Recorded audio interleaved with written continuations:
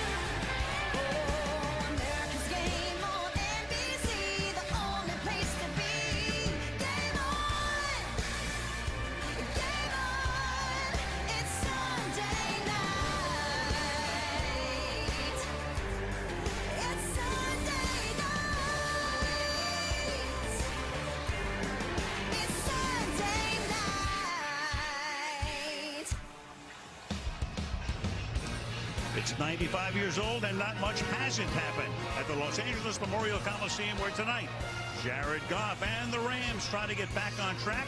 And with Carson Wentz out with a stress factor in his lower back, they'll face, look who's back, Nick Foles and the Philadelphia Eagles on Sunday Night Football. Al Michaels, Chris Collinsworth at the show. Boy, the Eagles this year just haven't been able to gain any traction, partially due to a mile-long injury list.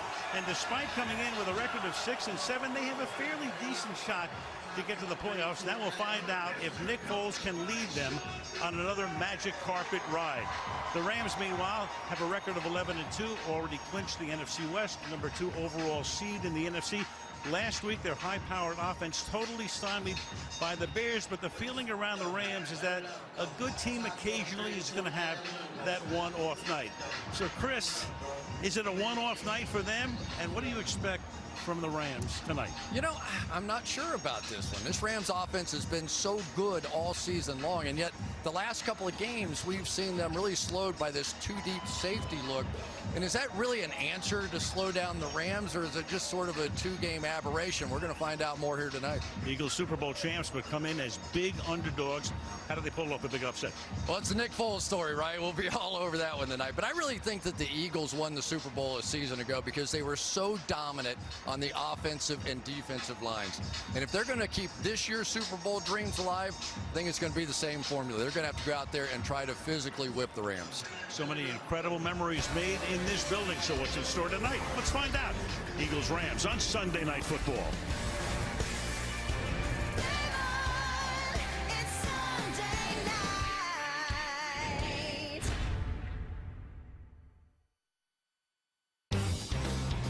Sunday Night Football is brought to you by Untuckit, National Football League.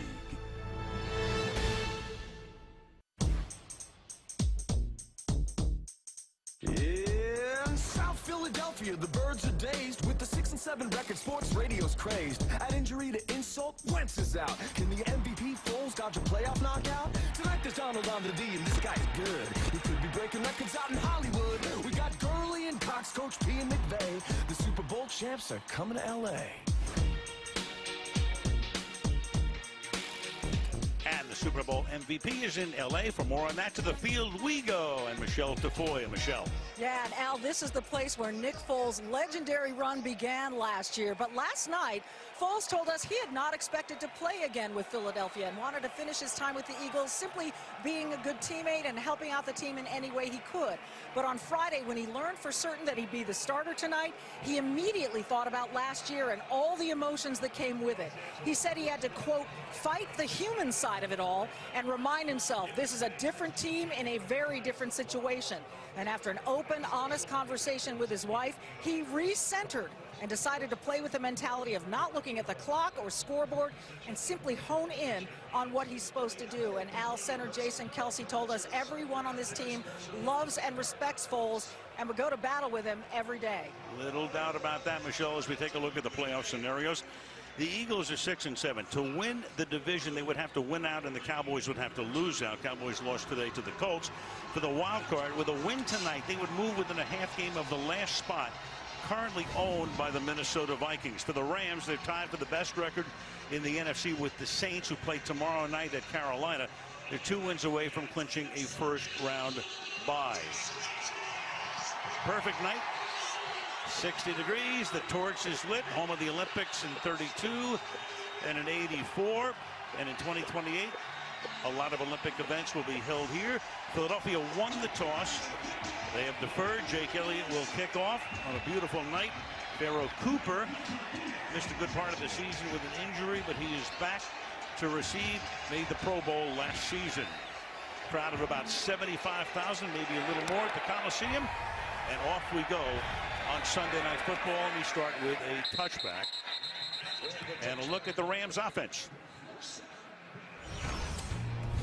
Jared Goff, Cal. Todd Gurley, Georgia. Brandon Cooks, Oregon State. Robert Woods, USC. Joshua Reynolds, Texas A&M. Tyler Higbee, Western Kentucky. Andrew Whitworth, LSU. Roger Saffold, Indiana University. John Sullivan, Notre Dame. Austin Blythe, Iowa. Rob Havenstein, Wisconsin. As an offense averaging 33 points a game, third in the league. Last year they averaged 30 points a game, and that was good enough for first. Todd Gurley is the back. Chicago took him out of the game last week. And the man who was second in the league in rushing starts the way it ended in Chicago last week with a loss of 5. Malcolm Jenkins comes in from the safety spot to knock him down, second down and long. You try and run away from Brandon Graham, and sometimes it just doesn't work. Everybody knows that this sort of either outside zone, inside zone, whatever you want to call some of these things, that's exactly the play that starts this entire Rams offense, and already the Eagles all over it. So 2nd and 14 from the 21.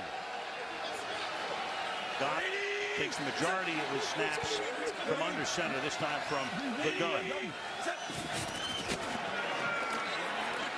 And hands it off to the inside. Goes Gurley for a short gain. 3rd and 11. Jared Goff a couple of weeks ago was in the MVP conversation, but at Detroit he didn't play very well, and didn't play well at all obviously in Chicago last week. So his rating over the last 2 games is a paltry 40.3. Trying to get back on track with 1 TD, 5 picks, and head coach Sean McVay took a lot of the blame from what happened last week. Says I got to do a better job play calling and putting my guys in better positions. This is where the Eagles have to win. 3rd and long. Goff under some pressure, throws, and it's tipped away and incomplete. So that Eagle defense starts with a 3-and-out. Josh Reynolds was the intended receiver.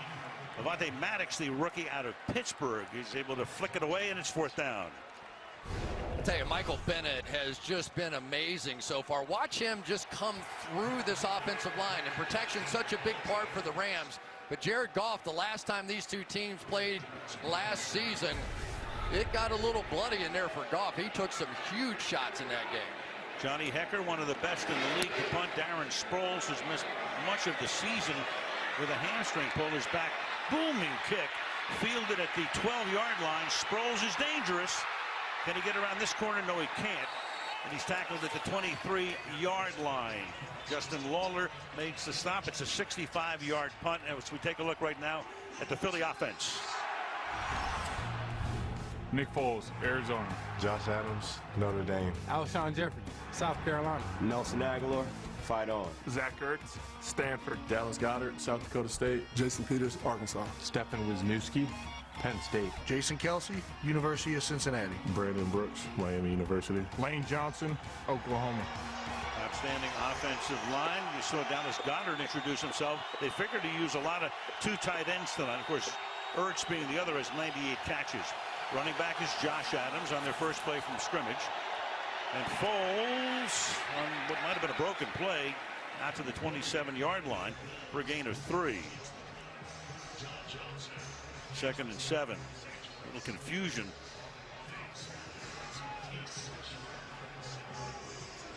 Foles started the first 2 games of the season. Remember, Wentz had surgery a year ago, needed a full 9 months and a couple of weeks to recover. And so Foles played those first 2 games, a win against Atlanta, a loss to Tampa Bay.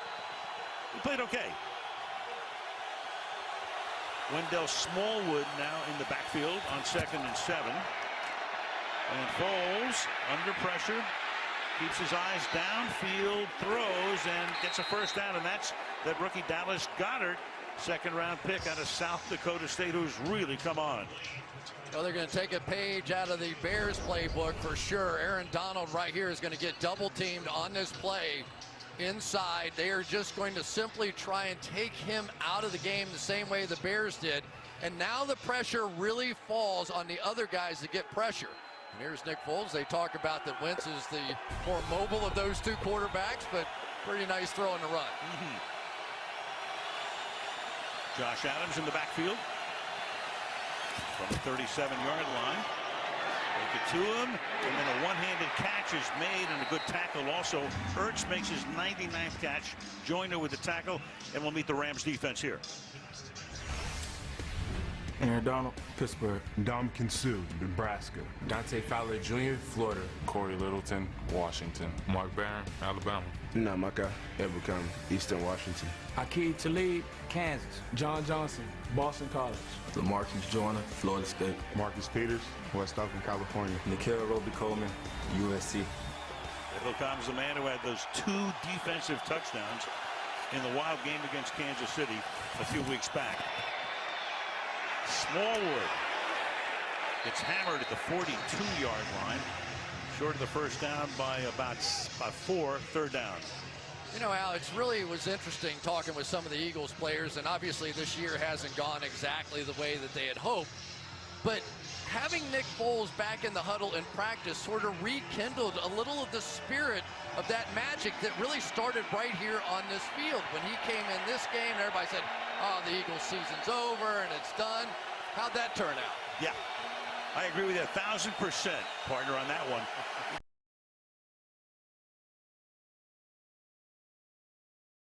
And this is Sproles, and they picked up back-to-back first downs and a lot more. Sproles takes it to the Los Angeles 40, tackled by John Johnson. So a good beginning to this drive, gain of 17 here. Yeah, one of the ways that you can take care of a speedy pass rusher is come down here and trap this thing inside. It's exactly what they do. So you go, okay, we're going to double team you, then nobody's going to block you. Look out. Here comes the tackle from the other side on a trap. From the 40.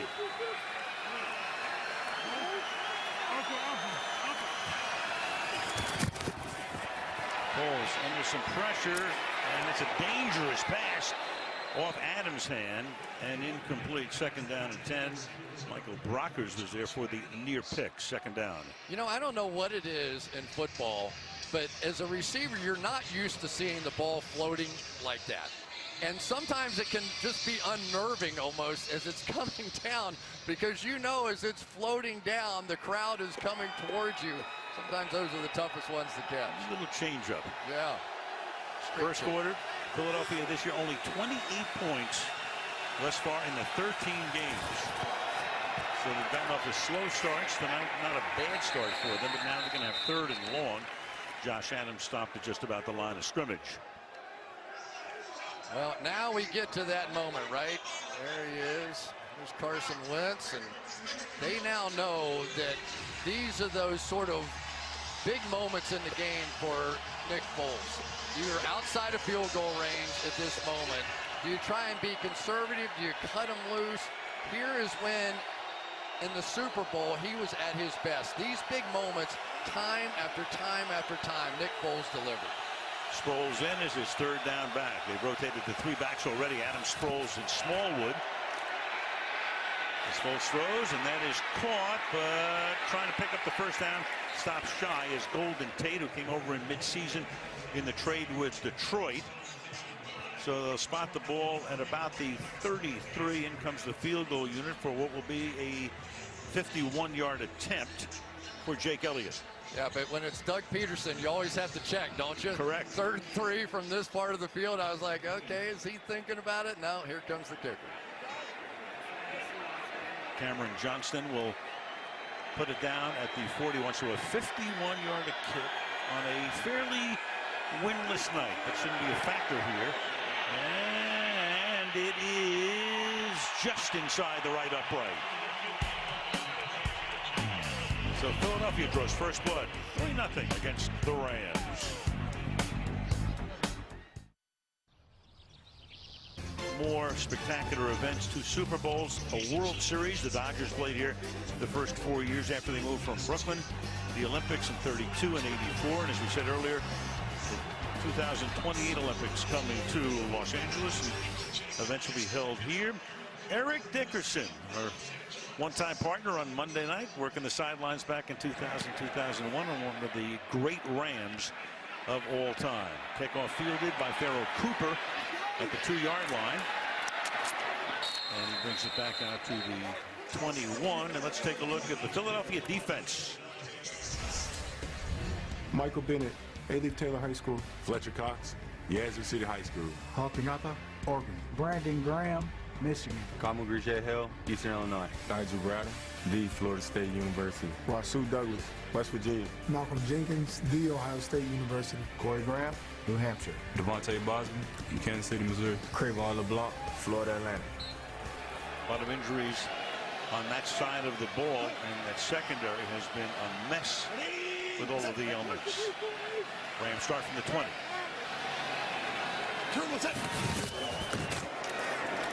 Jet sweep there. And Todd Gurley takes it straight ahead for a gain of 6 yards. Gurley coming in second to Zeke Elliott in rushing. And he's about 170 yards behind after Elliott's performance today.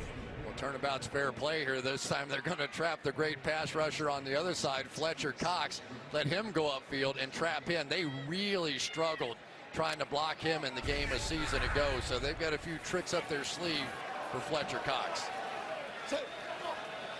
Highest paid guy on the team. Aaron Donald is the highest paid guy on the Rams. Not very often when you see a game when the 2 highest paid guys are on defense. Second and 4. Gurley threads his way for a gain of 3.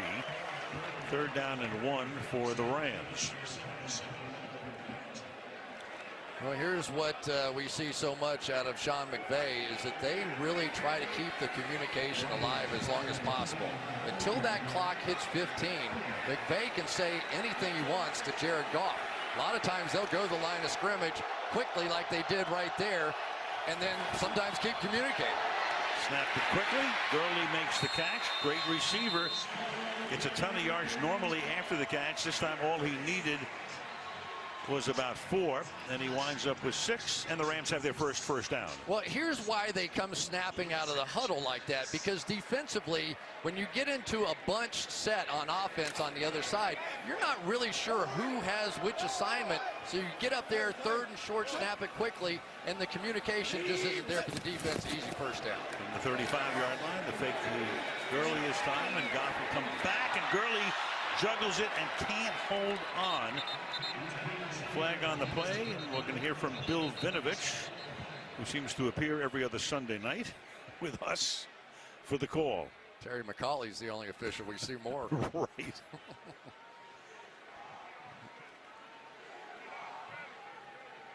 Always like it when you go halfway through the period without a Two fouls flag. on the play, both on the offense. Ineligible receiver downfield. Offense number 66. That penalty is declined. Holding. Offense number 65. 10-yard penalty. Repeat first down. Well, take your pick. Austin Blythe and John Sullivan, the center and the right guard. Yeah, for John Sullivan, he knows he's got his hands full. There he is right there and working against Fletcher Cox. That was one tough assignment last time around. Got called for the hold right there. And because that screen got delayed, the offensive line on the other side ended up downfield. 1st and 20.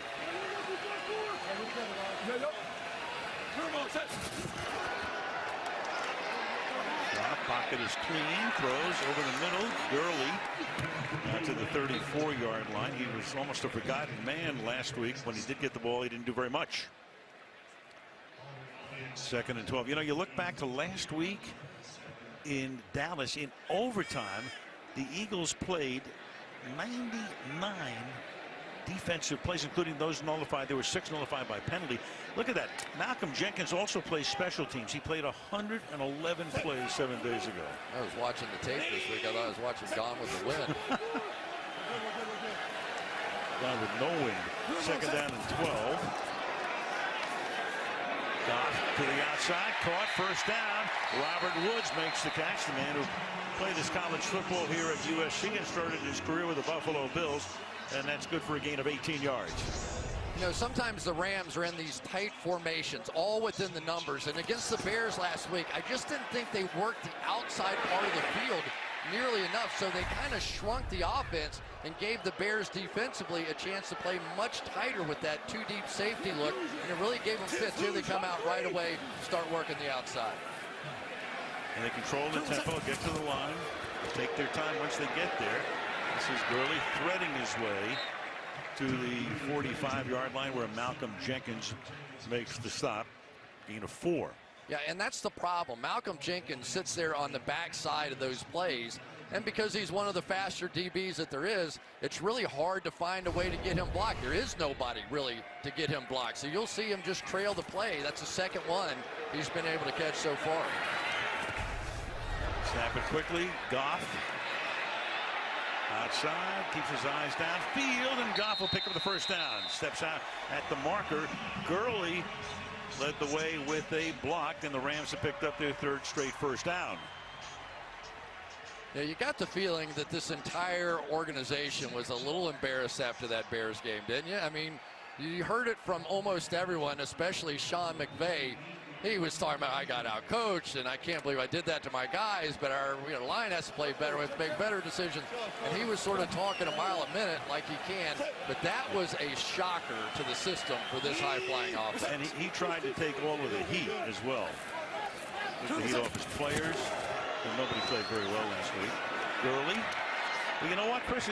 We were out there the other day at Rams practice, and there was a part of me that felt, you know, it's almost like the great Alfred E. Newman once said, what, me worry? Right.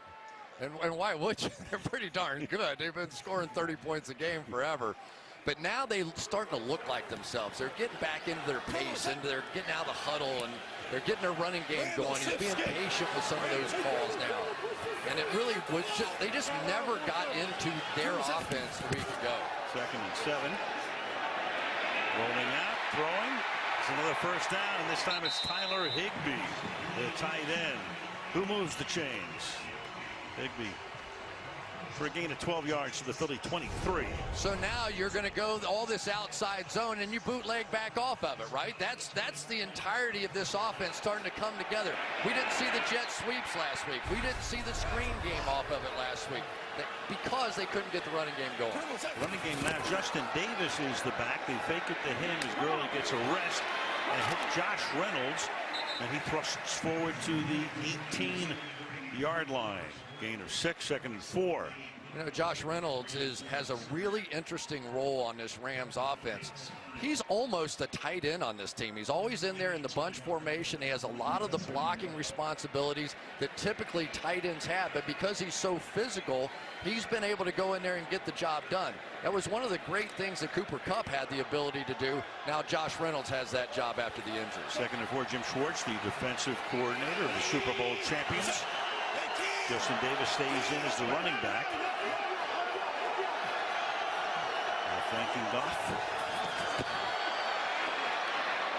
To the outside, caught very close to a first down. Robert Woods thinks he has it. We'll see.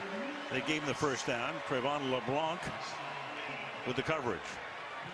Really is amazing. Look at this secondary, the Philadelphia Eagles. We probably knew the Eagles as well as anybody. We did them all the way through the Super Bowl last year, and you're like, who are these guys out there starting for this football team? But that's what they've had to live with, and at least they're getting some practice time now that they didn't get early on when the injuries first hit. Well, the corner situation is a total mess. They're lucky that Jenkins has been healthy all year.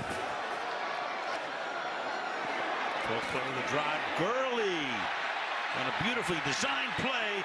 Gurley for a gain of 9 to the 5-yard line where Jenkins makes the tackle. 2nd down and 1.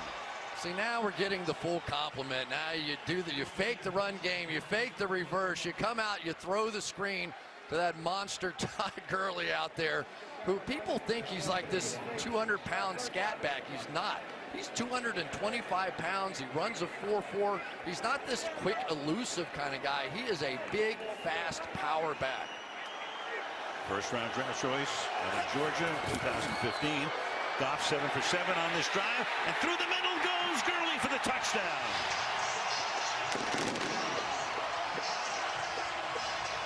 That's his 20th touchdown of the season. Great drive over 7 minutes. 13 plays, 6 on the ground, and 7 through the air. Balance. This is the Rams, this outside zone, and then just let the big guy come powering his way through. Watch him just bounce off tacklers.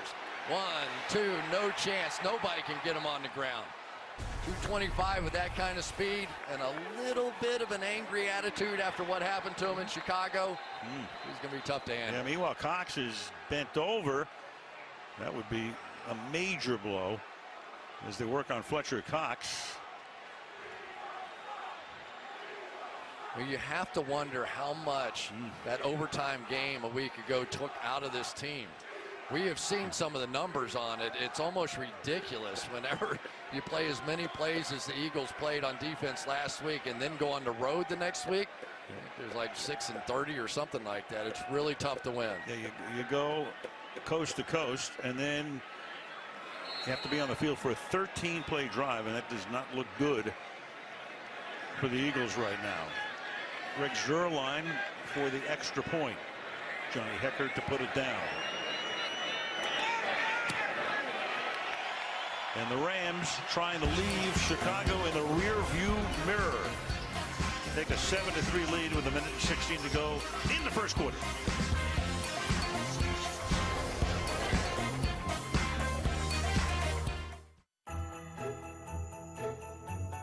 My mom works for Chevy. My dad works for Chevy.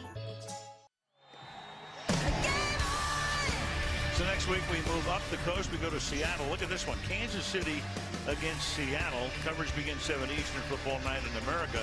Chiefs, of course, lost the heartbreaker on Thursday night to the Chargers. Seahawks lost in overtime today to San Francisco. So it's going to be very, very interesting coming down the stretch. I mean, the Chiefs needed to keep the #1 seed, which they have right now, and the Seahawks in a little danger right now. They're in the 5 spot, but they need a win next week. I think we might see some quarterback scrambles. Let's go to Michelle. Well, hey, I spoke to Carson Wentz earlier tonight, and he confirmed that his stress fracture is related to previous lower back problems, though he wouldn't address a report that he had seen a back specialist here in Los Angeles. I asked him about the 3-month timetable placed on his recovery by Doug Peterson, and Wentz would not commit to that other than to say he would not need surgery. And most interestingly, when I asked him what the plan was going forward, he said, I don't know. I would tend to doubt we'd see him for the rest of the regular season, considering the circumstances, as Josh Adams gets pulled back after a gain of a couple by John Johnson. Let's talk a little bit about Carson Wentz. He has an injury history. We know what happened last year. He came back. He had a pretty good year to this point. But, I mean, if I'm the Eagles, do you want to – well, who knows? I mean, they're in the playoff hunt if they win this game.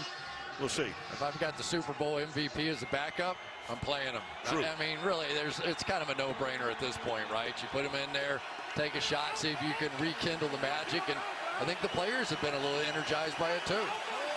2nd down and 6.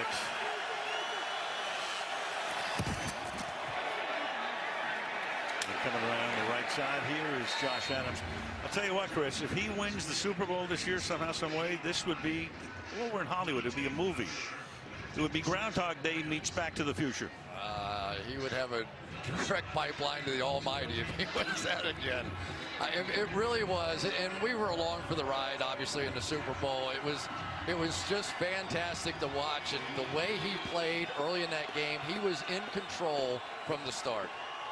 That's the end of the first quarter in Los Angeles. Rams 7, Eagles 3. Sunday Night Football back after these messages.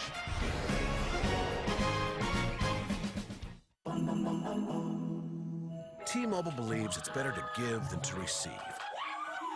Some may disagree. No! Others won't believe it. And some just won't have the words.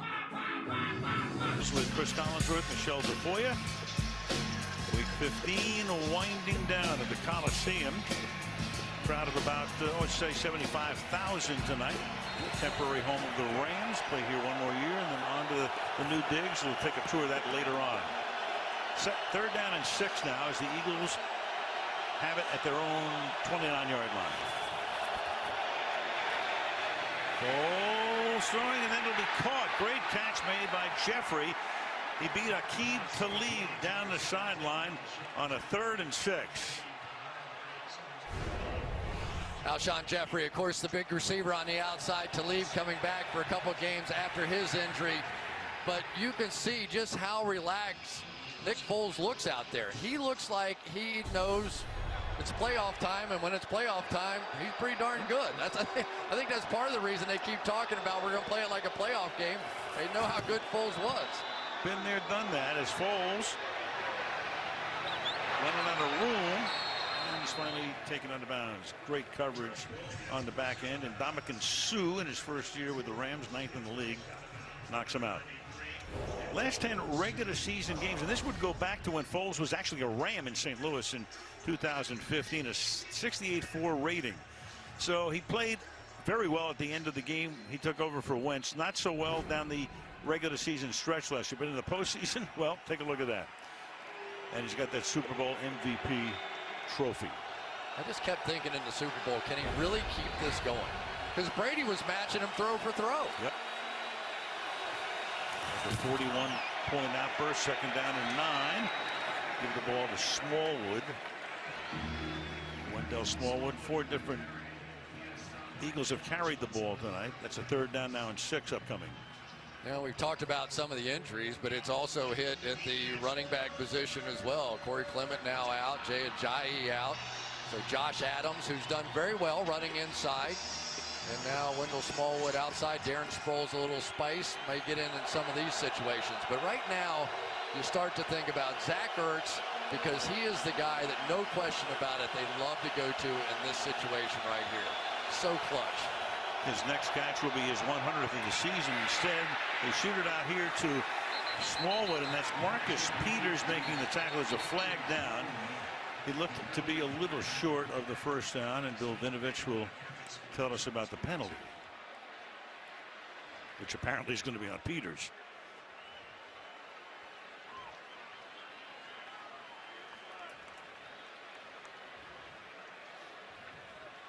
Personal foul. Defense number 22. Grasping a helmet opening. 15-yard penalty. Automatic 1st down. In dispute. Let's take a look. Yeah, it's interesting. This wasn't the face mask. It was the back of the helmet here. You'll see him sort of grab that, I guess. He had to get his head in that position. Right there. Yeah. So it can be the front of the helmet or the back. Right, Terry? Yep. Absolutely. It's a new form of the horse collar. Yeah. Trying to get the horse to stop. Right. Well, you know about that, right? Anyway, at the 21-yard line, 1st down for the Eagles. Bunch formation to the right side. And the inside hander here, Sproles to the 11-yard line. Boy, what a career this guy has had. Chargers, Saints, and on to Philadelphia. Heard a lot of this season, but boy, what a spark he provides. I don't know why, but I think I have more fun watching Darren Sproles play than just about anybody in the National Football League. He takes about 7 steps for every 5 yards, and I'm not sure there's a place in the Hall of Fame for him or not. But he has been so magical in so many big moments for so many different teams, and you get the feeling his role here is going to get bigger and bigger and bigger as this season goes along. Adams comes back into the game, flanking Foles. Low snap. Foles handles it well and then throws too deep for Ertz, who's gotten free in the end zone over Talib, who was covering him. 3rd and inches. So Foles looked at the board and grits his teeth. He knew he had him. Yeah, that was a missed opportunity there. And talk about the kind of respect somebody like Zach Ertz gets. You get Aqib Talib, one of their cornerbacks, and really they play these tight ends for the Philadelphia Eagles, and we've been seeing a lot of the 2 tight end look just like their wide receivers, so they treat them no differently when they're flanked out. 2 tight end formation here, 3rd and inches. And it was Jason Peters. It was. Offense number 71. 5-yard penalty. Still third down. It turns it into 3rd and 5 and inches. Well, it's really been that kind of year, hasn't it? It's just been all the things they did right. I mean, you look at so many different things. The red zone last year, the NFL best 70% touchdown percentage, now 56. 3rd and 4 or less, 69% of the time converted, now just 55. Touchdowns on 3rd and 4th down. I mean, you go on and on and on. The numbers were unsustainable, and they haven't sustained them this year. Eagles were 1 for 9 on 3rd down at Dallas last week. Tonight they've already converted twice. Can they do it a 3rd time? It's 3rd and 5. Foles in the pocket, throws, and that is incomplete. Ertz almost came down with it. John Johnson having a great year, a Pro Bowl type of season with the coverage, 4th and 5. This is fantastic. Watch Johnson get his hands right between the hands of Zach Ertz. This is perfectly played, and now you hit it dead on the money. What a year John Johnson has had. Leads this team with 4 interceptions and just kept fighting for the football and flipped it away with his fingertips. Terrific. 2 really good safeties with Johnson and LaMarcus Joyner, who's playing under the franchise tag. So Elliott comes in for a short field goal, this one from 34 yards away, to try to make it a 1-point game.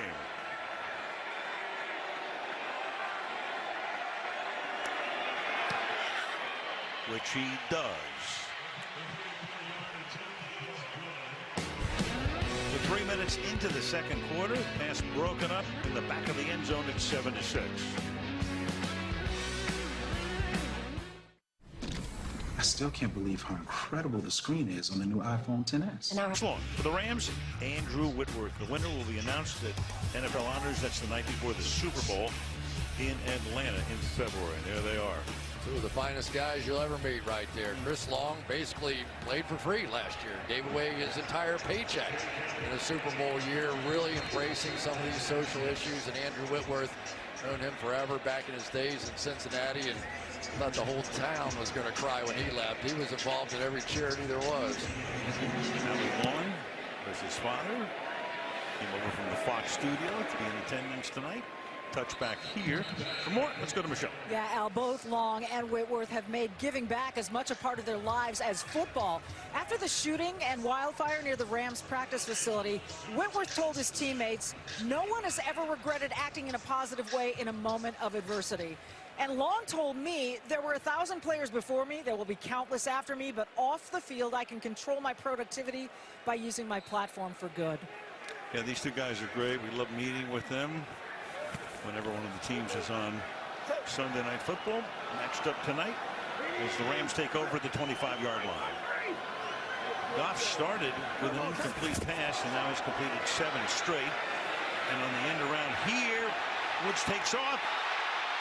And after the 44-yard line goes Robert Woods for a gain of 19 yards.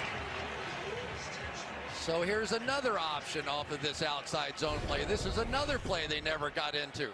And then you're going to see the jet sweep coming back off of that.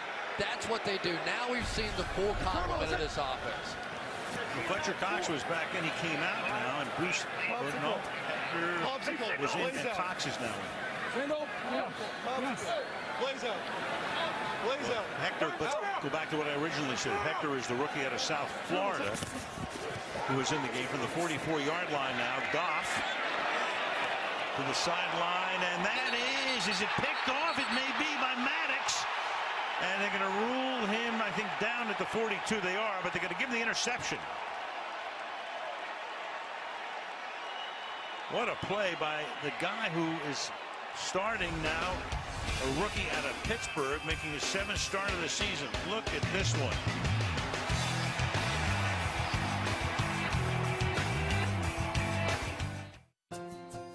You could take the treatment of your ulcerative colitis in a different direction. But was a cornerback in college and coming in and just making a spectacular play. We've looked at it pretty closely. Never moved, totally under control and contact by Reynolds. But that is the kind of game-changing play that really we've seen a little too much of now out of Jared Goff. 4 interceptions in that game last week, and it was a big one here. That's 6 in the last 2 games, plus a quarter and a couple of minutes. 7th turnover overall in 3 games. Meanwhile, there's Cox working out on the bike. They went back, looked at him in the locker room, looked at his hip as he tries to work his way back. Right now on offense, it's Jeffrey, and he gets taken down at the 49-yard line. So the Eagles, take a look at this. Man, oh man, that's hardly the good ship lollipop. 48 different starters this season. Secondary, 13 different guys, most in the league. Running back Sproles gone for 10. Ajayi gone for the season in week 5. Corey Clement is also now gone. Will miss 5 games total. So it's been a rough sail. How about the opening rap song? That's my favorite of the year so far. I love that. Great. 2nd down and 3, an old rapper. 2nd and 3, the fake. Foles rolling out. Donald chasing him. Donald plants him. Throws it downfield, and it's incomplete. Intended for Aguilar, and Marcus Peters was behind him to knock it down. Foles staring right into the face of big number 99 as he got rid of it.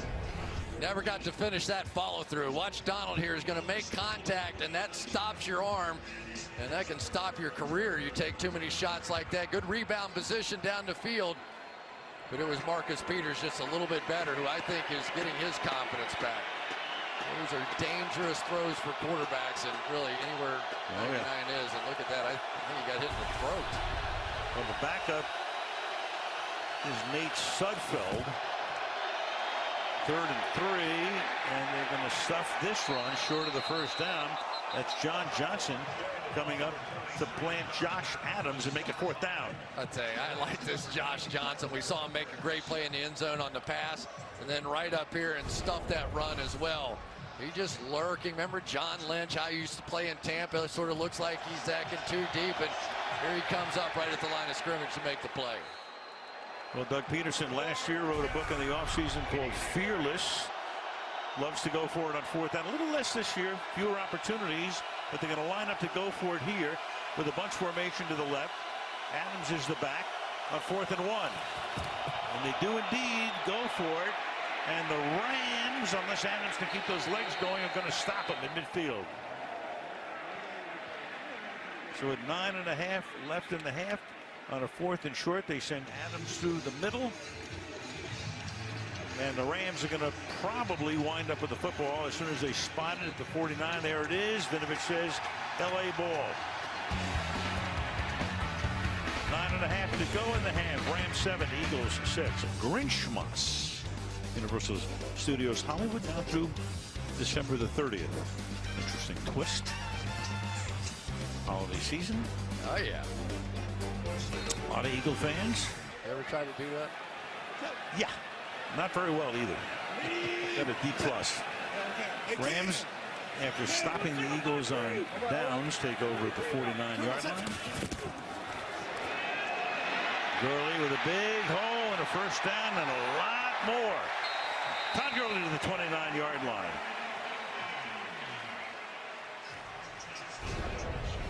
Well, the problems with playing that wide tackle stuff, so both tackles outside the guard, is that Fletcher Cox is simply too far away to try and run that one down. And I've been watching a lot of the Rams, and when they get that running game going, everything comes off of it, and we're seeing a little bit of that here tonight. That was a huge turnover at midfield for the Rams defense. Gurley had a total of 28 rushing yards last week. He already has 41 tonight. And he's going to pick up a few more here. Out of bounds close to a first down at the 21-yard line. Give them 9, make it 2nd and 1. So sometimes they run bootlegs, sometimes they run reverses, sometimes this guy just runs 4-4 and escapes.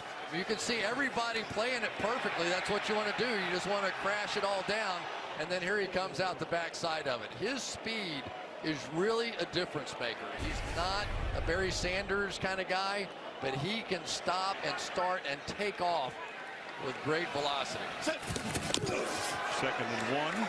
This time they give it to Justin Davis. They lost Malcolm Brown. He's on injured reserve. He was the backup back and a good one. Davis in the 2nd year played his college football right here with USC. Yeah, he has one rush for 19 yards, and they really do not have much depth on this team. We talked about it before, but the offensive line with rookies in behind there, they have lost some key guys. Cooper Kupp. Here's Malcolm Brown. He was the guy that they really trusted, had that clavicle injury.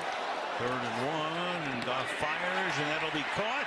Brandon Cooks with the catch to the 10-yard line, and they're going to move it back to about the 13. So Brandon Cooks, who came over in that trade with New England in the offseason, makes his first catch of the game. We don't have time when you're covering the Rams, sort of like the old Peyton Manning days, to show you all the replays. But when they come snapping up out of the huddle like that, you can tell that it takes the defense. They're just arriving as the ball's being snapped, and it has to be a harder thing to try and play defense in that situation. And you don't know whether to snap it immediately or let the play clock run all the way down. He shoots one out here to Cooks. So back-to-back plays to Brandon Cooks. Started his career with New Orleans. Went to New England. A flag just came down at the end of the play. And we'll get the call in a moment from Bill Vinovich. Pass interference. Offense number 17. 10-yard penalty. Repeat first down. It's on Robert Woods.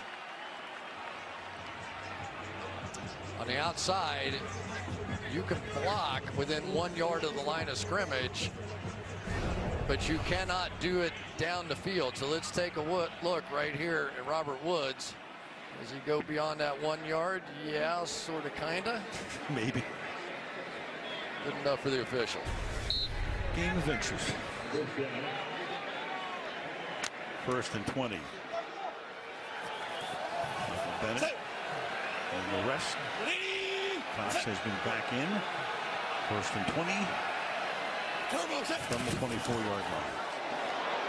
Plus it to Gurley, and he'll get taken down. Jenkins makes the tackle. He was chased out by Chris Long. Lost to 1, 2nd and 21. Yeah, and that's one more option out of that entirety thing. They're going to make that look like that jet sweep reversed, and then you do the flip 90 out of it. So there's a sequence of plays that all starts with those outside zone and inside zone run plays. And Gurley having a good running game tonight sort of set some of those up. And they have been really much more diligent staying with the run tonight than what they were against the Bears. Gurley's picked up 49 on 10 carries to this point. 2nd and 21, shoots it out underneath to Gurley. He'll take it to the 16-yard line, so using him in the passing game as well tonight, as Todd has caught 4 for 33 yards. Watch the hands here of Fletcher Cox and this sort of double swim move that he does. Remember, he just came back out of the locker room. Watch this, both hands swim and sort of just knock the hands of Austin Blythe off of him. They are getting close to Jared Goff back there, and they need some pressure right here. This is the strength of the team, is the Eagles defensive line, and they need pressure now. No sacks to this point. 3rd down and 11. 4-man rush. Here comes the pressure. And down he goes to the 26-yard line. Fletcher Cox. Looks scary for Eagle fans when he went back to the locker room. He's back in, gets the sack here. 4th and 21. Well, Michael Bennett leads his team with 8 sacks, and he has been fantastic in the last 3 or 4 games. Here he comes inside and just nowhere to go. The follow-up there from Fletcher Cox, who's back and feeling it right now. And this has been the formula. When teams give this Rams offense trouble, they can get there with a 4-man rush and leave 7 back in the secondary, and that's what's working again. Zuerlein with a 41-yard attempt, and that one is good. Would have been good from 60 yards. Rams 10, Eagles 6. Athletic challenges on Dwayne Johnson's new competition series, the Titan Games. At halftime. Aaron Judge is here, the great New York Yankee right fielder, Rookie of the Year back in 2000. And Tommy Lasorda, I think Tommy's 91 years old, and Tommy goes to almost every Dodger game. Seen the Laker games once in a while. Kings. He helped your career a little bit, too, didn't he? I've known Tommy since he was managing in the minors, way back. Kickoff is a touchback. Well, since we're in Tinseltown, might as well go back to the movies here. Silver Linings Playbook. You go back to last season, 11-2 to start the year, but then all of a sudden, in this stadium, Wentz went down, gone for the year, on to surgery. Foles became the third quarterback to start a Super Bowl with 3 or fewer starts in the regular season. And those guys all won. Doug Williams with the Redskins in '87. Phil Simms had gotten hurt, so Hostetler led the Giants to the Super Bowl in 1990, and then it was Foles last year.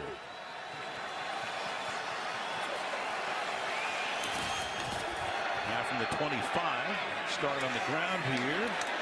And wiggling his way for a gain of 8 yards is Josh Adams out to the 33-yard line. You know, I don't think we ever did Super Bowl interviews quite like Nick Foles when he came in. And, of course, remember the press conference where he started talking about his wife and daughter showing up and tearing up a bit.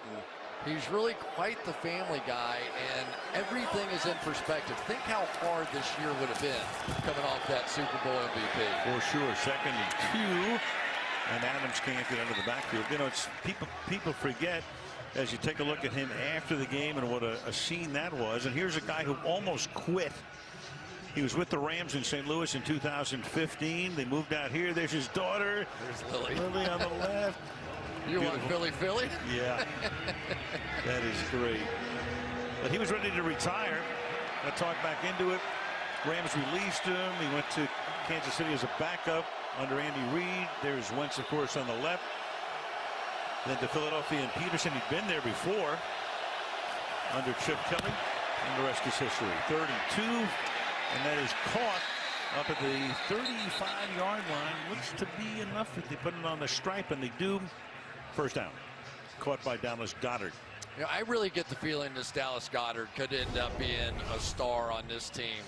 Did he get the ball across the line? Clearly he was across the line and probably tucked it in there close enough.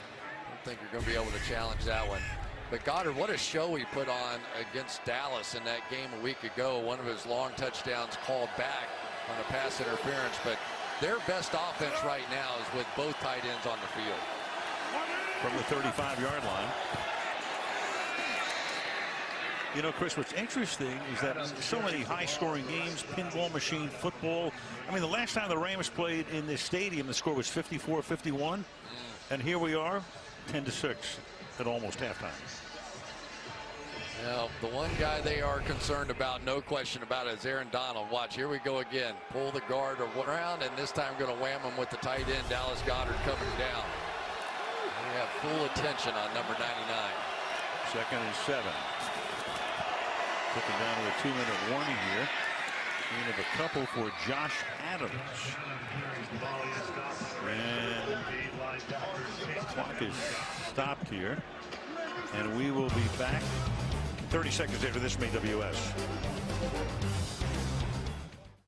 We didn't dream up a new way to find the best ramen. We never thought, you know what Mars needs? A dune buggy. We didn't decide you should be able to share your home with travelers from around the world. We're not the ones who imagined one day we'd all be streaming movies, or whatever she's about to do. But when asked if these ideas were possible, we're the only cloud with the capabilities, experience, and know-how to make them happen. AWS is how.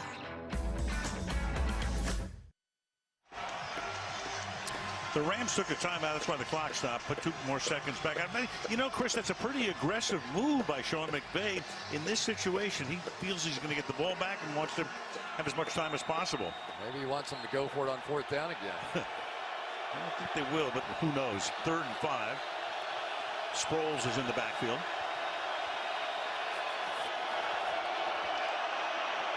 And Foles throws, and a leaping catch is made at the 35-yard line by Alshon Jeffrey. And he takes the ball to the 24-yard line, and that's going to take us to the 2-minute warning. Gain of 35 yards. Eagles in good shape as we head to the end of the first half, 10-6.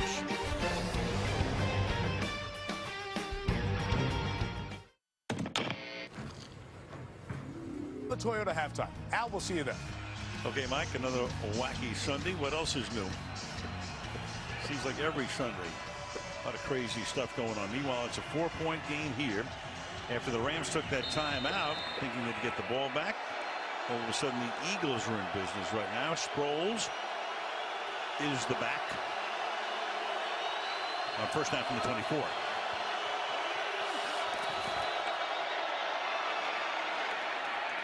Throwing it back. Look out. All kinds of danger there, and they get away with it. It's incomplete. Meanwhile, let's go back to that play before the 2-minute warning, that spectacular pass and catch. Do you know how hard this is to hit one of these blind sort of stop routes in here? I mean, remember, Nick Foles is practicing with the practice squad. He's practicing against the defense until this past week. If they come back and win this game, you'll remember that play. Watch Kelsey on this one. This is, you can get 99 neck, right? Wherever 99 is, he looked that way before he even snapped the ball. He's no Waldo. Josh Adams, the back here. Take it to him, throw, and that's caught at the 6-yard line by Alshon Jeffrey. Stayed in bounds, clock keeps rolling, but it's a first down and goal. Alshon Jeffrey, who really has taken a little bit of a back seat now when they signed Golden Tate, is coming on and making all the big plays in this game. And quarterbacks are like that. They have their favorites like everybody else. For Carson Wentz, no doubt, it was Zach Ertz. But for Nick Foles now, it looks like the guy he's most comfortable with, this guy who caught that long touchdown in the Super Bowl, Alshon Jeffrey. 4 catches, already 87 yards, first and goal. Adams through the middle into the end zone for a Philadelphia touchdown. The Eagles go 75 yards in 9 plays. The Rams were sure they'd get the ball back when they took the timeout, 3rd and 6.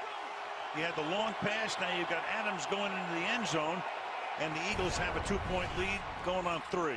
We talked about the tight ends and the job they're doing. Watch these inside blocks as well.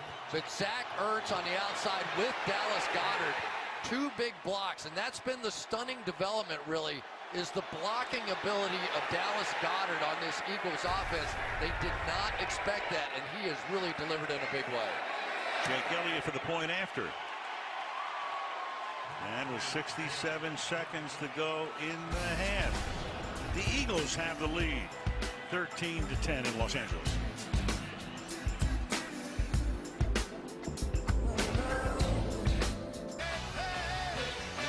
Santa Monica Pier, the old Ferris wheel. It's a beautiful weekend, a beautiful Sunday night, and the Eagles have the lead, and the Rams will take it at the 25-yard line after the touchback. We talked about last week that overtime game in Dallas. 93 scrimmage plays for the defense, 6 nullified by penalties.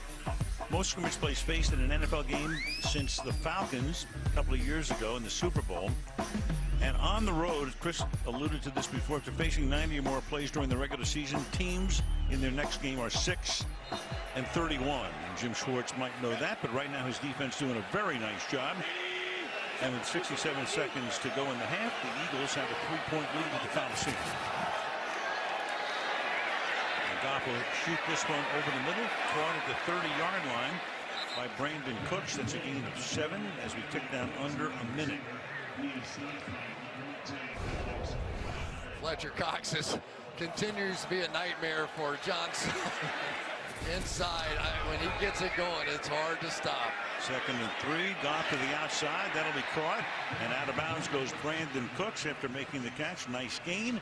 Spot the ball around the 45-yard line, first down. Rasul Douglas with the unenviable task on the outside against the speed of Brandon Cooks. And when you get in this sort of end-of-half situation, you have to give him some space. But he really had a pretty good game against Dallas last week. Really unlucky on the very last play of the game where he made the ball tip up in the air and then was caught for the winning touchdown. Heartbreaking defeat in overtime. The Eagles never saw the ball in the overtime against the Cowboys. Now from the pocket.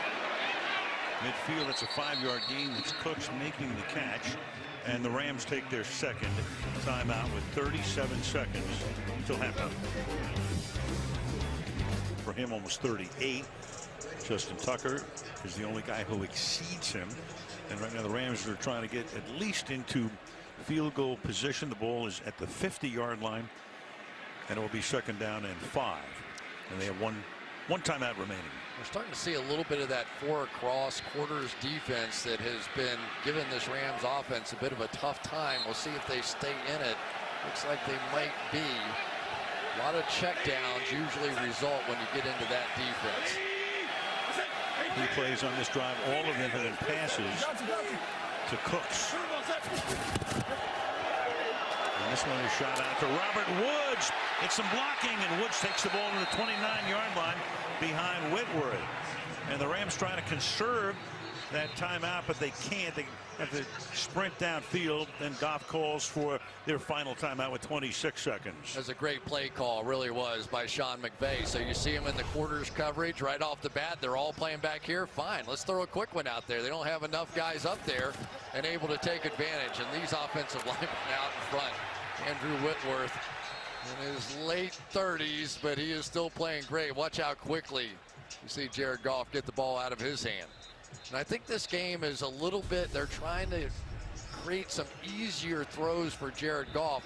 This team, when they see that single safety in the middle of the field, they love those deep overs and they make a lot of big plays. But now Jim Schwartz and a lot of defensive coordinators are basically daring them to run the football and throw it short underneath. Just don't give up the big plays. Talking about Whitworth, he's 37 and signed through next year. From the 30. Rams out of timeouts. 1st and 10. Goff checks it off to Gurley. He gets out of bounds, gain of 5, so clearly within field goal range right now, but looking for more. It'll be 2nd down and 5. Well, Fletcher Cox inside just continues to haunt, and they are working hard to try and keep him double teamed. But he has the ability to just hit the outside shoulder there of Austin Blythe and stay off the double team. So got a little go juice back in that locker room, and he came out and he's been firing. Yeah, Doug Peterson went to Cox this week. He says, you know, man, I need a career game from you. He's had a few. 2nd and 5. That pass caught. That's a 1st down, out of bounds, and 18 seconds left.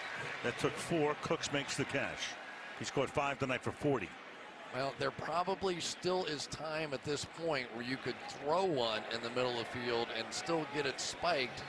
But if you're taking shots now, you'd prefer them to be touchdown opportunities. I think the Eagles would love to settle out of here at halftime with a tie score and a field goal. And they will get the ball to start the 2nd half.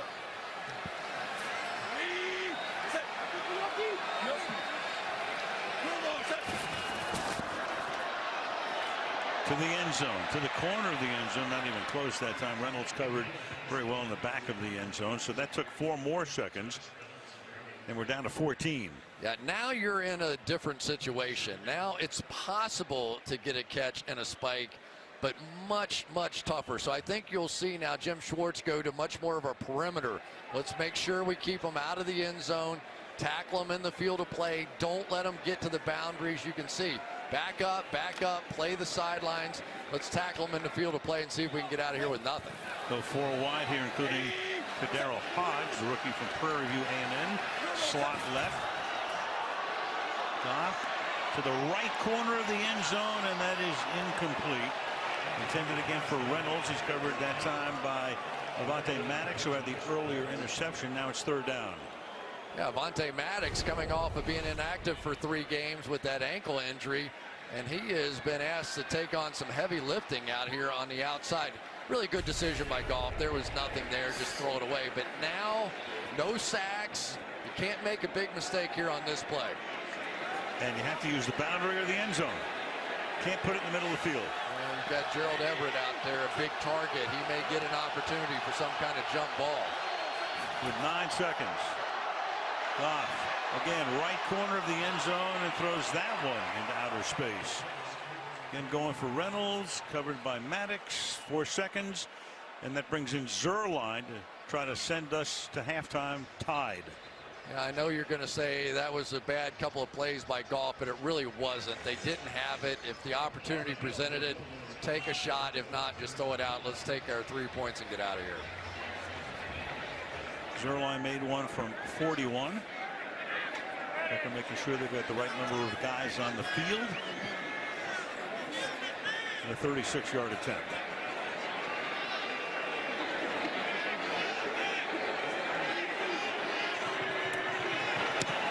Zuerlein bangs that one through.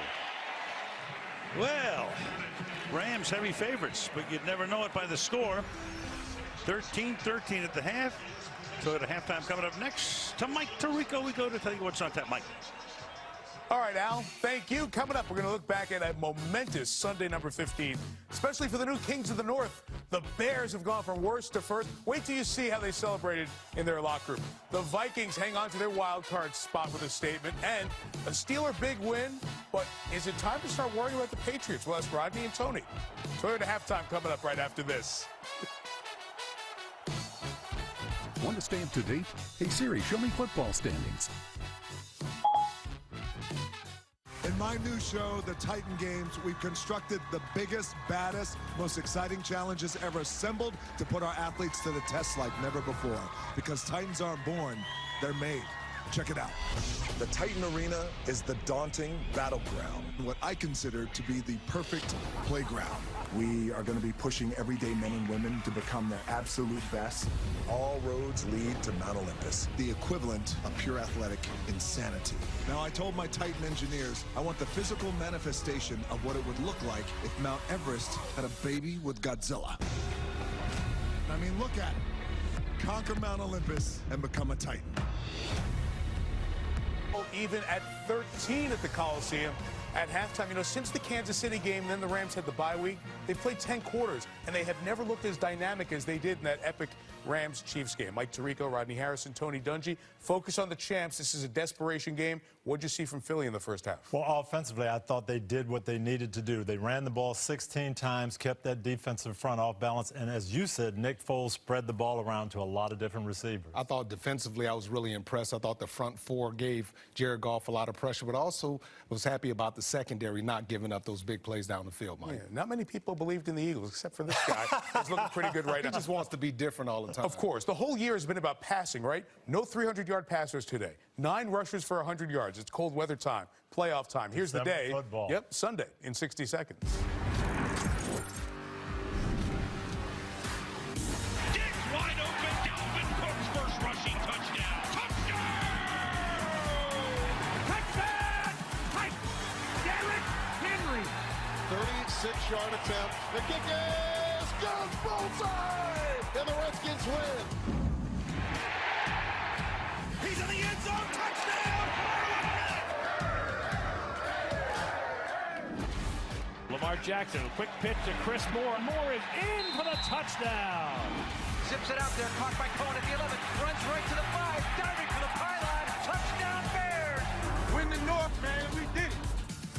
And Selleck is gone. Touchdown 49ers. He fires it for the end zone.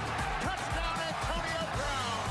20 seconds to go. Going to the end zone. It lands incomplete. The Steelers beating Tom Brady. All right, let's try to synthesize this. In the AFC, nobody knew clinched. Only 2 of the 6 from the AFC are in the tournament, and that remains with the Chargers and the Chiefs. Now, Houston controls the path to the 2 seed. They get it with 2 wins. Mega game Saturday night with the Chargers and the Ravens. All of a sudden, New England in that 3 spot now. Wow, what has gone on with the Patriots? And the last 2 weeks, Tom Brady, uncharacteristic mistakes. I am concerned about the Patriots because we're used to seeing them play their best ball in December. It hasn't been that way. Mistakes, penalties, and I've not seen this. Tom Brady in critical situations just throwing the ball up for grabs, Rodney. I'm concerned too, Coach. I look at the wide receivers. They're not creating separation. I look at Rob Gronkowski. He doesn't look like the same player. I don't remember the last time I saw one guy be able to take Rob Gronkowski out the game. It's not over. 1 win, Pats win the division. If they win twice and Houston loses once, they play at Philly on Sunday, then the Patriots could still get the 2 seed. The NFC story, for the moment, you still have 3 of the 6 spots taken by division champs. Chicago clinching the division. Dallas with their disappointing loss. We'll talk about them in a second. Seattle's loss tightens things up, brings Washington, Carolina, if they beat New Orleans tomorrow night, and Philadelphia a little bit closer if the Eagles can handle this second half. Speaking, by the way, of Chicago, win the division, go from worst to first. That's the locker room. They bring in a disco ball. They call it Club Dub. Soldier Field. Like one of the clubs I used to kick it in. And you know that very well. Good for them. So 3 of the teams have won divisions. Dallas is a win away from winning the division. What about the Cowboys today? You concerned they got shut out? I'm not. Sometimes you have games like this. We've been around the league a long time. No need to panic. I think they're going to be fine. Seattle.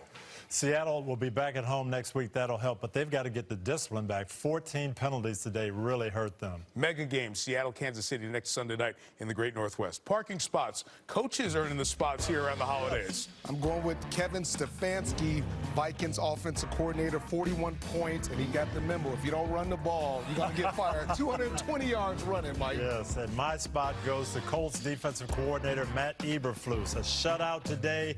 That defense is playing fast, and young guys playing aggressive. Coaches get the spot. I saw the elf on the shelf there, too, for Christmas. We think of everything. Coming up next, find out who are in the Sunday Spotlight. But first, a reminder from Toyota, bringing people closer, one of the true joys of the holidays.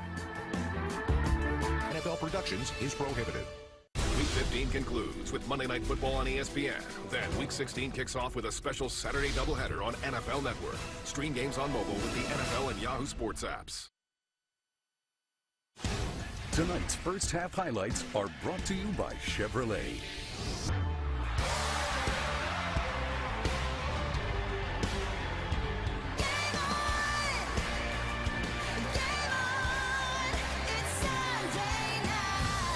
And through the middle goes Gurley for the touchdown. No chance. Nobody can get him on the ground. And that is picked off by Maddox. Look at this one. Adams into the end zone for a Philadelphia touchdown.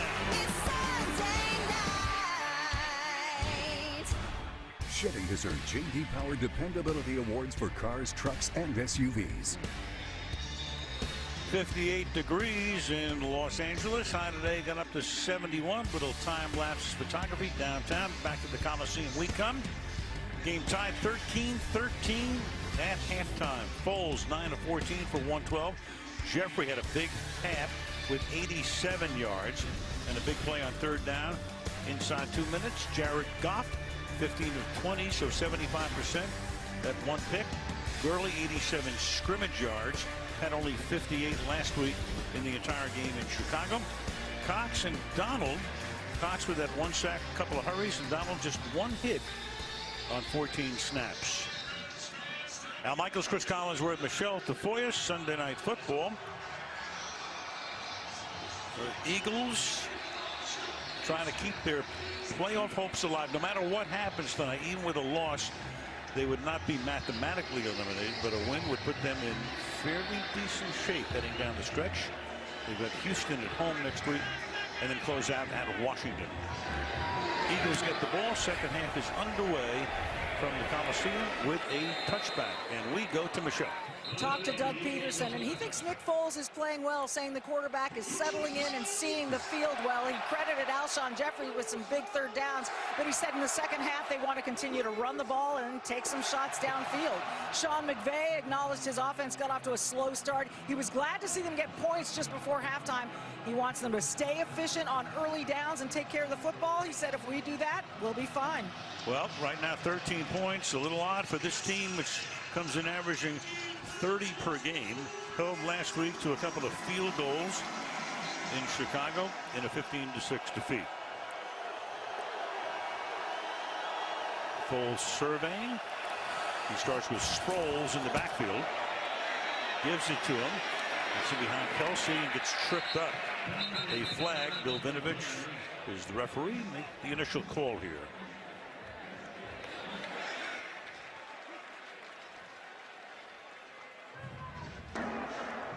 Holding. Offense number 79. 10-yard penalty. Repeat first down. Brandon Brooks Well, here are the two defensive stars, no question about it. And they got a lot of attention in that first half. Double team after double team. And when they did finally cut him loose, he did some damage. That was a heck of a shot there on Foles. And of course, Fletcher Cox, the same sort of treatment. The double teams all over. But look at the strength of this guy. Just literally lifts John Sullivan off the ground and nearly gets there. You just have to be careful. Sometimes they can lull you to sleep. 1st and 20 on the ground. Game of 1, maybe 2 for Josh Adams. And Ndamukong Suh in the middle of the pack there on the defensive line. Makes a stop. Isn't it funny, a player as good as Ndamukong Suh is almost a forgotten man in this defensive line because of Donald. Donald was 16.5 sacks this year, and Ndamukong Suh just 3.5, but has to play that tougher inside nose tackle position. And you have to give him some credit. Here's a guy that's used to being in the spotlight, used to being the featured pass rusher, and here he's at best number 2. Yeah, he's a supporting actor. One of the reasons that Donald does have those 16.5 league-leading sacks. Sproles makes the catch, and he's taken out of bounds at about the 23-yard line, making it 3rd and long. You know, I think that Michelle hit on a great point when talking about Alshon Jeffrey. You know, he has 87 of the 112 passing yards so far, 4 for 4 every time he's targeted. And I think Jeffrey was probably pretty frustrated with how many balls that Zach Ertz got. And anytime you put on the tape, and it was Carson Wentz, they were constantly trying to work the ball to Ertz, and I kind of got in that pattern too. But now for Nick Foles, it's been much more Alshon Jeffrey. Ertz tonight, 1 catch, 2 yards. Over the middle, and that is caught by Golden Tate. His first grab here, but he's going to be short of the first down by a yard at the 34. So they go from 1st and 20 to 4th and 1 and bring in the punt group. Yeah, no decision there, really. Corey Littleton, that was a nice tackle, good hit, good reaction, just in the nick of time. That's the reason they play that sticks defense, you know, just hang out back there. Even 1 yard short in this part of the field, good enough. Cameron Johnston grew up in Australia, went to Ohio State. He's 2nd in the league in gross punting coming into the game. And booms this one to the 11-yard line. It's fielded there by JoJo Natson, and he backs up and is taken down back at the 5-yard line. Great punt and great coverage. A 56-yard boot and minus on the return. Rams first offensive possession of the half, deep in their own territory.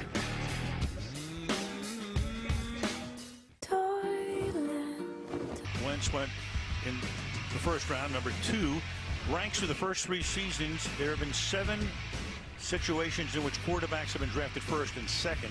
They have the most combined TD passes, passing yards in 3rd place in that category, and combined passer rating. So I say 7 times have the 1st and 2nd picks come in together. The most recent would be Andrew Luck and Robert Griffin III, who had a tremendous rookie season. Well, they had to do a lot to get up and get those 2 too, didn't they? Yeah. A lot of trading. Also Mariota and Winston would be more recent than that. From the 5-yard line, Gurley. Make sure he doesn't go backwards. Nigel Bradham makes the tackle up at the 4-yard line, but it's a loss of 2, 2nd down. Yeah, remember they gave up a safety in this part of the field against the Bears last week. And that time it was pretty big push right here by Nigel Bradham on the outside, just working up the field. Almost got Gurley again. And it was McVay really kicking himself for that call last week. Snap it quickly here, and look out. And Woods gets separated from the ball by Cre'Von LeBlanc. 3rd down. Let's take a look at this one. Let's see. Of course, we're always catch, no catch. Terry, you want to take a shot at this one? Sure. Do we get 2 feet down, control, and does he have the ball long enough to make a football move? Really close. Incomplete's the best call here. Yeah.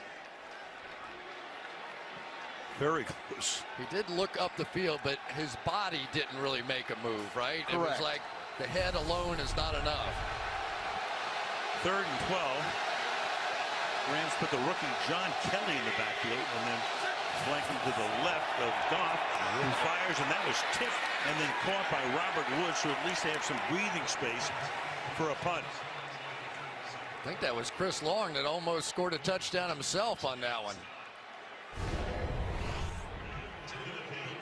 Quick throw, can't get the hands on the laces. Chris Long getting the tip.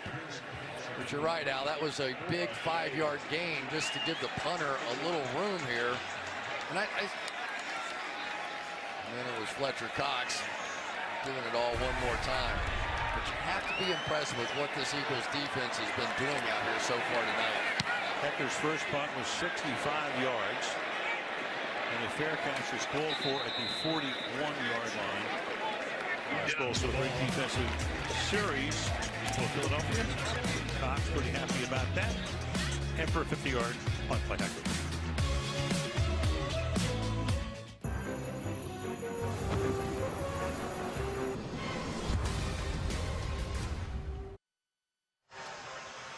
The Rams and general manager Les Snead went all in during the offseason. Got Talib, got Peters, two guys who are no strangers to the Pro Bowl, to shore up the corners.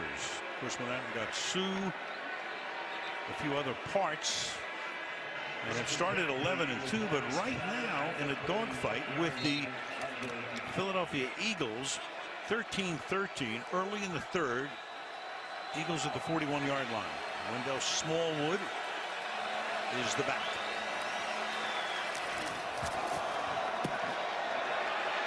Foles keeps going deep downfield. He has two guys who are free, and together it is caught by Alshon Jeffrey. He and Aguilar had both beaten the secondary. And Ndamukong Suh came in and put the heat on Foles, but he launches it downfield for a huge gain of 49 yards. Both guys run right by the secondary. I don't know exactly why Aqib Talib thought he should come off of that, but that was some catch right there. And Alshon Jeffrey is showing everybody, you throw me the ball. Boy, what a throw by Foles, too, after taking that shot to the stomach. Friendly fire at the end. Through the middle, going all the way into the end zone is Smallwood for the Eagles touchdown.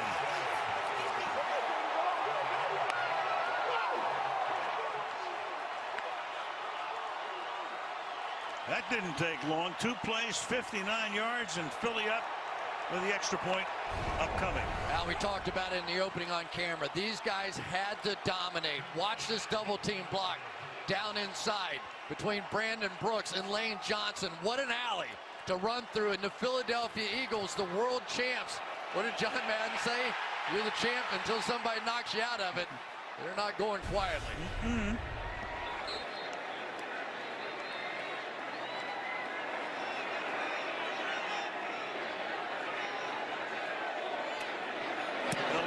Tacks on the extra point. Early third. The long pass. Two guys beat the coverage. Sets them up for the Smallwood touchdown. And the Eagles lead it 20-13 on Sunday Night Football.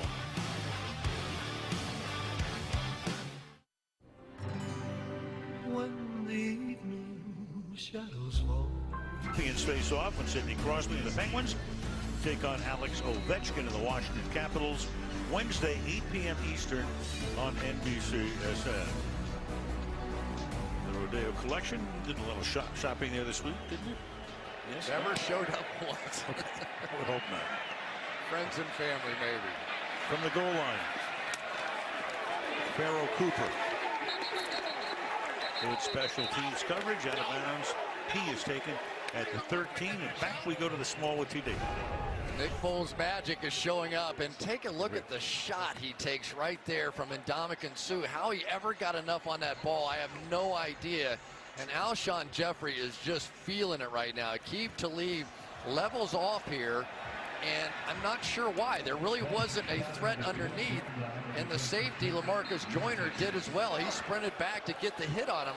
But this is the second time now. That was before that ball was thrown. He got punched in the stomach before that ball was released and still got it out. Meanwhile, you have an issue here for the Rams. We'll explain in a second as John Kelly gets taken down to the 12-yard line. So Todd Gurley was on the bench, and for more on that, to Michelle we go. Well, we have just been informed that he is questionable with a knee injury. His left leg has been getting attention intermittently throughout this game. We noticed it early on, getting attention on the bench, talking with the head athletic trainer. And, you know, he's smiling and all, but just a few minutes ago, he gave John Kelly, one of his backups, a lot of encouragement, sent him into the game saying, let's go, JK. But right now, Todd Gurley has his helmet on. He's up, smiling.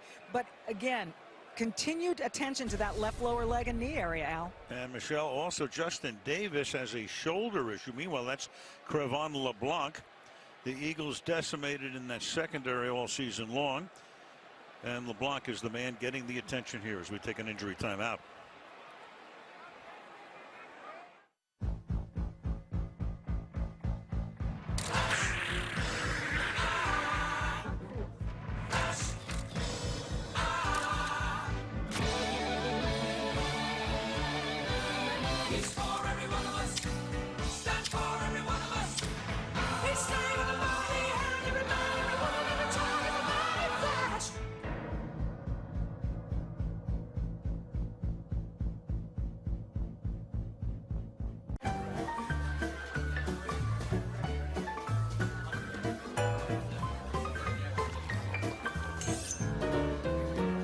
Isn't the best present being present?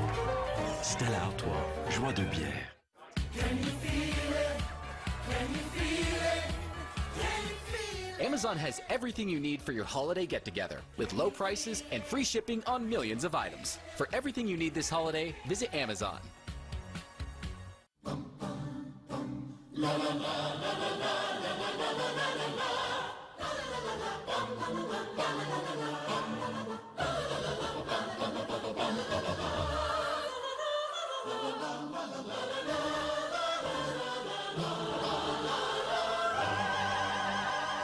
It's official. The holidays are here.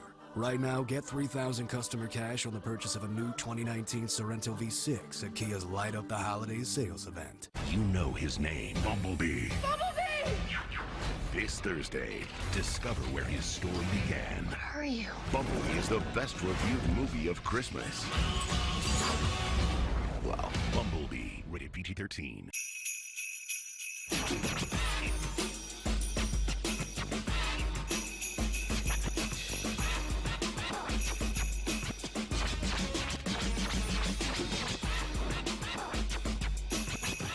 Tomorrow, your favorite AGT champions come together to celebrate the holidays as only AGT can.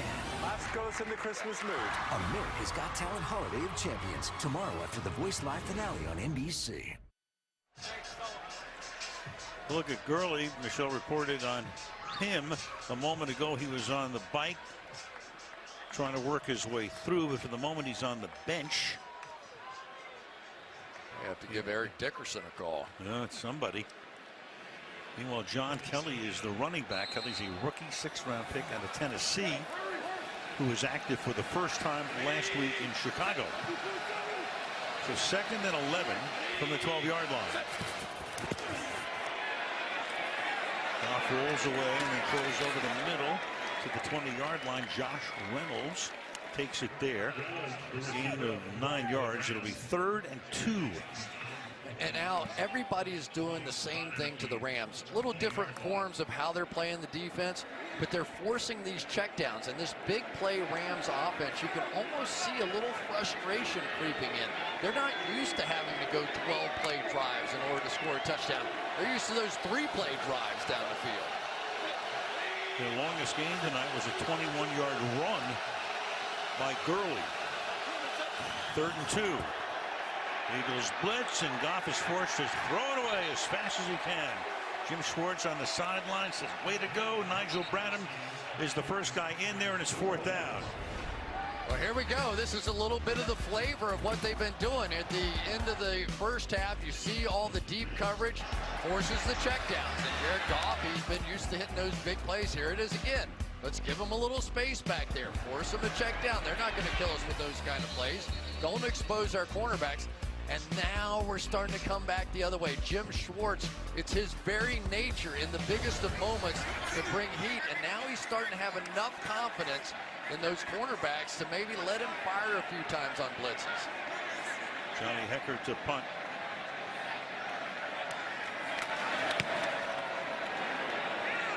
An angled kick.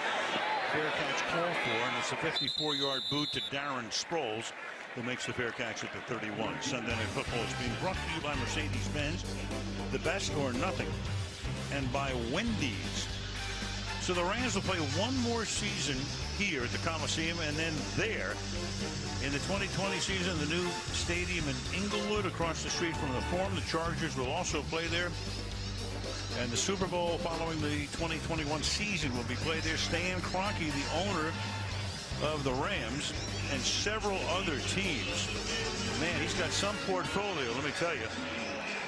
He's something of a hero, I would think, around here. You end up with 2 football teams and perhaps the greatest stadium in the world by the time they get finished with that one. That's very possible.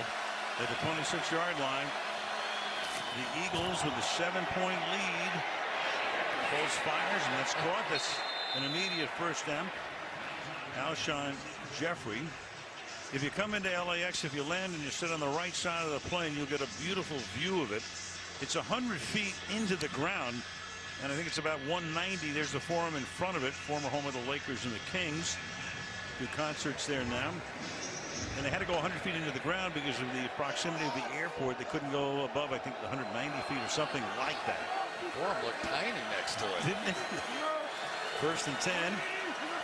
Jeffrey's already picked up 150 receiving yards tonight. Adams to the outside, he slips. And taken down for a short loss. When it's done in Inglewood, here is what it's going to look like. There's a roof. Light comes through it, obviously, as you can see. The sides are going to be open, so you can get natural ventilation. And that's what it's going to look like in the 2020 season. Chargers playing there as well, as we mentioned. Both LA teams, of course, having tremendous seasons, both on their way to the playoffs. But the Rams have some issues right now. 2nd and 10. Smallwood, who scored the touchdown, out to the 50-yard line. The first down tackle by John Johnston. We're starting to see the Rams taking a few chances. Here they dip inside, and Smallwood just bounces it out around. And so instead of just playing their responsibility, Al, I've seen it before, when things start to go bad a little bit, instead of just doing your job, where have we heard that before? Just do your job. You start trying to play add-on and help somebody else, and you end up getting burned in your responsibility. Well, you saw Wade Phillips in that split screen, the defensive coordinator of the Rams. A stop on this drive here as Brockers makes the tackle. I'm saying that only because, I mean, Philly's leading by 7. They got a ton of confidence right now, no question about it, coming in big underdogs. And you're wondering about Gurley. And the other part of this story that we can't say enough is that Nick Foles is doing it again. I'm starting to have some of those same feelings I had in the Super Bowl, where I was going, is he really going to pull this off? Is he really going to beat Tom Brady on a night that Tom Brady is almost perfect? Has the MVP trophy to prove it. 2nd and 9. Over the middle. That's caught. That's going to be another first down. Golden Tate makes the catch. And we go to Michelle. Well, Al, I asked a number of Eagles for the words they would use to describe Nick Foles, and these are their responses. The more the description was used, the larger the font that you're seeing there. Now, the most popular choices, leader and competitor. And Al, all of these descriptions show just how highly teammates think of Nick Foles. Well, you were in there last night. We were talking to him. He's talked about the Super Bowl. He said everything around me was super calm. He can be very introspective. But he's a guy who, you know, as we said earlier, almost quit football. Give it another shot. And here he is. And who knows where this road's going to lead this year. Smallwood to the outside. Takes care of Peters and picks up the first down.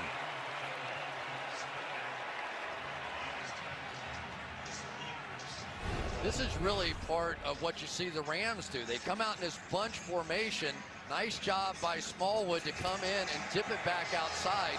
But this is not assignment football. This is not what you want if you're Wade Phillips. These are guys that would love to go get the quarterback, and yet the running game of the Eagles is having a real impact.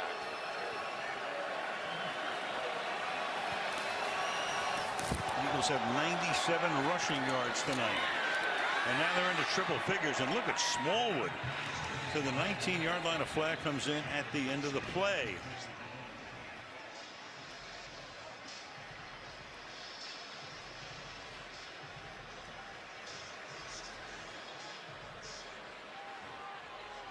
It's a major conference. You got 5 guys in there. There's no foul for a late hit. Holding. Offense number 61. 10-yard penalty. Repeat first down. Stefan Wisniewski, and that will negate the 9-yard Smallwood gain. Well, now it's an opportunity for the Rams defensively. You catch a break, you're really on your heels, your star running back is sitting over on the bench, you're Wade Phillips, you need a play. And it has really been for 2 weeks now because of all the double teams on Aaron Donald. He's sitting there waiting for Dante Fowler, for Ndamukong Suh, for Ebukam to come up and make a play, and they haven't. They haven't for 2 weeks. Jeffrey comes in motion behind Aguilar, takes the pass, gets away from the first would-be tackler, and picks up a couple. Tackled by Wilson. It'll be second down. And I like the play call there from Doug Peterson. Basically saying, all right, let's go ahead and knock out the field goal positioning here, and let's get in down to the 35-yard line. And now you can play some games and take some shots. But it would be an interesting time to now look for Zach Ertz because you've established the rest of the field. You've established Golden Tate and Alshon Jeffrey. Maybe now some one-on-one opportunities for Ertz. Ertz to the right side. Foles throws underneath. And Sproles makes the catch. Taken out of bounds there by John Johnson. That will make it 3rd down and 12. So meanwhile, Jeffrey targeted 7 times, 7 catches, 153. Ertz, 3 targets, 1 catch. A guy who is 3rd in the league in receptions, coming in with 98, chasing Jason Witten's record for catches in a season by a tight end at 110. Looked to be a shoo-in for it, but who knows? Tonight, limited. Last year, this team was so good playing above the rim. They have 2 guys that can do it. They got Ertz and they got Jeffrey. Give them a chance. 3rd and 12, and that pass is caught. Sets up an easier field goal opportunity as Aguilar makes the catch. Joyner makes the tackle, and the Eagles will try to turn this into a 2-possession lead with a field goal. Yeah, and you really hit on the key. That field goal does make it a 2-possession game. And so you don't want to take the big chance if you're Doug Peterson. They're sitting on the verge of a real upset in the National Football League if they could pull that off right here. Major. 40-yard attempt. Johnston to put it down. And the Philadelphia Eagles have come coast to coast into Los Angeles, and with 3:11 remaining in the 3rd quarter, it is 23-13. Well, let's take a look at our next-gen stats powered by our friends at AWS, and let's go to a play in this game. Nick Foles under this kind of pressure, making that kind of a catch. What kind of completion probability would we have?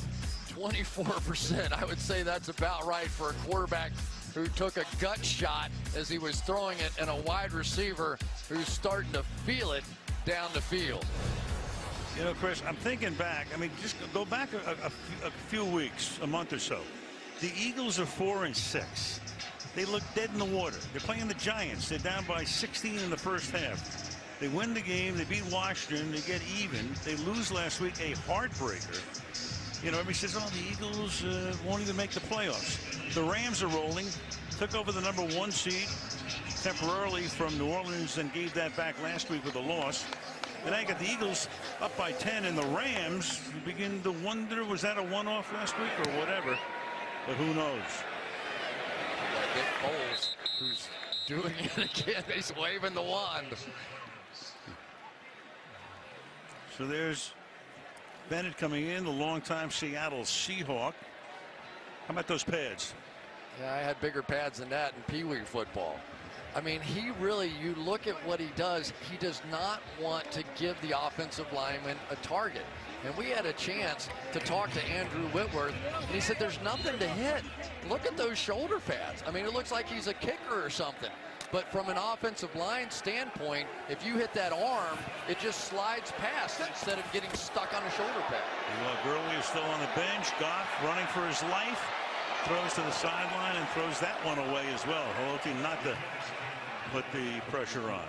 And I said, where did you come up with the idea for those kinds of shoulder pads? And there were his guys, John Abraham and Justin Smith and Osi Umenyiora, and they were the same kind of players. They just believed they weren't going to make it easy on offensive linemen. None of those guys did, and neither did this guy. And the pace he's been on for the last 5 games or so, he could be a real difference maker coming down the stretch. Gurley is back in, blocking Goff.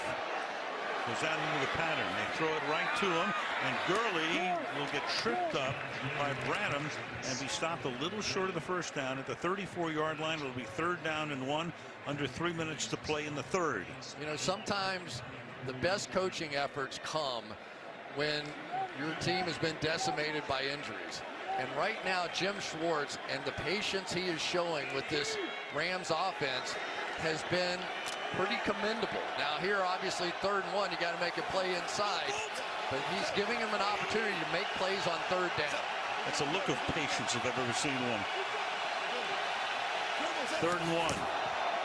Goff trips, picks the ball up, and then loses the ball, and Woods is going to save what might have been a touchdown because it's Graham who comes up with it. So Goff tried to flip it away, and it costs him, and the Eagles get a gigantic turnover.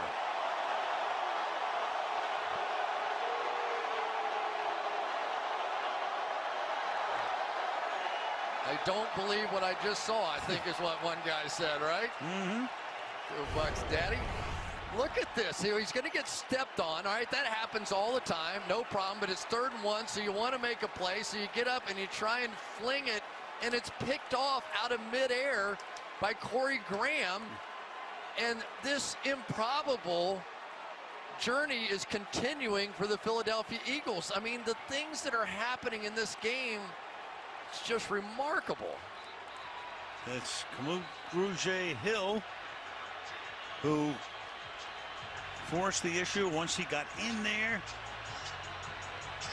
Graham with the pick, and Goff has now thrown 7 interceptions in the last 2 games plus 3 quarters. And Al, we talked about the patience of Jim Schwartz and what it means. What it means is keep giving your defense a chance to make plays and giving the Rams chances to mess up, which they just did. From the 12 on 1st down. It's Tate. Breaks away. Tate close to a 1st down before he's forced out of bounds.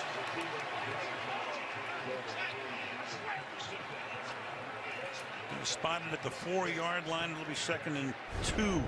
Kel Roby-Coleman, who was so good a week ago, comes up and tries to make the play in the backfield like he did last week. But Smallwood got just enough of them, and now some of these component parts are starting to come together. Now you're starting to see Golden Tate and Jeffrey make plays, and Sproles and Smallwood. It's not just one guy in Zach Ertz. Smallwood in the backfield. Give it to him. To the end zone again. Touchdown, Eagles.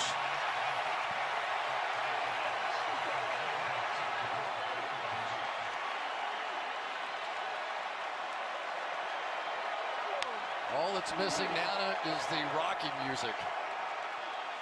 Well, right now it sounds like the Lincoln, Philadelphia. A lot of Eagle fans here tonight. And Philadelphia, with the extra point, will be up by 17. Watch Jason Peters just drive back into the end zone. And the guy who will never show up on the stat sheet in this game, who's had a big impact, Dallas Goedert, the other tight end on the Eagles. Elliott bangs it through with 1.5 minutes to play in the third.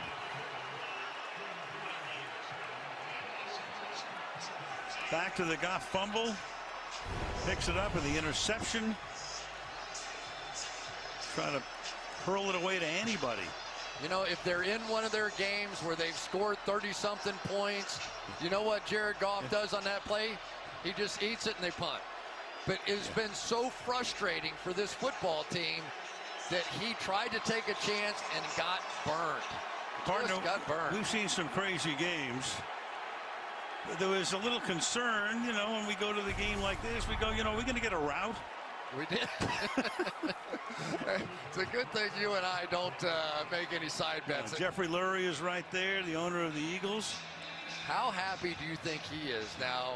LA is at least his partial home. He spends a good bit of time out here. And I saw him walking into the stadium. He said, kind of nice to return to LA as world champions. So the Eagles, 2 touchdown underdogs, are up by 17. Once again proving the old adage, nobody knows anything.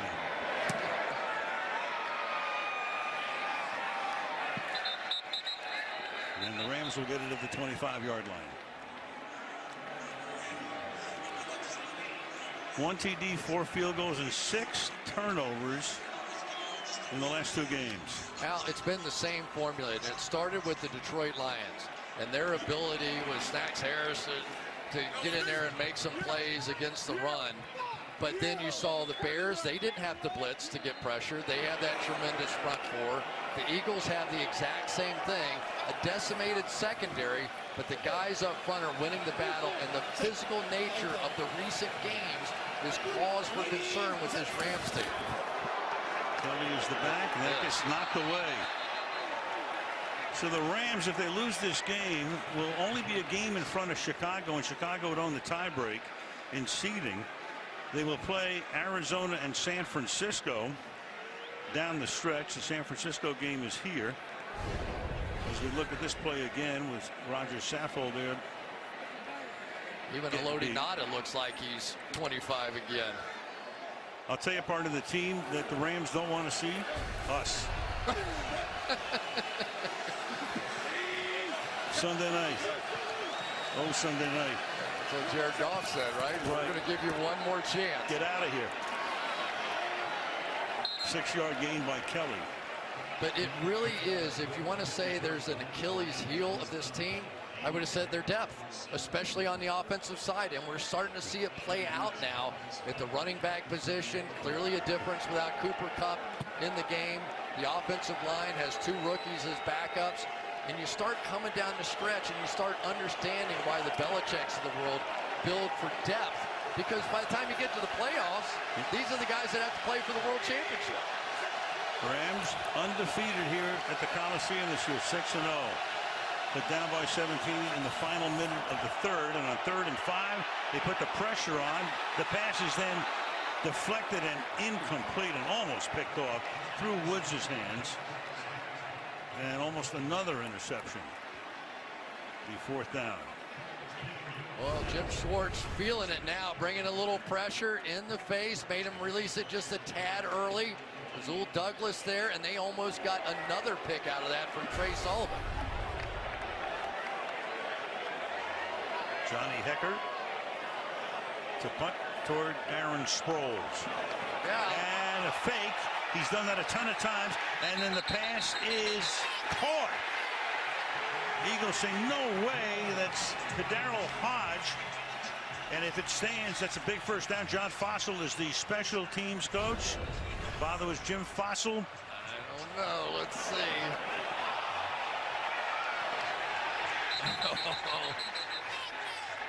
Come on, Terry, you get paid to make all these calls. All right, Chris, does he have control before the ball touches the ground, and then does he maintain it? Looks to me like it goes right through his hands into the ground. I think this is an incomplete pass. Once again, has it, but the ball's on the ground. Does he have control of it? And of course, if it gets overturned. Philadelphia is challenging the ruling on the field of a completed pass. Timeout. With 1 second to play in the third, so this play under review. Next break, side by side with the review process, back in 60 seconds. We're in a small room. What? Welcome. A bigger room. How many of you use car insurance? Oh. Well, what if I showed you this? Ho, ho, ho! Wow. It's a computer. We compare rates to help you get the price and coverage that's right for you. That's amazing. The only thing that would make this better is if my mom were here. What an unexpected ending! When you're investing in youth, it's a really efficient way to change the world. When I heard the stats about literacy by 4th grade being a big marker for success beyond school, I was sold.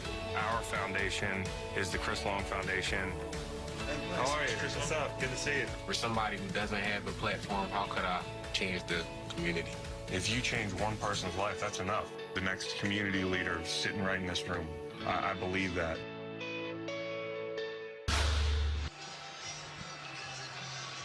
Bill Vinovich still going over the replay on the tablet. If it gets reversed, ball will be back at the 30-yard line. Looks like it kind of squirts through there, doesn't it? It does.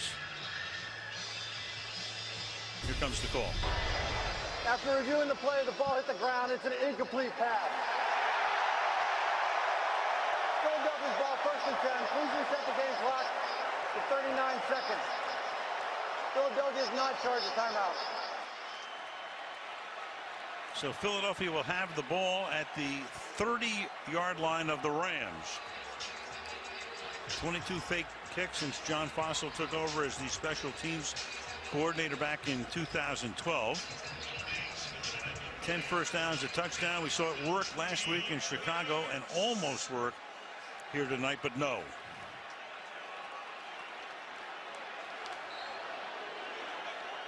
So Philadelphia at the 30.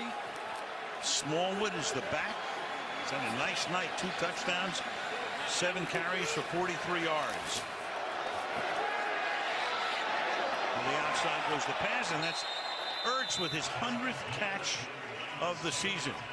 First Eagle to go into triple figures in receptions in one season, and he'd be 10 shy now of Jason Witten's mark of 110 set back in 2012. But it's really a positive development. I know for Zach Ertz, maybe he's saying, not getting the typical action. But long term, the rest of the season, and now this team, if they can hold on to this lead, they've blown a few big leads this year already too. But if they can hold on to this going forward, now all those other options is just going to create balance across the field. An amazing 3 quarters so far by the Philadelphia Eagles. End of 3, 30-13, Philly. Sunday Night Football back after these messages. NBC. As we get set for the 4th quarter, Eagles to win the division would have to win out. Cowboys would have to lose out. The Cowboys have Tampa Bay at home and at the Giants for the wild card. With a win, they'd move within a half a game of the last spot, currently occupied by Minnesota. And the Vikings are at Detroit next week and then have Chicago at home. Rams tied for the best record right now in the NFC. Saints hold the tiebreak. They play tomorrow night. 2 wins away from clinching a first-round bye, which would mean they'd have to win their next 2 if they lose tonight. Anyway, we start the 4th. Al Michaels, Chris Collinsworth, Michelle Tafoya at the Coliseum in Los Angeles.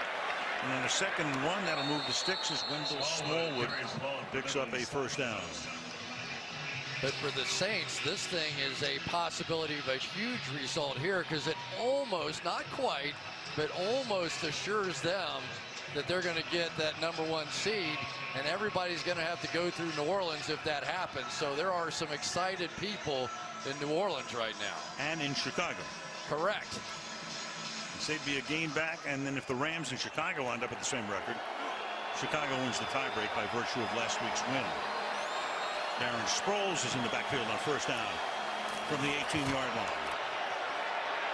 Good protection. Foles fires, and it's picked off at the 5-yard line by Aqib Talib. And out to the 35 he goes. So Talib and that defense trying to breathe some life into the Rams. The last guy in the world I would be throwing at with a lead is Aqib Talib. Watch him. He's going to cheat this one. They've got a deep clearing route, but he knows, hey, I'm on the goal line. How deep can they go? So he sits on the cut coming out to the corner and really gives this Rams team a chance now. He was greatly missed when he wasn't in there, and he's the guy that called the defensive team meeting on Friday and made all those guys watch extra film to see why there. And Gurley back in the game. They fake it to him. Goff goes deep downfield, and that is caught at the 45 of Philadelphia by Brandon Cooks. So after Talib's first interception as a Ram, big gain here, 20 yards on the first down at the 45. Well, you're going to see a lot of that patience, and here it was again. Now they're snapping up to the line of scrimmage again, but the speed of Cooks on the outside is just giving them options in the middle of the field, and they're going to take more and more advantage of it. I think Douglas is doing the right thing. Give him space and let that underneath coverage be responsible for that play. Again, the fake. Goff has to check it down. Gurley cuts it back, takes it to the 40-yard line. LeBlanc makes the tackle. Gain of 5, 2nd and 5. They're starting to get all that protection stuff going again. Tyler Higbee that time coming back to try and help this offensive line pass protect. No huddle here. And meanwhile, you've got Ujay Hill, who came across the line. Flag down. They're going to call that on the offense, I think. And we've got 2 flags down. It's a late reaction by Roger Saffold, the guard, and they're going to talk this over. If he crossed the line of scrimmage, he should have had the right to react. The defense did not get into neutral zone. False start. Offense number 76. 5-yard penalty. Yes, he did. Second down. Yep, Terry. He absolutely did. And really, when it's that close like that, we normally put it on the defense. I'm surprised they tried to nitpick it that closely. This is a foul on the defense. That moves it back 5 and makes it 2nd down and 10. A lot of referees in the stands right now, too. Yeah. That one wasn't that hard to see. It was stepped on the football.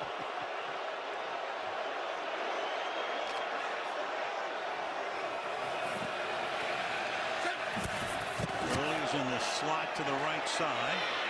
He makes the catch, and Gurley will have enough of the first down as he takes it inside the 35-yard line with 12.5 left in regulation. I think Rams fans are probably sitting there going, why are we seeing all this dinking and dunking and underneath? Where's the bombs? Throw one of those bombs.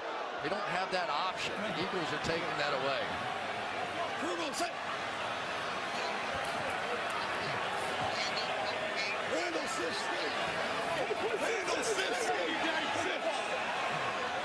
Rams slowing down the tempo here after rushing to the line.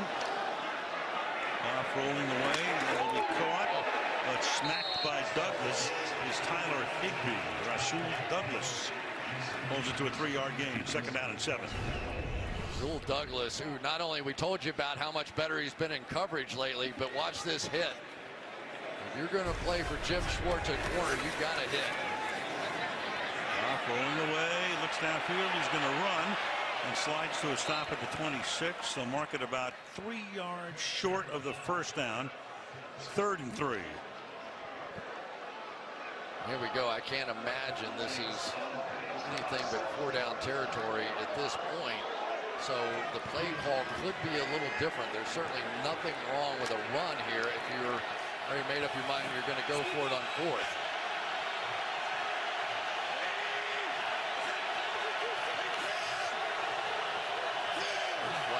Blitz off of Goff's right side.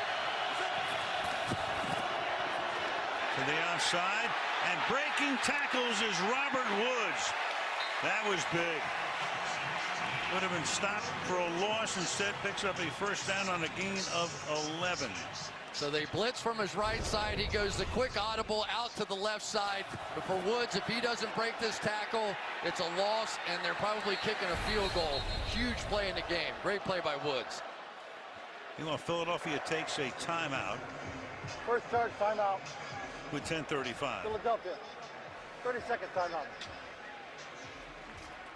So, you know, we start the game tonight. We talked about, was that a one-off or a two-off, the way the Rams played in Detroit and Chicago. To be determined, but right now it doesn't look good. No, it doesn't. And I think a formula now has been set a little bit. Play soft in the secondary, allow them to go underneath, and double team Aaron Donald on the defensive side. The other guys are not stepping up and making plays in the pass rush the way that you would hope. And so that formula on either side of the ball now has a 3-week shelf life, and that's not good. And who would have believed that Donald could be taken out of the game like this in back-to-back weeks? From the 16-yard line, throwing and behind the intended receiver, Gerald Everett. Turned around, threw out the back shoulder, couldn't connect. 2nd and 10. Huge miss. That's an easy one. That's a layup. That's a LeBron James dunk right here. All you get is an out and up, and it's wide open. You have to hit that one. You just have to hit it.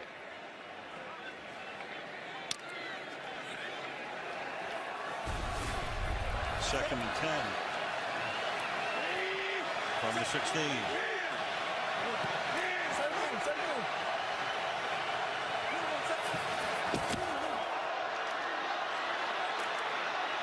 Flushed out, flag is thrown. Catch made by Everett at the 10-yard line. And a flag down. We'll get the call from Bill Vinovich. Yeah, Chris Long was happy about it. Holding. Offense number 77. 10-yard penalty. Repeat 2nd down. You see Whitworth on the outside, and there was some fighting as he tried to go around, but when Chris Long went inside, then you're going to get this hook right there, and that's what got called. Defensive linemen have gotten so good at letting the officials know, too. I mean, they want to leave no doubt. 2nd and 20. Goff throws. That is caught. And trying to break away, but gang tackle is Gerald Everett inside the 20-yard line. So that's going to make it 3rd down and 12. I mean, this is definitely going the slow way, you know. Very. Behind, and it's tough anyway. A field goal would cut this thing down to 14 points, but I don't know if you can count on the Eagles not scoring it yet. This drive's already taken 4.5 minutes. 3rd and 13 from the 19-yard line. And Goff will throw too high, and it's incomplete. Intended for Todd Gurley, going down the middle. So it's 4th and 13. You know, it can't be 2 down or 4 down territory at this particular point. At some point, you're going to need a field goal. You might as well take it here. An open opportunity down here. Goff with a little fadeaway jumper here, and just a little too far behind. And once again, another big shot coming from this Eagles secondary, and not to the head. That was Trey Sullivan on the coverage. Here comes a 37-yard attempt by Greg Zuerlein. He's 2 for 2 tonight. Bangs that one through.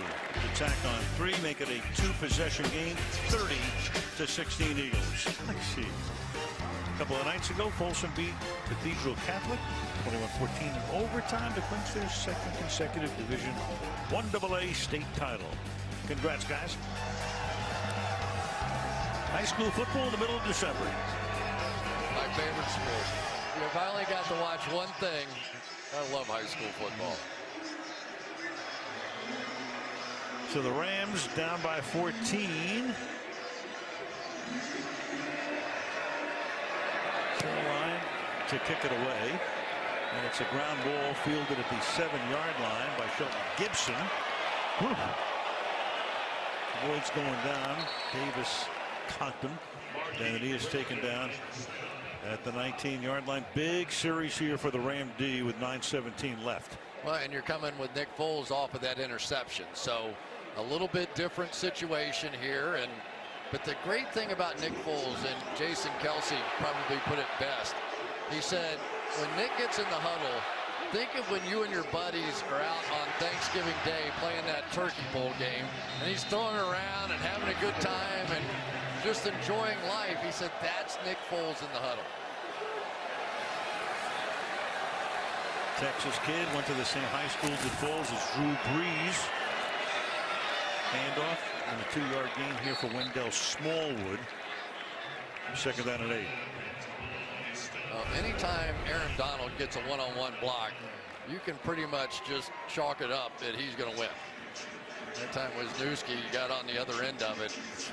And when you talk to these offensive linemen of the Eagles, they'll tell you there's no combination like this guy of speed and power. He said you can't sit on the speed because he'll just throw you back into the quarterback. And if all of a sudden you try and load up on a power move, he's so quick he's around you and hitting the quarterback anyway. Foles, that short drop. It's Ertz, his third catch of the night, 101 on the season. Has enough for a first down. Knocked out of bounds by Nickel Roby Coleman.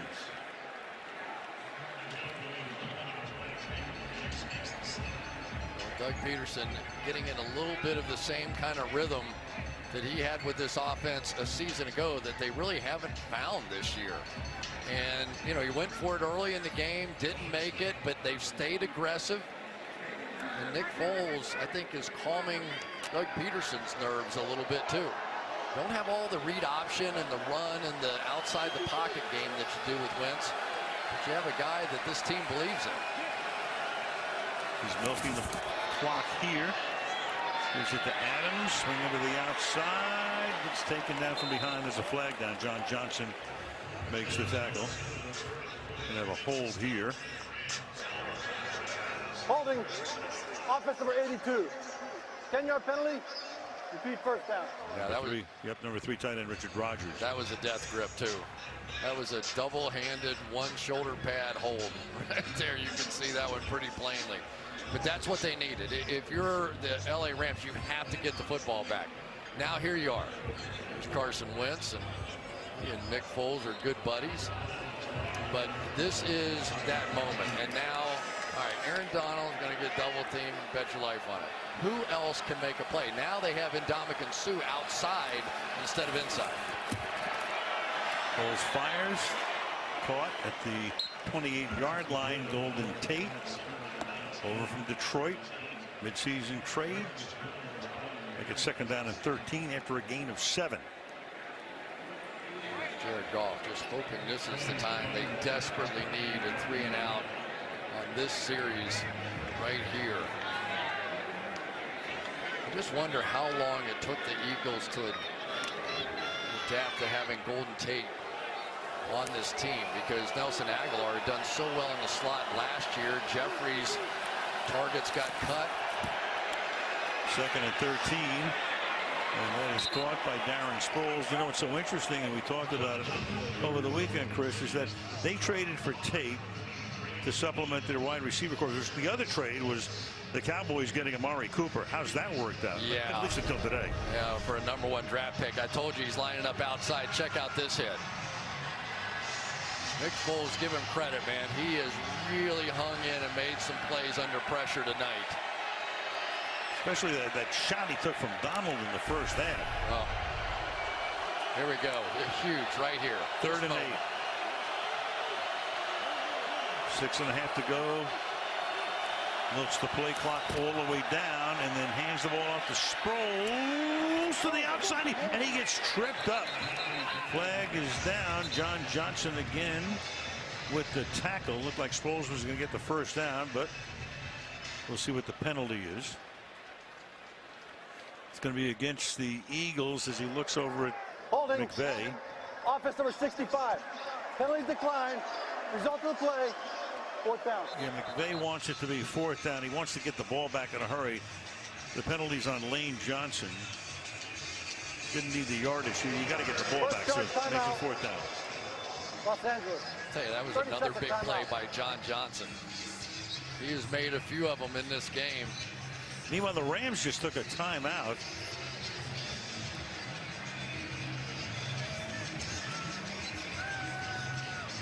Well, it was It was declined. So, Terry, the clock keeps running if he declined the penalty at that point? Yes, we're outside 5 minutes, right. So it would have started on the ready for play. Right, so McVay's thinking about just conserving a few seconds on the clock here. And it's easier on the offensive side, right, to control the clock than it is and just watch 40 seconds tick off. So on 4th down, the Rams are going to send back to receive the kick JoJo Natson. Cameron Johnston, mentioned before, second in the league in gross punting. They send it skyward, and the rush was on, but he gets it away, and Natson calls for and makes the fair catch at the 17-yard line. With 6:18 left in regulation, and the Eagles up by 14. 3 o'clock Eastern time on Friday. You got the Wolves taking on Liverpool. 40 matches over 14 days, and that will kick it off on Friday. Werewolves of London, huh? Wolverhampton. How about tonight? Jared Goff 0 for 2 on plays 20 yards downfield. Nick Foles 3 for 5, 112 yards. Really the difference in the game. Rams' longest play tonight, 21 yards on a rush by Gurley. Goff throws, and it's caught on the outside, spinning his way to the sideline there. Is Robert Woods, tackled by Jenkins. Gain of 7. Al, if I were in this position right now as a play caller, I would start trying to work in behind the linebackers in the middle of the field. You've thrown enough underneath, you're going to start drawing them down. Try and start splitting some of those seams. Got some space there, too, to the outside. And that is caught here by Everett. And Everett stays in bounds, the 43-yard line. They do wind the clock after they stop it if you get out of bounds, but you might as well try to get out of bounds as long as you're along the sideline. Clock keeps rolling, 5:40 and ticking down, 1st down. Goff throws, and that's incomplete to Gurley. Goff backing up as he released it, 2nd and 10. Yeah, and don't think that this pressure isn't having an impact, because it absolutely is. Watch the pressure right in the face. Again, Michael Bennett, and it's the reason that we track so closely, not just sacks, but hits and hurries, because those hurries and hits have every bit the impact, and they predict sacks actually better than sacks do. For sure. 2nd and 10 from the 43. To the sideline again, that's caught, and forward progress. Josh Reynolds may, let's see, number 1st down, going to be very close.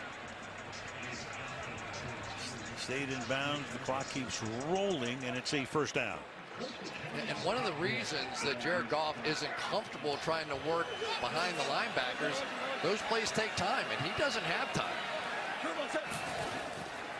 Eagles doing it with a 4-man rush. Here they come again. That's over the middle. Gurley. Philadelphia will give them all the short gains like that they want. Bradham makes the stop under 5 minutes now. 2nd and 5. Jared Goff may have some trouble getting out of bed tomorrow. At the end of, when he makes every throw, it seems like tonight, he's getting hit right in the belly button. Over the middle, that's a 1st down again. That's Robert Woods.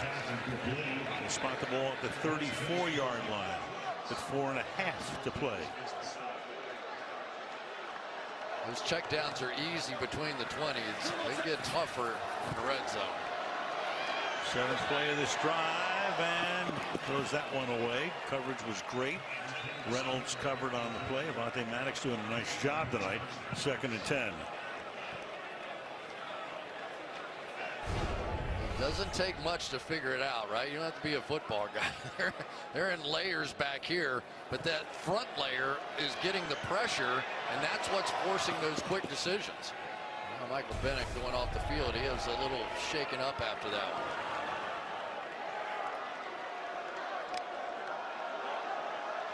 Gets a breather if nothing else. 2nd down and 10. Goff throws it behind Gerald Everett. 3rd and 10. Goff tonight is 29 of 45 for 267 yards. You know, sometimes you can look at the feet of a quarterback and know he's used to being under pressure. He's sort of flinching around, and there's really nobody in sight.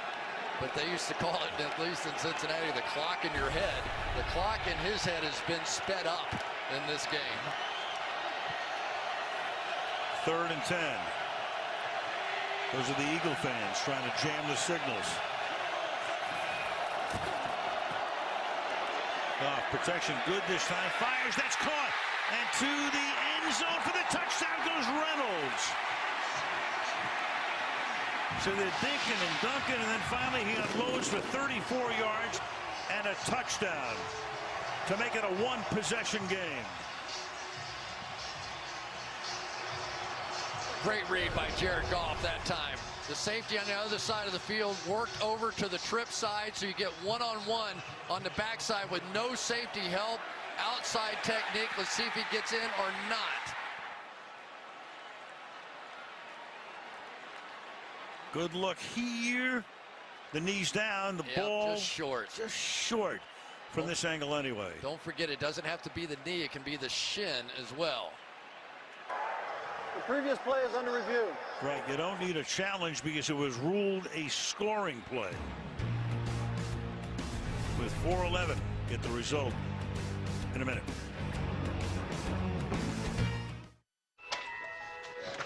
He's gonna do it! With the Voice Live finale on NBC. After reviewing the play, the runner is short of the goal line.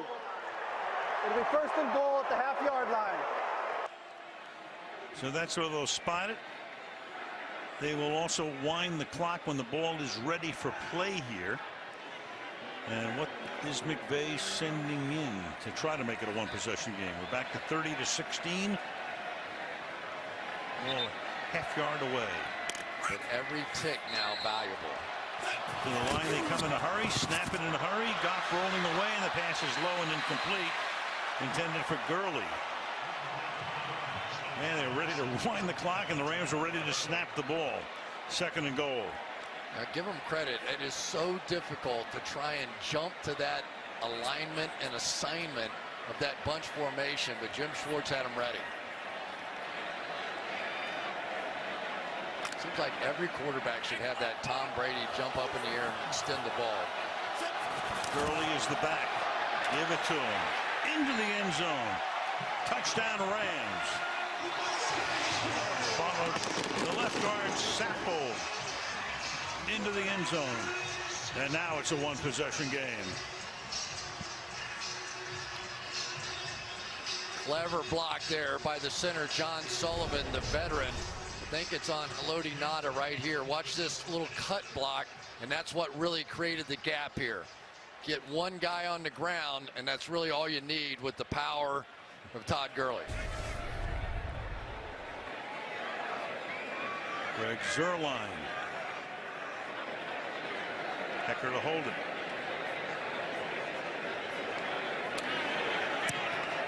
And it's a 7-point game at the Coliseum. 4:06 left in regulation. Go back to the almost touchdown. You can see the safety here, and this guy sort of leveling off. So they understand the middle of the field is going to be wide open. But again, it's great as long as you have protection, which they did this time. Really well read out by Jared Goff. Saw that move over the top, knew exactly where he was going to go. Very accurate deep ball thrower. It's really been one of his strengths. And that guy right there is another one of his strengths. Rams showing a little heart of a champion here as well. Right, they were down 30-13 after the Eagles exploded for 17 points in the third quarter. And we can tell you that tonight's aerial coverage, looking at downtown Los Angeles and Staples Center in the foreground there, being brought to you by Geico. Never any traffic here, Chris. I thought it was a Christmas streamer, that all those red tail lights. Only every night. Oh my gosh. We had an hour and a half, 20-minute drive the other day. The Eagles are expecting an onside kick. Instead, they get a bouncing ball that Sproles is going to field at the 16-yard line and get taken down about a yard past that spot. So now that Ram defense pretty much in dire need of a 3-and-out. Rams do have 2 timeouts remaining plus the 2-minute warning. Had a long talk with Nick Foles about this very moment. He said, my dad taught me back when I was playing basketball. Don't look at the score. Don't look at the clock. Take the play call, whatever you're doing, the next shot, and just execute it. Don't get locked up because it's a close game now. Read it out. Do whatever you're supposed to do on the play and make a play. With ice in his veins, they start on the ground and limit Smallwood to a game of a couple. Maybe 1. 2nd down and let's call it 8. Yeah, now you get the timeout, so the chips move to the center of the table now for Sean McVay. He's playing for his 3-and-out right here. Very impressive, though, isn't he? Sean McVay, I mean, amazing memory, amazing success in this league at such an early age, and such a feisty competitor. Incredible memory. Grandfather was John McVay, at one time the coach of the New York Giants, GM of the San Francisco 49ers in the halcyon days. Got the job before his 31st birthday and did a tremendous job last year, coach of the year. Meanwhile, the other guy, I just saw Doug Peterson won the Super Bowl. And now you got a flag here before the snap. I think some of the pre-snap movement on the part of False start. Offense number 86. 5-yard penalty. Correction, number 88. 5-yard penalty. Still 2nd down. They did it on Goddard. Yeah, they did a shift right before the ball was snapped, and Goddard just got unsettled, and that helps. Now Wade Phillips, he's an old riverboat gambler. Would he be willing to bring some pressure here? He spent a lot of money on these cornerbacks. Well, he didn't, but 2nd and 14. Quick toss to the right side and a good tackle made on Jeffrey, but there's another flag down up at the 24-yard line. A lot of times you get those blocks in the back, the offensive lineman can't quite get there and turn the corner. They may decline this one too because he's saying to McVay, what do you want to do?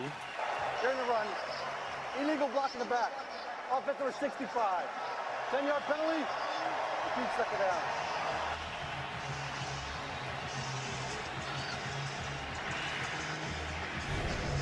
So he will take the penalty and the yardage back to the 10-yard line. So Lane Johnson coming out here trying to catch the speedster Littleton and just couldn't get there.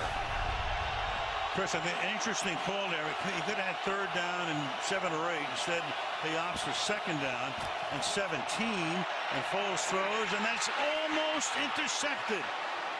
Johnson was there and almost got it before it hit the turf off the hands of Zach Ertz. 3rd and 17. A little high, no question about it, but that was there. That was a miss. Ball just a little up and behind and lucky for the Philadelphia Eagles. And that's what happens, Al. When you get backed up inside your own 10-yard line, play calling gets really hard.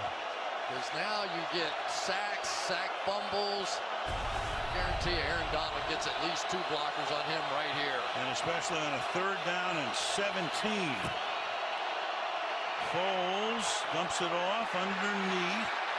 And that's Smallwood, and he gets taken down up at the 15-yard line, so it's 4th down and 12. Roby Coleman made the tackle here, and the Rams to get the ball back with what will be about 3 minutes left in regulation. Well, the Eagles have given up some leads this season. If they gave up this one, it would be a monumental way to lose and get, it's not knocked out of the playoffs, but effectively be tough to live with. Yeah, they blew a lead to Tennessee early in the year, and Carolina at home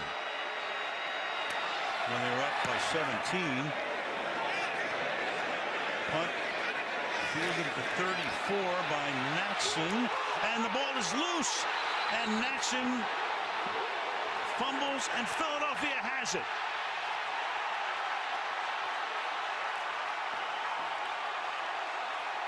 Man, oh man.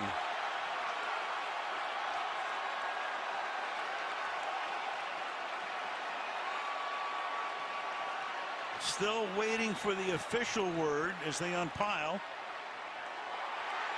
Eagles come away with the football, and they have it. DJ Alexander with the trophy. And now the special teams posing it. He didn't even get hit, though. Watch this. Ball just flies out.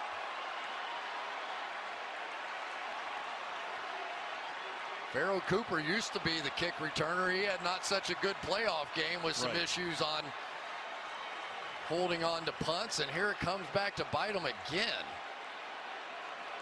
And Cooper hurt a lot of the season. Dave Phipp is the special teams coach, and a gigantic play. So now 251. That look says it all. That's like a punch in the gut. You feel like your defense got it done, and then that. And Natson would like to find a hole to climb into right now. The ball is at the 36-yard line. On the ground, chewing up the clock. Adams to the 31-yard line. Well, now you've got Halapoulivaati Vaitai in there at left tackle for Jason Peters as well. And I think you're taking no chances here. Timeout taken by the Rams. Meanwhile, next Sunday night, up the coast, we go to Seattle. Great game. Kansas City against Seattle. So much going on, so much at stake. Kansas City and the Chargers fighting for that #1 seed. Right now they're tied, but KC would own the tiebreaker. You got Seattle, who lost today, trying to hold on to that wild card spot. You got Mahomes, you got Russell Wilson on Sunday Night Football. Two of the most creative guys playing quarterback you'll ever see. And Mahomes hanging right in behind Drew Brees for the top spot. Phillip Rivers, Russell Wilson right there. Russell Wilson probably the quietest great year of any of those guys. Rams out of timeouts. Only the 2-minute warning will stop it. 2nd down and 6. Good call there by Foles to bring his wideout in the block. Eagles would like to run, and taken down to the 43-yard line was Joyner. That's very interesting. Let's see where the play clock is. The play clock is actually 1 second further than the game clock. I thought if they could run that play, if the Rams could stop them within a couple of seconds, then the Eagles would have had to have run a play before the 2-minute warning, but that is not the case. That was a mistake that time by Nelson Aguilar. Nick Foles told him to come in. He saw the corner blitz coming to that side. He told him to come in to make sure that edge was protected, and Aguilar didn't come in far enough. So we'll go to the 2-minute warning. You got a 3rd down and 10. They're kind of at the edge of field goal range here. A lot of interesting stuff going on as we head to the finish line at the Coliseum in Los Angeles. 30-23 Eagles.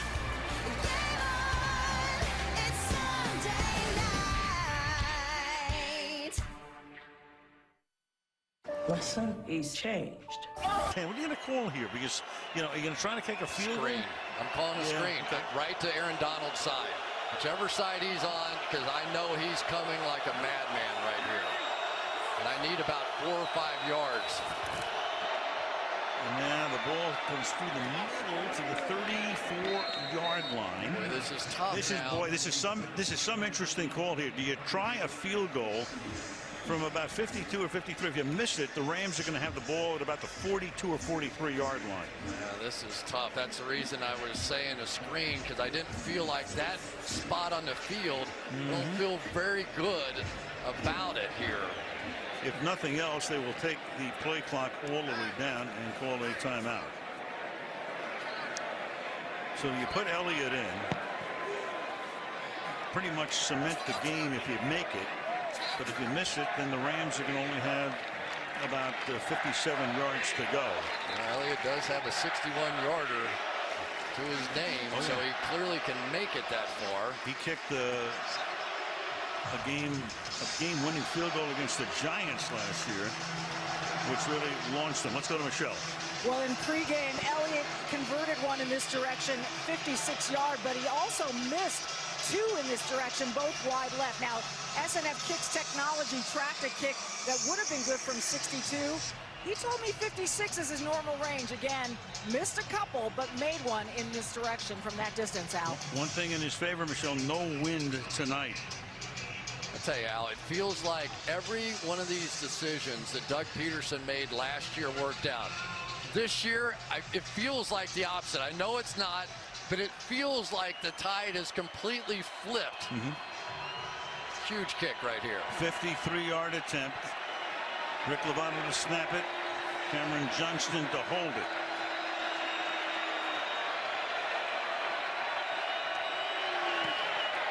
Elliott's kick is going to be wide to the right. So the Rams, 68 seconds, no timeouts, will have to go 57 yards.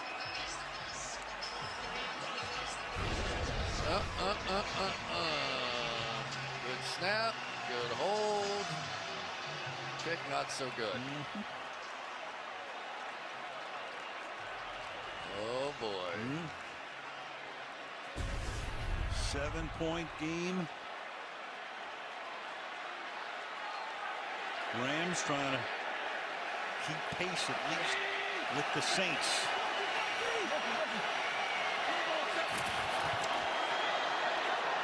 Goff fires over the middle. That's caught.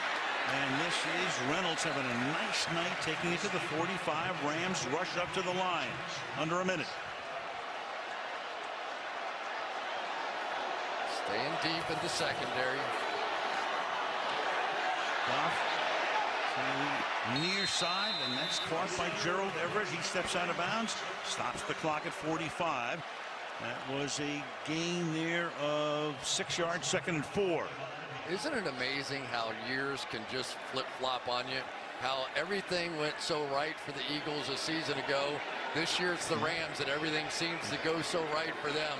Can they polish this off, this comeback that would be just amazing? 2nd and 4 at the 39.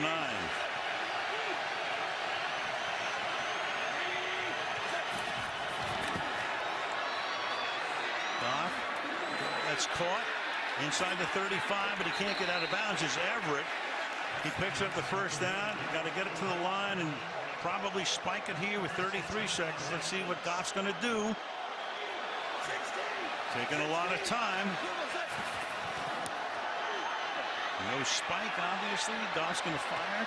Everett's going to make the catch, and he's going to be out of bounds at the 26-yard line with 20 seconds. The other thing is, saw it the other night in the Charger game, do you think McVay would go for 2? I think McVay would do anything. I'm just telling you, there's nothing you could say at the end of that sentence that I wouldn't go, yeah, he could. Never know. 26-yard line. Foles pacing. You know, a lot of times you might take a shot at the middle of the field, but they're playing this Tampa 2 defense, and they're sitting there with a safety right in the middle of the field, so these checkdowns are still going to be the formula for a little while here. Off to the outside. Gurley, can he get out of bounds? He can't. Maddox makes the tackle. 11-10. He's got to spike it here. 6 seconds, and he leaves himself one play. Man, oh man, if Gurley doesn't go out of bounds, I don't know. A couple of times that drive they had a chance to get out of bounds. It's all about the clock. That's all it is. And now it's all about one play. And Gurley can barely make it off the field. He's a wreck. Yep. So now you just have to try and go throw it up in one corner of the end zone and hope. Doug Peterson just called the timeout. Kadaro Hodge comes in with Gurley on the bench. And barring a defensive foul, this will probably be the last play of the game. Some collapses week 4 at Tennessee. Led 17-3. 2:58 left in the third. Got beaten overtime against the Panthers. That was a killer. Led 17-3 with 10:48. And that was at home as the Panthers won it 21-17. They led 30-13, end of 3 tonight. They're up by 7. You got 4 seconds. Well, let's do a little height comparison. Rasul Douglas is 6'2", may want to stay away from number 32. And now you're talking about Avonte Maddox out there who's more in the 5'10" sort of range. But you will end up seeing them play right across the goal line right there and just not give up anything deep. They have 5 guys at the goal line. Rams will send 5 receivers downfield. Goff will throw to the end zone, too high. Intended for Josh Reynolds. And with no flag, that's the end of the game.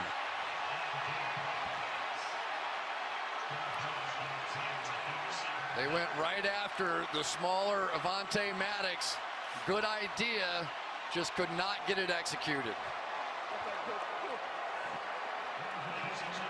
The Philadelphia Eagles, big underdogs. Foles at quarterback pull off a huge win. Goff to Reynolds. The coverage is excellent. Avonte Maddox doing a great job tonight. And Peterson takes his team west, and their playoff hopes are significantly enhanced. Saints are happy, Bears are happy, and the Rams are not. Coming up next, Volkswagen post-game report after these messages.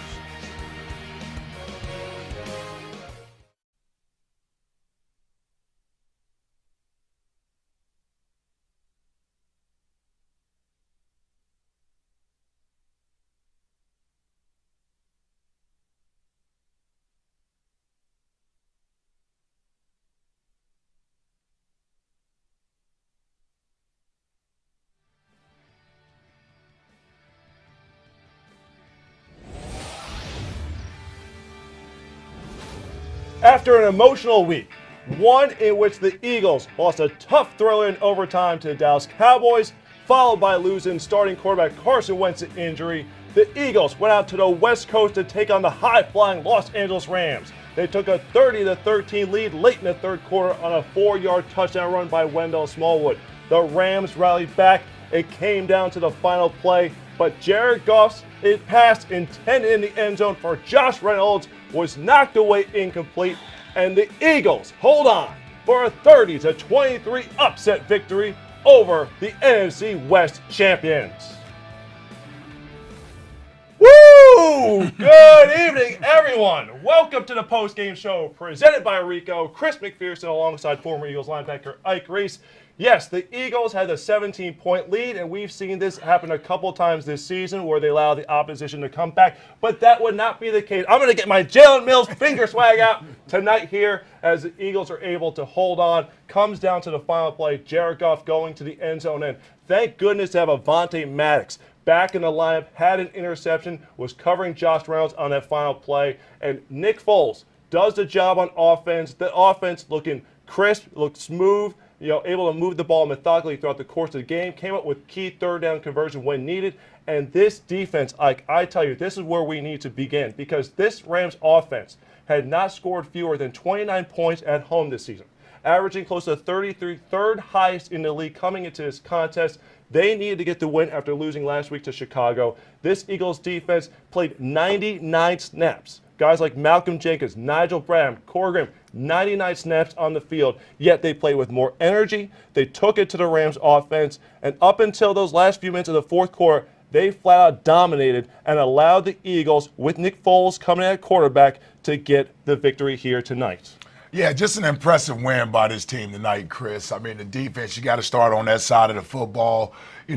Definitely a tough task coming into this game, coming off the game, the hard-fought game, leaving everything on the field last week versus the Cowboys, to be able to come out and play against this Rams offense. You mentioned the type of explosiveness they've displayed on their home field throughout the season, for the Eagles to come in here and basically hold them to 23 points and really kept them under wraps all game long. I thought they had this offense, the Rams offense, really on their heels all game. Great job, great game plan from Jim Schwartz with his game plan tonight to really force Jared Goff in this offense to throw everything underneath. The Rams live off the play action pass, big play over the top. You wouldn't even have known Brandon Cooks played in this game tonight. They weren't able to get him the ball over the top. Eagles defense forcing Jared Goff in this offense to throw everything underneath. I know Todd Gurley got a couple touchdowns, but pretty much they held Todd Gurley in check all game.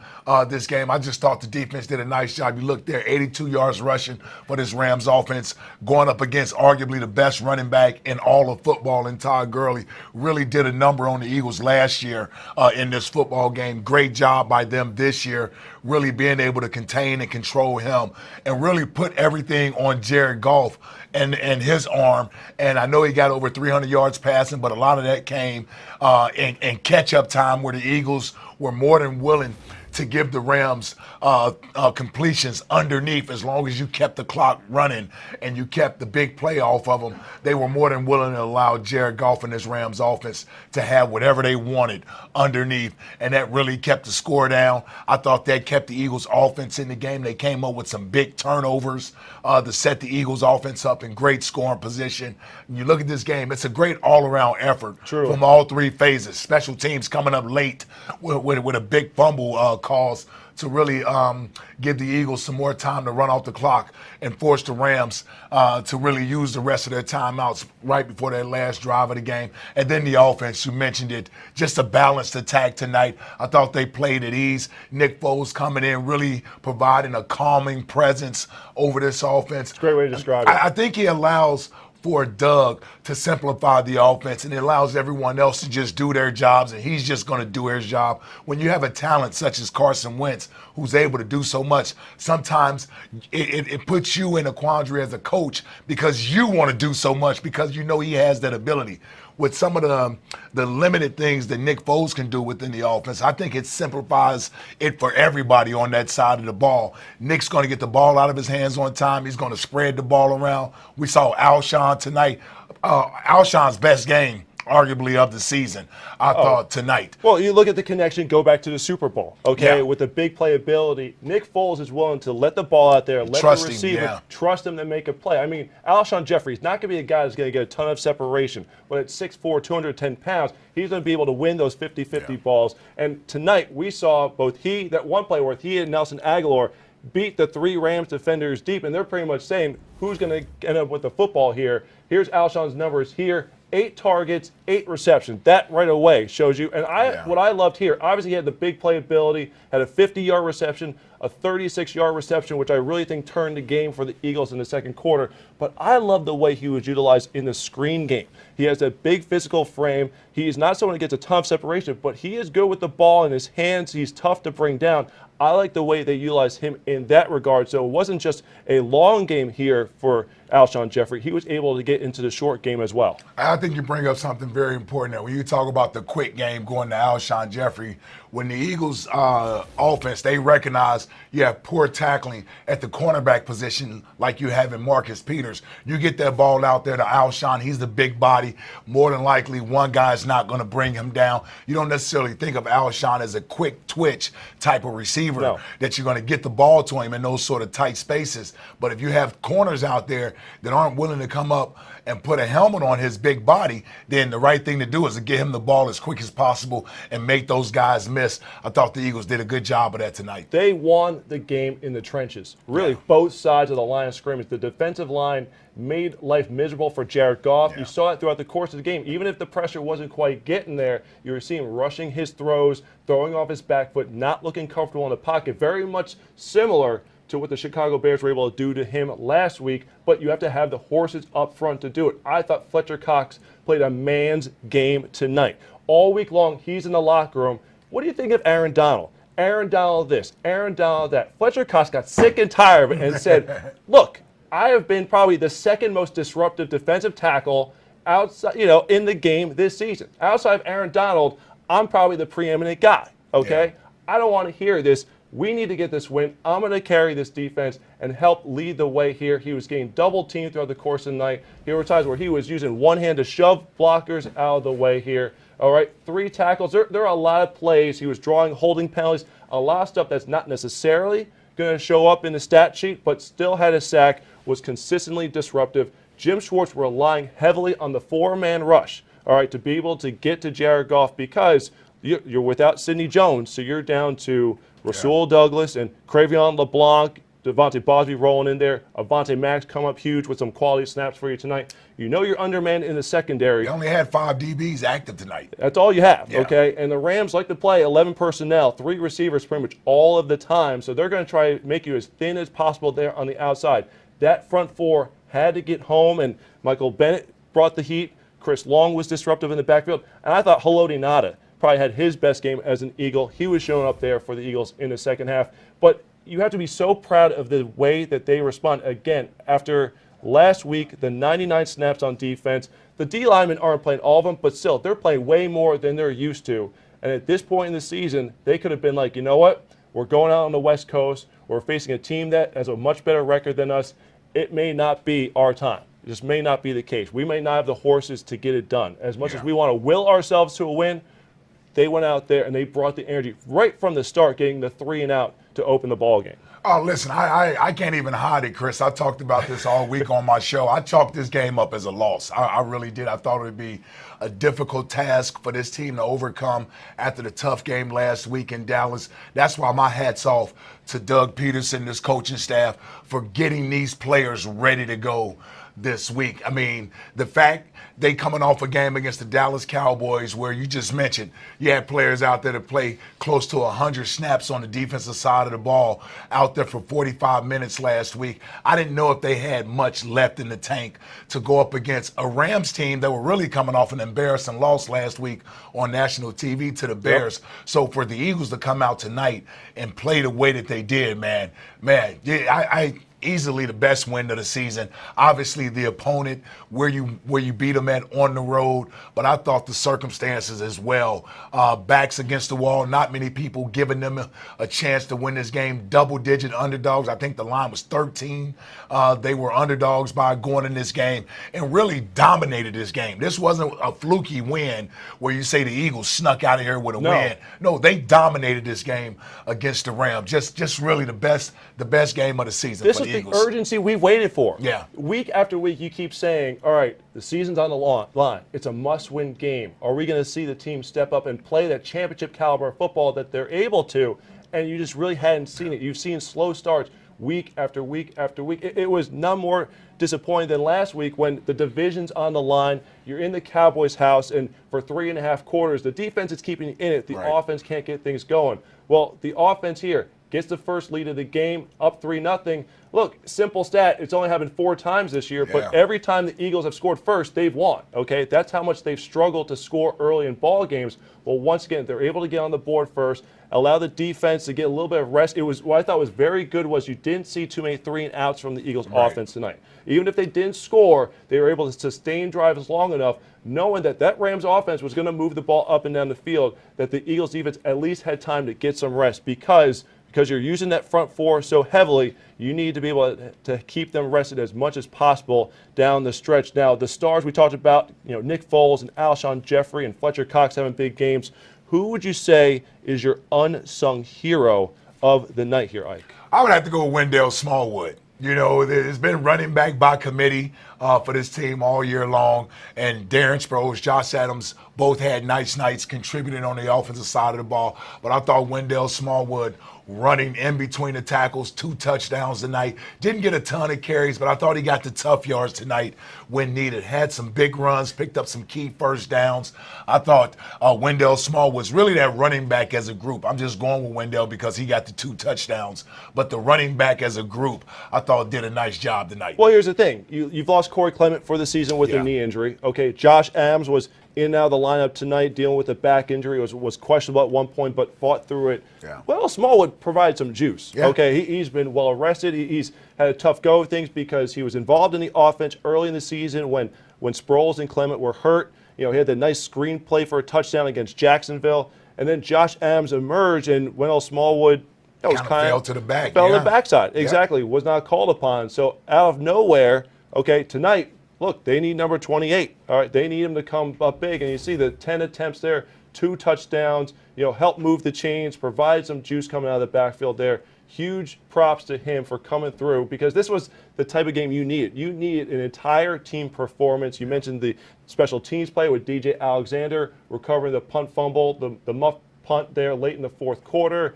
Defense obviously stepping up, and offense doing enough there, scoring 30 points. Again, this is an offense that has struggled to score points this season. So to get 30, it was a complete team effort. So I'm going to stick with the offense for my unsung hero as well. And I'm going to go with Stefan Wisniewski, okay? Put into the starting lineup at left guard because Isaac Seumalo was out with a pec injury.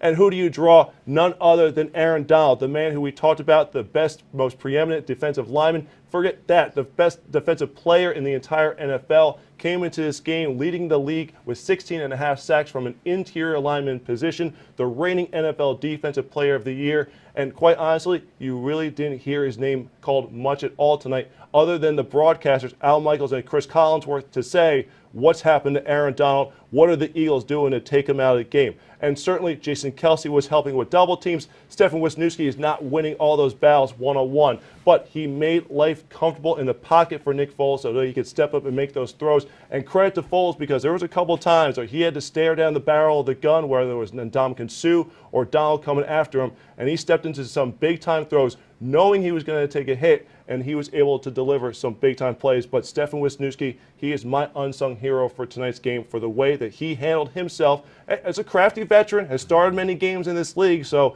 no surprise there whatsoever. But still, Stefan Wisniewski, my unsung hero from tonight's game. Probably a close second, if I could almost do a 1 and a 1A, Avonte Maddox coming back to the lineup, okay? Yeah. He was playing corner. He was playing safety, comes up with the interception early in the ball game, was covering Josh Reynolds at the end of the ball game there, has missed 3 games with the knee and ankle injury suffered in New Orleans. And when the injury first took place, when you saw the replays, you were really nervous that it was going to be something that could be season ending. And he's been such a promising prospect here, mid-round selection out of Pitt here, taking over that safety position, but has brought a spark to that defensive secondary. But certainly you saw Malcolm Jenkins go up to him at the end of the game after that last pass by Goff went incomplete.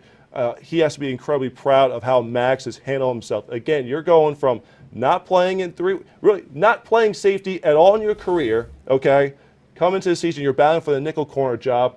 Rodney McLeod gets hurt. You're thrust into the safety position, okay? You start acquitting yourself nicely there. You're getting comfortable there.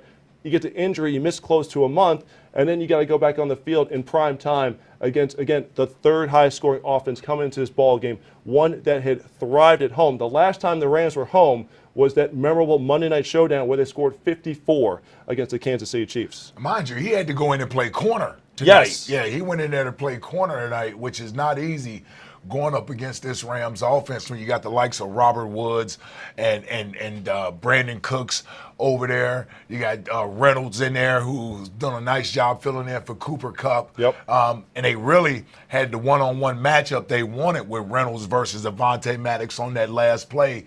Jared Goff just couldn't make a good throw there, but Avonte Maddox tested all night, came up with some big plays. And, yeah, you're right. I think he's been a nice welcome addition to this secondary from this rookie class. Didn't know what we were going to get from him this year, and I know the coaches had to be pleasantly surprised that they've been able to sort of put him in different roles, and he's been able to handle those roles. For a rookie, that's not easy to do. No. And in this league, when you have to play the last line of defense or you have to go out there and be matched up against the likes of Robert Woods or Brandon Cooks as a rookie on national TV, it can be a little scary. But I thought he came in there and handled it, passed it with flying colors, got the big interception, set up a score for us early in the game. They tried to target him late in the game. He was over there, did a nice job defending over there. So it was great to see the rookie back in the lineup. And we talked about how shorthanded they were on that side of the ball, particularly in the secondary.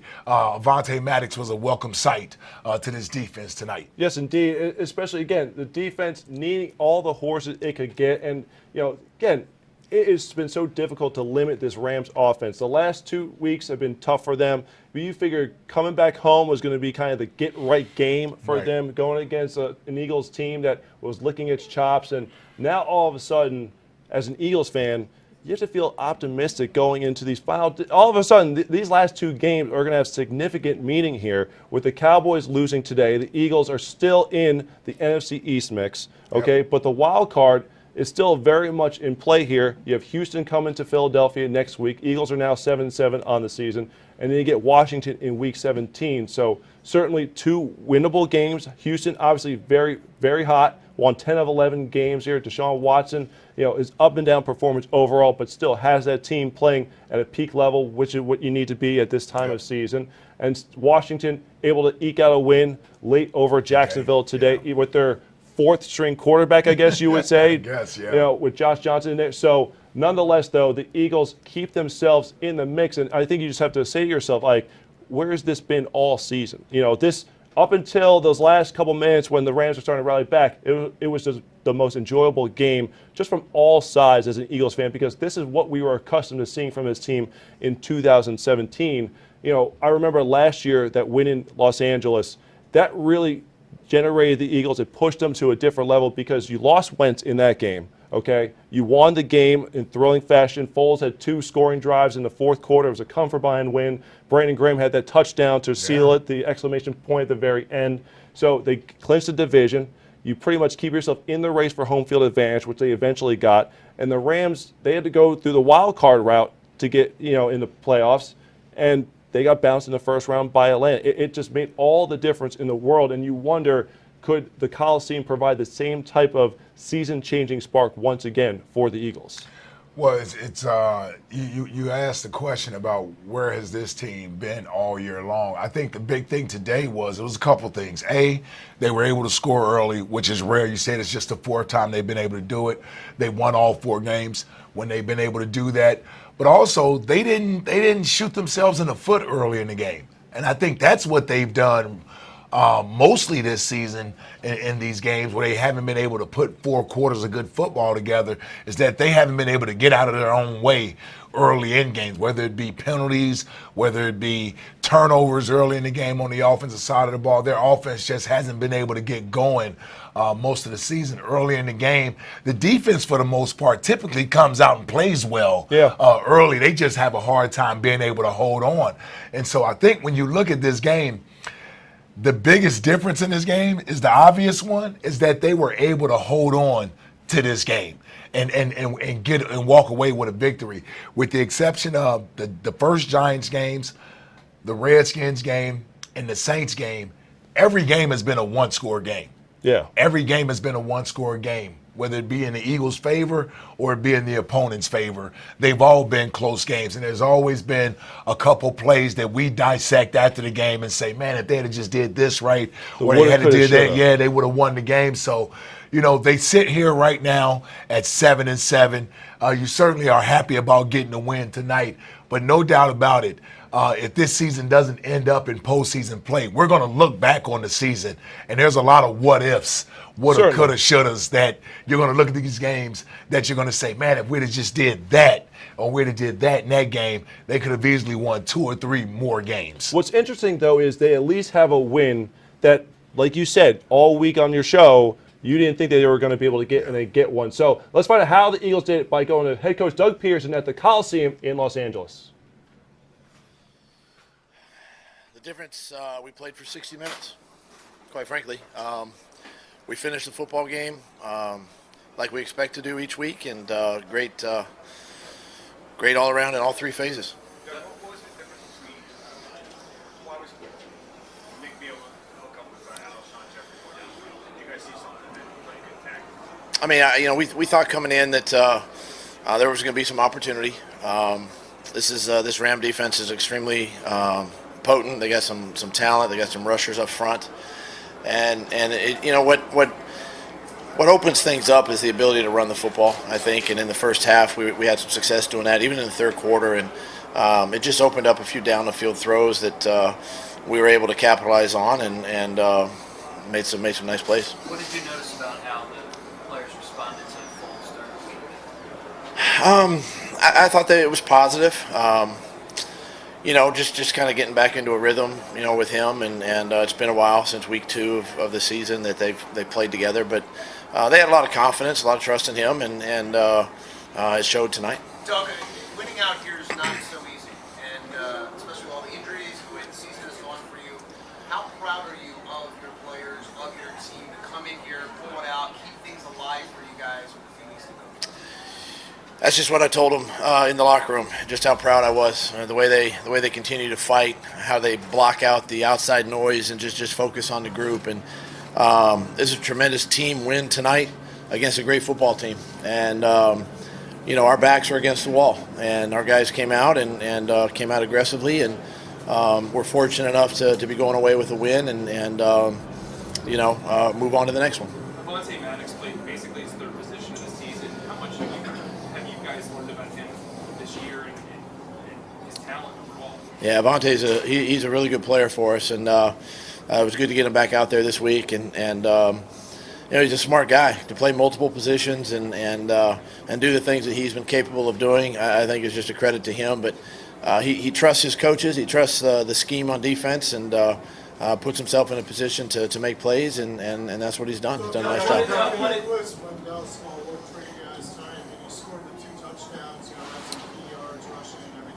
Yeah, I mean, I thought all the backs really did a nice job. Wendell is, always had a lot of confidence in Wendell, and he did a nice job tonight. I really felt like the offensive line did some nice things and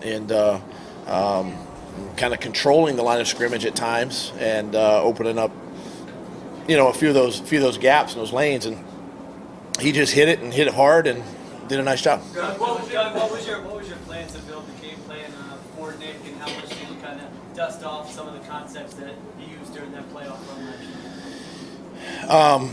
year? Really didn't really, kind of came out of last week's game really against the Cowboys and just wanted to kind of get back to our basics, our fundamentals, regardless of who was playing. This was before, anything about Carson, and we just wanted to get back to the things that we were successful at and good at and what the guys really knew and understood. And so we really didn't have to change or tweak much during the week. And I thought that, Nick played solid, and did the things that we asked him to do.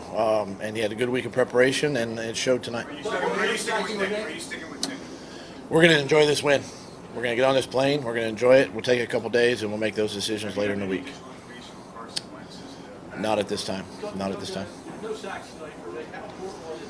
How good was the protection, and how important was it for him to get the ball? Yeah, I really think the O-line. I mean, this is a good defensive line now that our O-line has played, and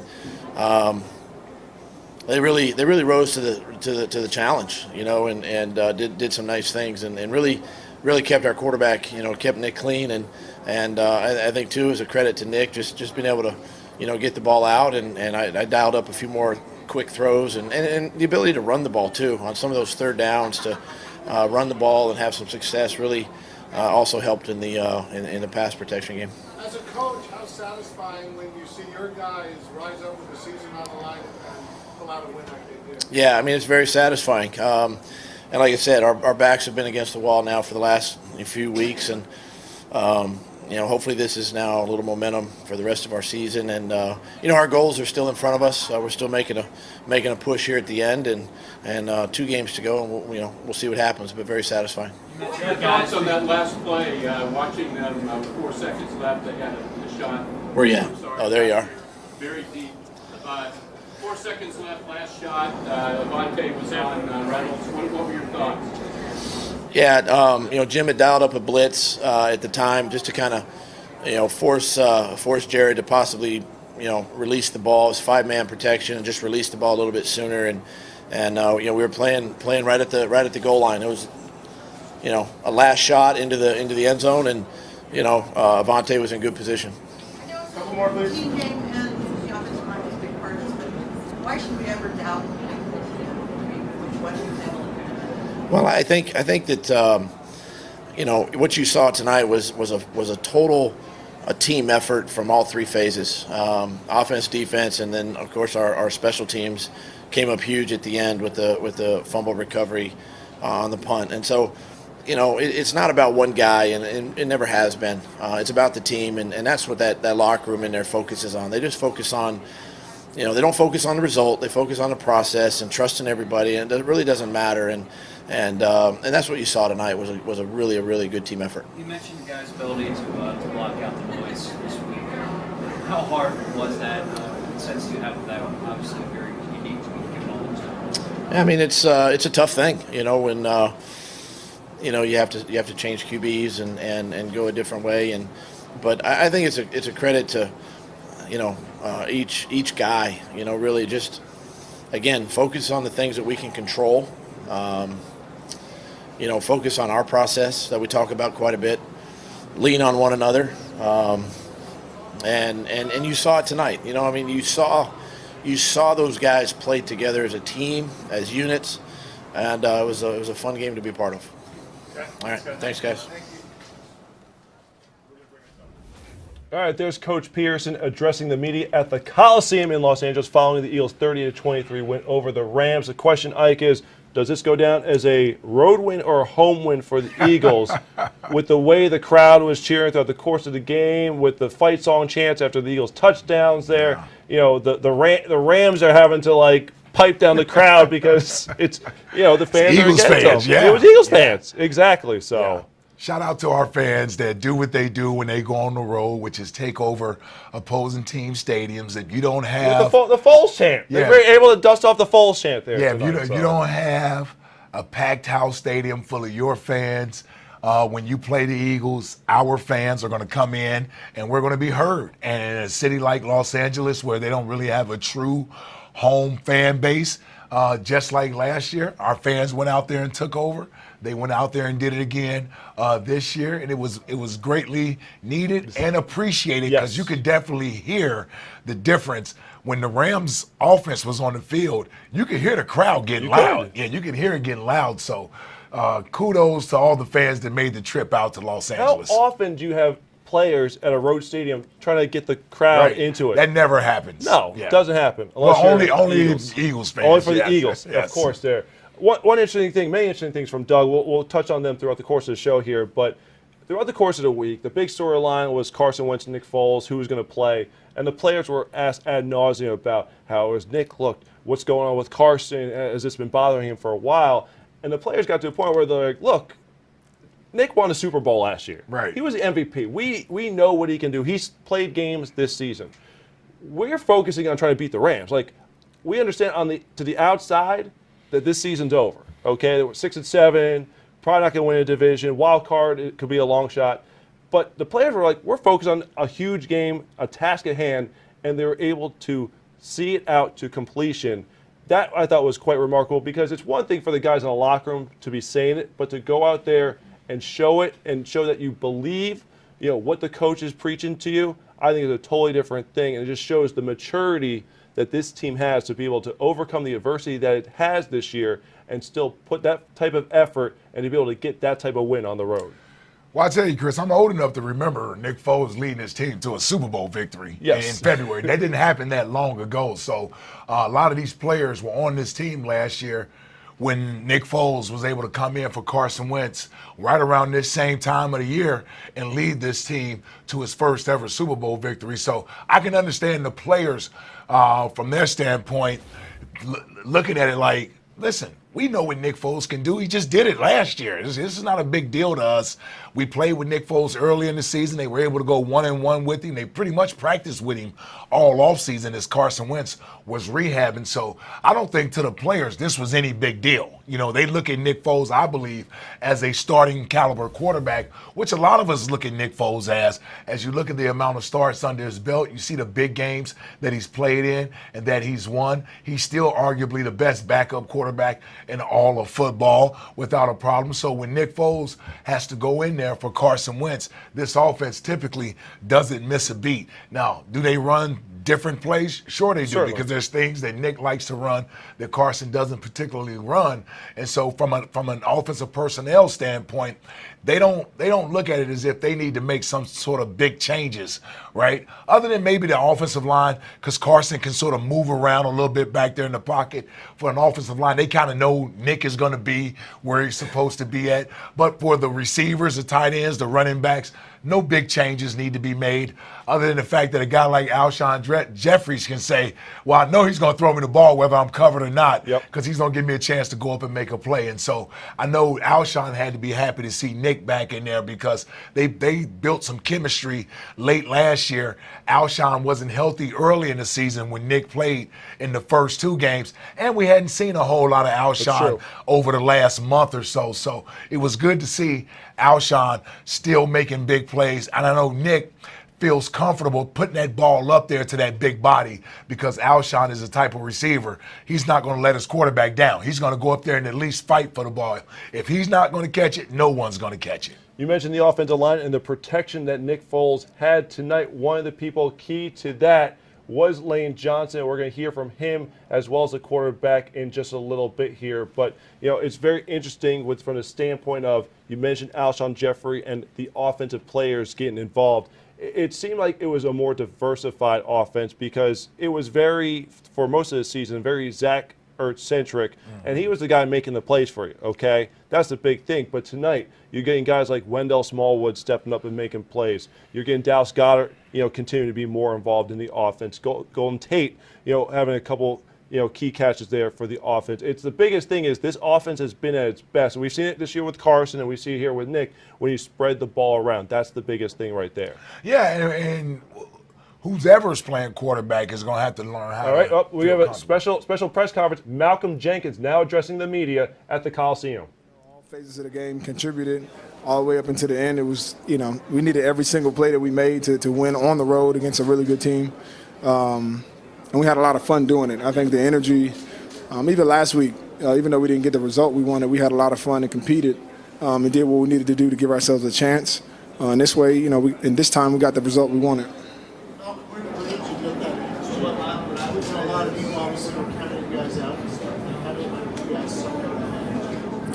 Well, I think, at the end of the day, it starts with the leadership on the team, just kind of, putting our foot in the ground and just saying we're going to make a stand. At the end of the day, if we want to continue to play and we want our dreams to continue, we got to go take it. And so that's why you see the ski mask. That's why you see the renewed enthusiasm, because we got the mentality that we got to go steal whatever it is that we want if we want to continue. And it's not going to be easy, and then nobody asked it to be. We're fine with doing something special and extraordinary, but that's just going to take it, 1 week at a time, keep competing and keep having fun. For a team that has struggled this season, has had a lot of injuries, for you to come in here when a lot of people probably didn't think you guys could do. Not a lot of people, everybody, but go ahead. Okay. But for you guys to do it, where the Rams haven't lost, how proud are you of this team to fight through with all the injuries, especially in the second? I mean, very proud. We've been hit with adversity all year, even to start out the season all the way through now. And we just found a way to continue to fight, plug guys in, to trust in each other, to adjust. And that's been our mantra, all year, even last year. And so that doesn't change, regardless of who we have on the field. And so we'll continue to grow. I think we've seen a lot of those young players who've been, playing more significant roles because of injuries grow today. And so we'll continue to, our process. We'll get back, we'll watch the tape, try to improve on the things that we didn't do well, and get ready to go compete against another good team. You mentioned the ski mask. What's the significance of that, and what do you guys do with it? Like I said, man, where we are right now, if we want to continue to play, we got to go take it.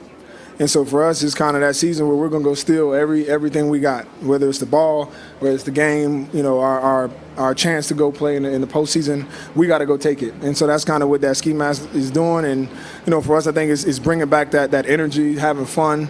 Guys are enthusiastic about, contributing. And there's so many different people, making plays. It's right on time. Who came up with that idea? I believe it was Jalen Mills.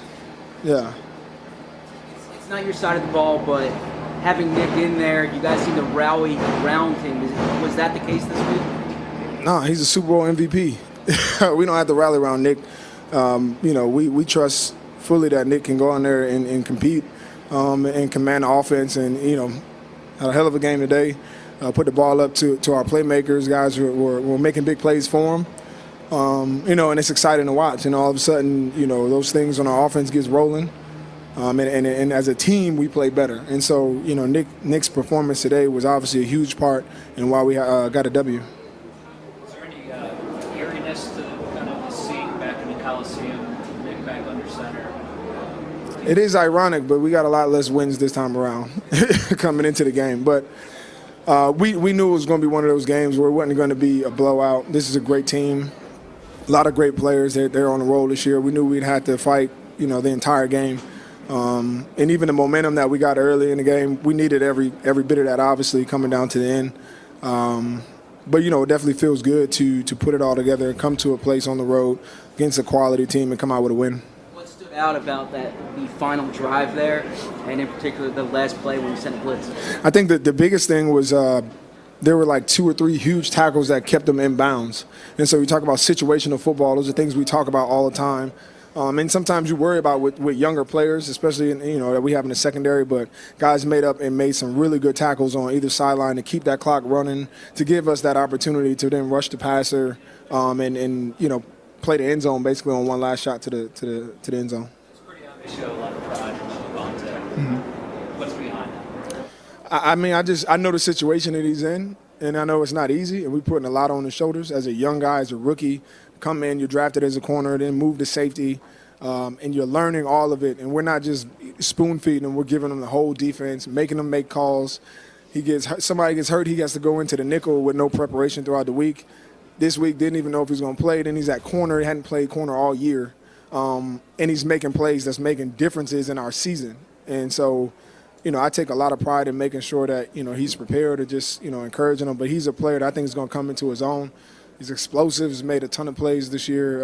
It's fun to watch, quite frankly. You set the tone in that locker room last year.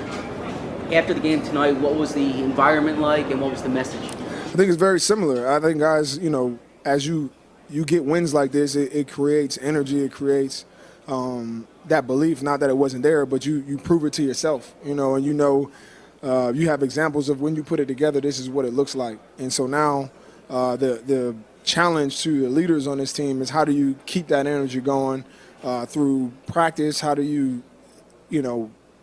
pay attention to every detail so that when we show up again next week, we have that same energy, we have that same resolve, and that same drive to come out with a win. Who spoke? I did. And that was your message, what you just said? Or? The biggest thing was this is what it looks like when we put it together as a team. And the biggest thing, the most thing, that I'm proud of at least is that we had fun doing it. And this is what, we've been trying to get to all year. It's obviously hard to have fun when you're not winning. But for us, we're not a front-running bunch. And so we want to be able to have fun and fly around, have energy, regardless of what the scoreboard looks like. And that's what we've, been doing, I think, over the last couple weeks. And we let the cards fall where they may, but we're going to come out and have some fun. That's what we enjoy doing. We get this is a game at the end of the day that we enjoy playing with each other. And so, we want to keep that going. There's going to be a link between Foles' insertion in the lineup and the team's overall. What was the question? There's going to be a link between Foles' insertion into the lineup and the team's kind of overall uptick. What do you think about the validity of that? Put stock in it. At the end of the day, you look at what you see on tape. Nick came in and had a great game. It helped our team win. We don't get into a comparison game of who's doing what, but right now, Nick's the quarterback, and he had a hell of a game that helped us win a game. And we know that we have that in Nick. And so for us, it's always about, we'll go through the week. Who are we going into the game with? That's who we're going to try to win with. We have wholehearted, belief in everybody that puts those pads on. You've seen the young guys go through ups and downs all year with experience.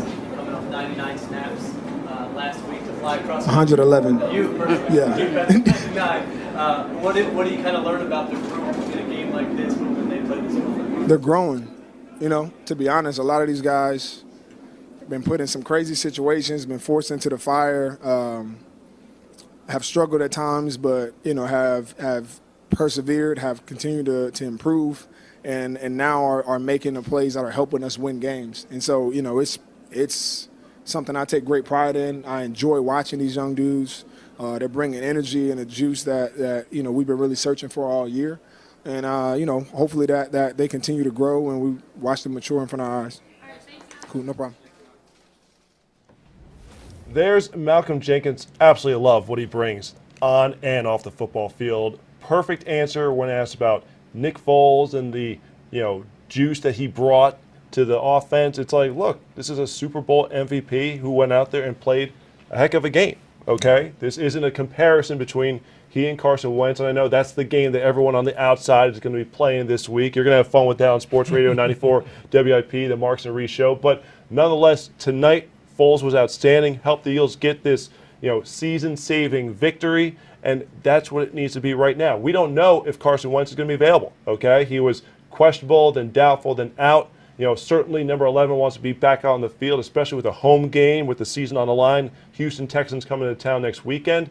But we don't know if that's going to be the case. It's a good sign that he traveled with the team, to Los Angeles, even with a stress injury. But nonetheless, though, Carson, wants to come back. But is it going to be in his best interest to come back, or in terms of protecting himself? Not just, again, the short term, but the long term. Because Doug Peterson said on Friday, most likely we're looking at 3 months before a full recovery. So it's going to be worth putting him back out there on the field. That's for the coaches and the medical staff to figure out. But for this night here, this Sunday night against the LA Rams, Nick Foles started and delivered a big-time performance once again. Yeah, and I think Malcolm has the right mindset when you're talking about, Nick Foles, Carson Wentz. Like, the players can't worry about that.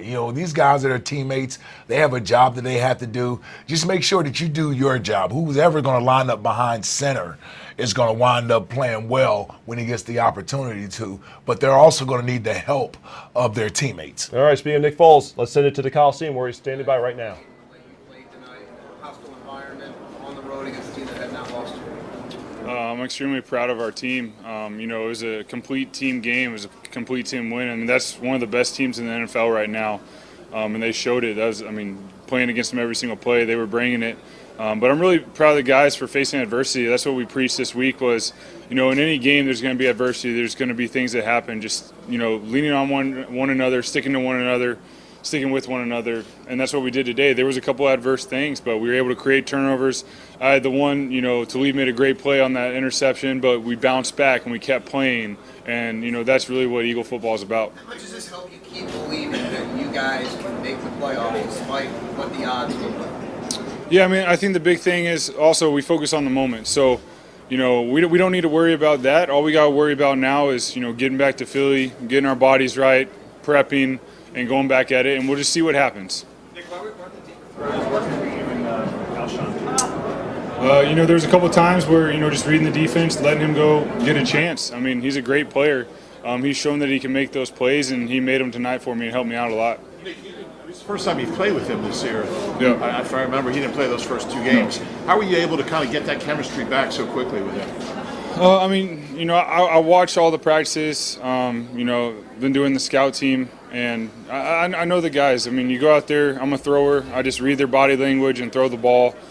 They made a lot of great plays. Alshon went up and made some, great catches as well. We were able to spread the ball around. That was important, and we were also, the line did a great job of, we were able to run the ball really well too. So I thought, with Doug's play calling, keeping them off balance, giving them different looks, we were able to execute at a high level. As a follow-up to that, you spent the past 12, 13 weeks in the background. What was this past week like for you? It was really emotional. Anytime, you hate for your teammate to get hurt. I've said it before, I feel really bad for Carson. We're tight in that QB room. But then when you don't really know what's going to happen, you start taking reps. It's been a while. You go through the human emotions. I don't care what you've done in the past or what I've done in the past. It doesn't matter when you step on that field. It's a new day. So it was really just dealing with the emotions, prepping as hard as I could, and then realizing I'm not alone. I have great teammates out there. All I have to do is spread the ball around, lean on them, stay in the moment, and we were able to do that tonight. It's a huge win for us. Nick, it looked like you took 3 really big hits. One from Sue, one from Ronald. Is that any more or less than that typical game you remember? Each game's different. Sometimes you get a bunch of little hits, sometimes you don't get hit much, and there are a couple big ones. Today was they got a couple good licks on me, but, I'm perfectly fine. How have you grown as far as learning how to stay engaged? Like Zach said, you hadn't played in 12 weeks. And kind of going out there and still getting better even if you're not playing. Yeah, my role has been different the last 12 weeks, with the scout team and then just helping guys in the locker room or whatever it may be. Watching practice, obviously you're in all the installs, the offense just in case something happens. And then, when I'm called upon, just going out there, and you got to trust my, read and react. I have to trust my instincts And like I said, I lean on my teammates and realize I'm not out there alone. So it's all those things. There's a lot going on in the head, but I was able to simplify it, and that's the key is, when things are going on in your head and there's a lot, you tend not to play that well. The thing was simplify what's going on in my head and just play fast. Is there an eeriness at all to the fact that you took over the same field that you took over last season? Is that... I know that's going to be the story, but no, it's a new year, it's a new team, different situation.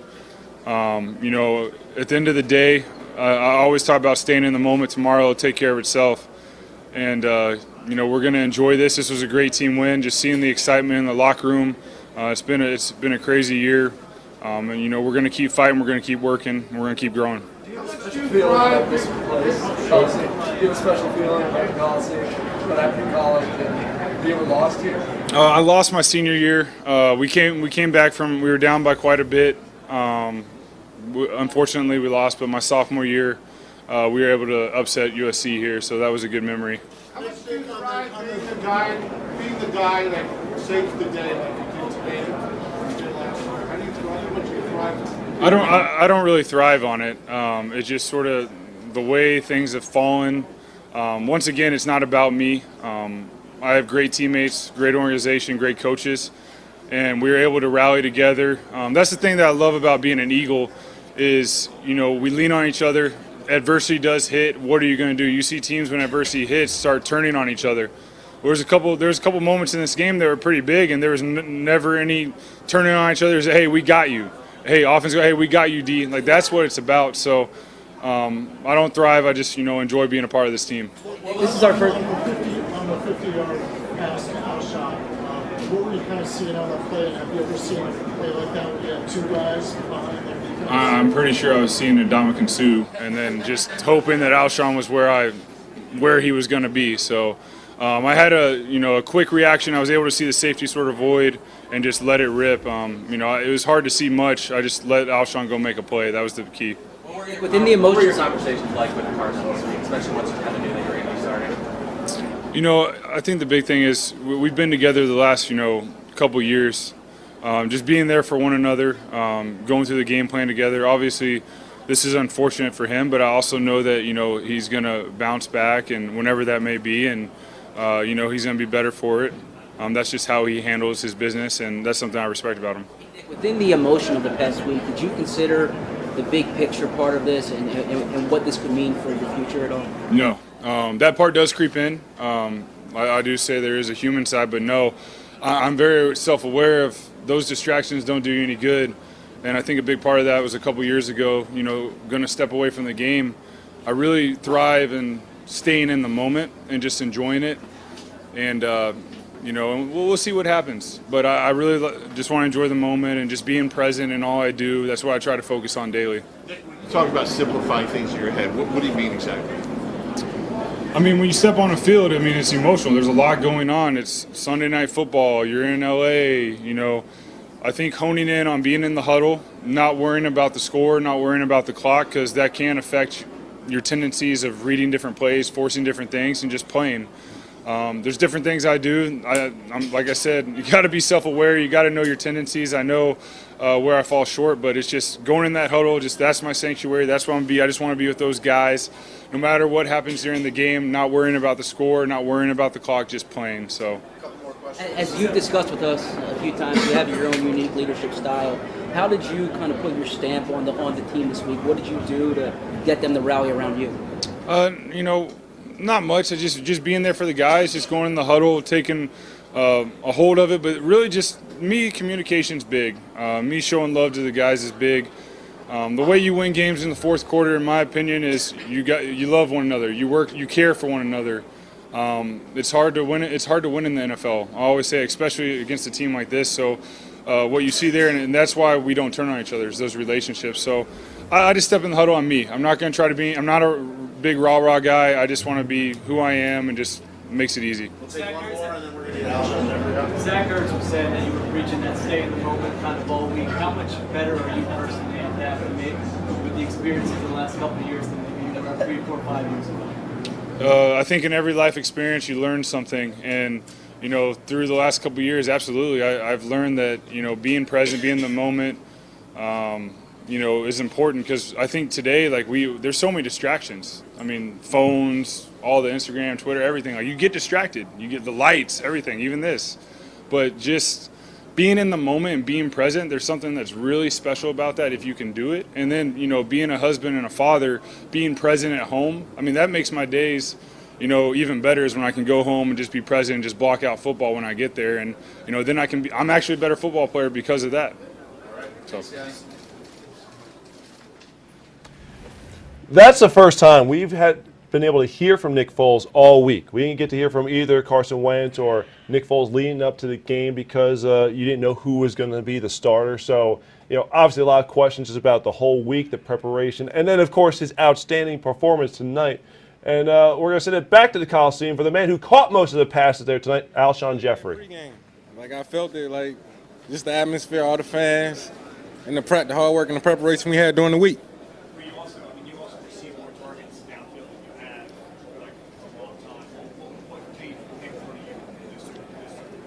Just playing the game, just football. I mean, just Nick just playing football, just playing within the offense. I mean, it didn't matter if it was this week, next week, just being patient. I mean, football, things like that happen. This week, it just happened. It was me making the plays. Alshon, what does it say about this team for you guys to come into LA, steal a win, keep your playoff hopes alive, despite everything that's happened this season, all the injuries and some of the tough losses? I don't think we stole a win.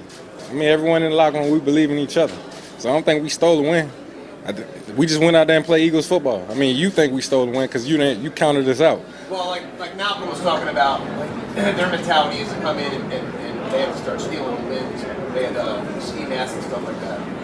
I think that's just something the defense is proud, just something that they got going on in the locker room. I don't think they believe in that we stealing wins because each and every one of us, we believe that we're going to win every game. On the 50-yard catch you caught in the third quarter, both you and Nelson seem like you're both open. Nick just did a hell of a job just telling us just be alive on the post. I mean, me and Nelson was just probably fighting over the ball, but at the same time, just one of us was going to make the play. Did you know that was Nelson you were fighting with? I mean, I could see that it was only me and Nelson there, so one of us was going to catch the ball. I just brought it up here. It's been a while, so shout out to all my teammates. I mean, this is the reason I'm up here. The O-line did a hell of a job. Defense did a hell of a job. Special teams did a hell of a job. So shout out to my teammates. You and Nick hadn't played together yet this year. How are you able to kind of recreate that chemistry? Just practice, just working hard every day in practice. Coach always preach next man up. It don't matter who's out there. Nick is our quarterback right now, so we just rolling with him. You had success against Talib last year when he was with the Broncos. Again, this game, did you feel like that was a matchup that you could win? I don't really look up into the matchups. Like I said, Nick just did a hell of a job just finding me, just throwing the ball, and did a heck of a job just making plays. From the outside, it seems like you and Nick have a better chemistry than you and Carson. I mean, that's just as an outsider. I mean, what's up with that? Is it? I just think who's ever out there just making plays. Like, it don't matter if it's Carson, Nick, Ertz, me, Nelly. We're just trying to make plays and win the game. It don't matter who's catching the ball, who's throwing it. The number one receiver, obviously, you haven't been over 100 yards since week 4. What did this do for you? None of that really matters. As long as we win the games, that's all I care about, just winning games. There's a decent amount of adversity, obviously, this week. Losing your starting quarterback. What was your message to the guys to kind of keep them in? Coach always preached next man up, and we believe, like last year. Around this time, it started for Nick last year, so it's the same thing. We came to L.A., we got the job done, we just got to keep building from this. How do you not get frustrated when you're not getting the ball for like 6 straight weeks? Good things come to those who wait. I'm just patient, man. I'm just trying to. I'm just, like I said, control what I control. If I'm open, I mean, whoever get the ball is making the play. It don't matter to me, man. As long as you win the game, that's all I care about. You're a big basketball fan. How much do you relish those opportunities to kind of go up and get those rebounds with those passes? I tell Nick and Carson all the time, just throw it up, give me a chance. I'm going to catch it, no one else going to catch it.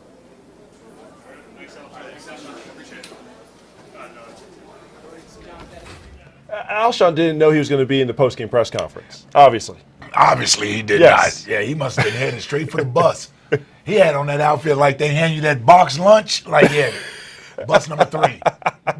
Jump on there. But he was so happy he took the game ball. You got the NBC Sunday Night Game Ball. We'll find out if he's one of the Toyota Player of the Week nominees a little bit later here on the postgame show presented by Rico. But he talked about the hell of a job that the offensive line did, allowing him to thrive, get 8 catches on 8 targets, over 100 yards here tonight. One of those linemen, Lane Johnson, we caught up with him one-on-one after the game. Let's go to that interview right now.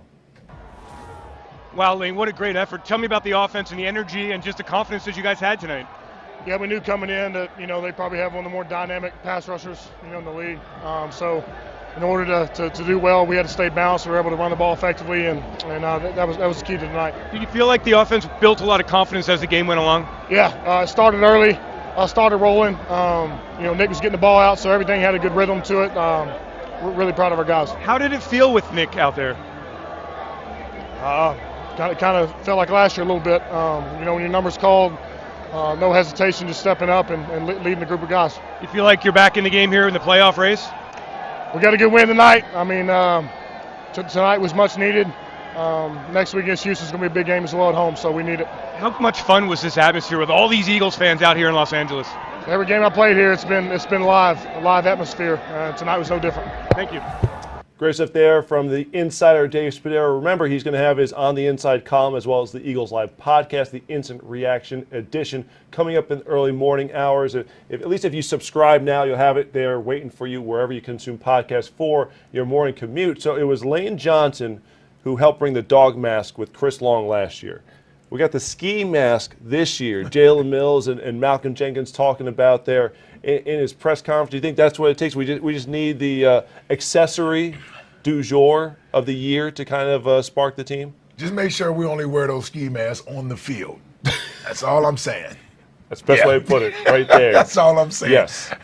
Yeah, using those as accessories everywhere isn't necessarily a good idea. No. But on the field tonight, though, Yes. Avonte Max getting in. And how about the Corey? We even talked about the Corey Graham interception where Jared Goff just didn't know what to do. What was he doing? He tripped. It was a 3rd and 1. Okay, he tripped over the lineman, and I guess in a desperation attempt to make a play, just flipped the ball up, and Corey Graham was the lucky recipient who was right there, and you almost thought it was just could be escorted right into the end zone there. And that was a huge play. You talked about it being 3rd and 1. I mean, if the Rams pick up that first down there, who knows if they're able to extend that drive and then go put points on the board. But the fact that not only did the Eagles stop them there, they got the turnover. And not only did they get the turnover there, they put themselves in scoring position. So that was a great job right there by the defense. Corey Graham, just a bonehead play. Jared Goff here, you can't make this play. You made a bad play worse by doing that. And then it's fortunate for the Eagles, like I said, set the Eagles up in scoring position. Just another one of those big plays by this defense tonight, a timely big play. So Wendell Smallwood took advantage, scored his 2nd touchdown of the night, an 8-yard score there after that Graham interception. We caught up with Wendell Smallwood after the game. Let's check out that interview right now. All right, Wendell, it had been a while here since you really got involved in the offense. Getting into the rhythm, it didn't take you long at all to do it. Yeah, I was pretty much comfortable out there. I knew what their defense was going to do. We knew they had a tough defense. We knew we had to run the ball against these guys. A lot of people have been running the ball good, so we just came out and took advantage. How about for you near the goal line in that thirst that you had to get into the end zone? I was just determined to get in. I seen the hole, and I'm like, I'm not going to let nothing stop me. I'm going to get us in this end zone. We've embraced the red zone challenge. We know we got to score to win these type games, and that's what we did tonight. Nick Foles at quarterback seemed like a lot of energy out on the field. Yeah, always. He brings that energy. We're confident in him. We don't look down when he comes in the game. He just picks us up, and he balls out every time. So he didn't surprise us today. How big is this win, Wendell? It's huge. It's huge. It's a confidence booster.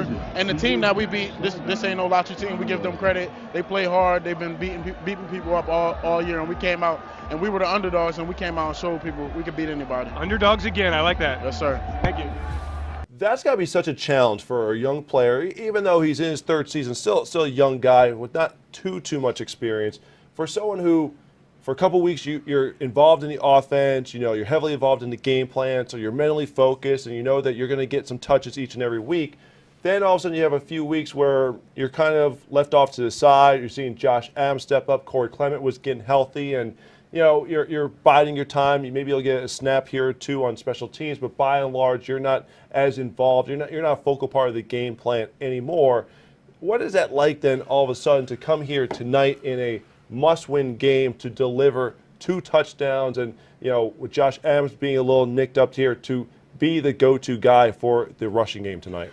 Was huge, and it shows you why Wendell Smallwood has value on this team. And you mentioned he's been in the league, 3? This is his 3rd year? Yep. 3rd year in the league. And the way that you survive in this league when you're not necessarily the quote-unquote starter at your particular position is being ready when your number is called. I played 9 years in this league as a backup linebacker. I had to play all 3 linebacker positions. And it didn't matter whether or not I got the reps that week in practice. I needed to be ready from a mental standpoint whenever my number was going to be called in case one of those starters went down. And Wendell Smallwood has shown throughout this season, more so than the previous 2 in his career, that whenever his number is called, he's ready to go. And I really have been proud of him this year because I know he's fighting to get that opportunity to show what he can do in this league. And it's not always the opportunities that he hopes he's going to get, but when those opportunities do present itself, I think he's answered the call every time this year. Yes. And most of those opportunities have come in the middle of a game where he may not have expected to be the focal point of the running game at that time. And much like tonight, I guarantee you he didn't expect to get the amount of carries he got tonight. But you mentioned Josh Adams getting banged up, so he has to go in. They rely on him for the tough yards in between the tackles. He's able to get 2 touchdowns. He's going to play a long time in this league, being prepared, being a professional, being ready when your number is called. Great point. And taking advantage of it. Listen, we all would like to be the guy, but we all want to have a career in this league. And the way you establish a career in this league is being ready when your number is called. And I think Wendell has been that way for this team all year long this year. Really a forgotten man last year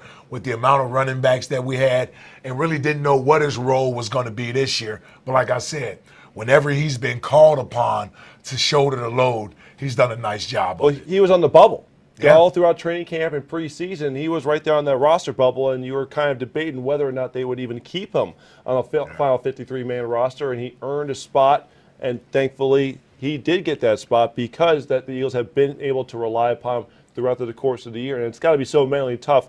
Like you talked about, 1 week you're the guy, next week you don't know if you're going to be involved or not, and at a moment's notice, really, he came into the game late against Dallas. Yeah. Okay, and had some key carry. He had the 1 key carry down by the goal line. I know Doug Pearson was like, why was Smallwood getting touches there? Well, Corey Clement was out. Yeah. He's the guy in that situation. He's the backup, so he had to be ready. And, with the week of practice, knowing that it was going to be primarily a 3-man rotation with Clement being placed on injured reserve, he stepped up and answered the bell tonight. So he scores 2 touchdowns, and I could only imagine what those touchdowns must have sounded like coming from the broadcast booth, Sports Radio 94 WIP, Merrill Reese and Mike Quick. Let's listen to the sounds of the game through our Merrill Camp feature, including the game-winning call, Jared Goff's incomplete pass where Avonte Maddox had the coverage on wide receiver Josh Reynolds. 51-yard attempt. Johnston the holder. The kick is away. It's got plenty of distance, and it is good, and the Eagles take the lead. Rams leading 7-3. Eagles try to tighten it to a point. This is roughly the length of an extra point. Maybe 1 yard more. It'll be spotted at the 24. 34-yard attempt for Elliott. Spotted, kicked up, and it is good. We have a 1-point game. Rams lead. Goff lines them up. 3 receivers left. Tight end out to the far side of the field. Back again goes Goff. He steps up. He is hit. They've sacked him at 25. Give this one to Fletcher Cox. He apparently is alive and very well. Yeah, they needed him to come back into the game, and he comes back in, and he makes his mark. An opportunity for them to keep moving closer. Fletcher Cox knocks them back. Foles is back. Foles looking, stepping up. He is going deep, and it is caught down across the 35.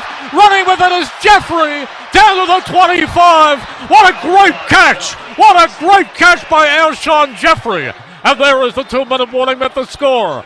The Rams 10, the Eagles 6. Adams in.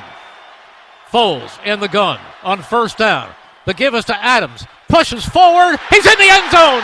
Eagles take the lead. Just a straight inside zone run and excellent blocking off of that left side. And Josh Adams, the rookie, just powers in right behind that left side of the offensive line. What a nice job. Zach Ertz gets a really good block here as well. You know, Mike, listening to the crowd, I think there are a lot of Eagles fans here. You didn't know? Boy, you can hear it. You didn't know that already? I knew there were last year. On first down, it goes inside. Smallwood up the middle. He's in! Smallwood spins into the end zone for the touchdown. What a great job of blocking up front. They just knocked the Rams off of the football, create that space, and look how quickly Wendell Smallwood gets to the second level. This is a 40-yard attempt. Ball is spotted. The kick is away. And the kick is good! 3 for 3. Under center.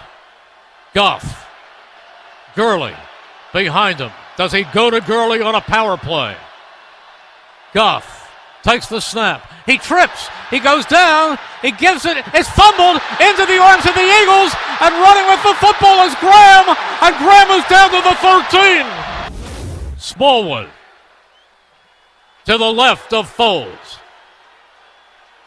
Foles gives it to Smallwood. Up the middle it goes. He's in. Touchdown. His second of the night. Again, the offensive line blowing that Rams defense off of the football. So now it's going to be up to number 1, the special teams, and number 2, the defense. Backing up is Natson. He's back at his 30 right now. Cameron Johnson can kick it a mile. He needs one of those right now. He rubs his palms together. He accepts the snap. He steps forward. He hits it very high. Wobbler. Coming up is Natson. He's going to try to take it back. And he doesn't get any place. He fumbles the football. Let's see. He fumbled the football. The Eagles have it. White shirt. The Eagles have it. The Eagles have it. It is Trey Sullivan who made the hit. 30-23. Eagles lead. 30-23. Can this team that has had so much adversity this season rejoice with a win? Empty backfield for Goff. Eagles lined up across the goal line. Goff, here comes the rush. They're coming in. He is firing. Incomplete! Incomplete! The game is over. The Eagles win. Intended for Reynolds. The Eagles win. The Eagles win. They have upset the Rams. A tremendous win for the Eagles as they shock the NFL. Underdogs once again fight their way out of it. They fight their way out of it, and they live to play a meaningful game against Houston next Sunday at the Link. The Eagles have evened the record at 7-7, and they have beaten the Los Angeles Rams 30-23. Oh, that is absolutely tremendous. Absolutely tremendous. You knew that it was going to be a special one there from the Los Angeles Memorial Coliseum. Maurice delivering the calls, as always. It's actually interesting for us because the last 5 minutes or so of the game, I'll come into studio. Ike has his superstition where he has to be in the cafeteria here at the NovaCare Complex, watch until the last possible moment, rushing in here to get mic'd up and ready for the show. But we hear Merrill's call through the speaker before we see it on the screen. So it's like 10, 15-second delay. So we're waiting for the play to start, that last one to Josh Reynolds that Avonte Max was covering on. But we already hear that it's been incomplete. So it's like you're excited, but you just want to see the actual thing take place so you actually could watch how it came to fruition. So very, very special edition of Merrill came. And if you want to watch it, relive it all day tomorrow, we will have it available on PhiladelphiaEagles.com and the Eagles app. So more interviews to get to here. We're going to hear from head coach Doug Pearson, the one-on-one with Mike Quick in a little bit. But first, defensive lineman Haloti Ngata big part of the rotation tonight, stepped up in a huge way. He caught up with our Eagles insider Dave Spadaro after the game. Haloti, talk about the defense and what you guys did to stop Todd Gurley. I mean, that's all we focused on all week. Stopping Todd Gurley, we know he's a dual threat, and stopping him on the run was definitely huge for us. Got a little closer at the end. What was it like out there with the defense on the field at the end of the game? It just felt like we finally got something going our way. We haven't did it all year. I mean, haven't got anything go our way this year, and it's just great to feel like we finally got something going our way. How big is this win, Haloti? It's huge. It's huge. It's a must win for us. 2 more to go, so two in a row, and we go in.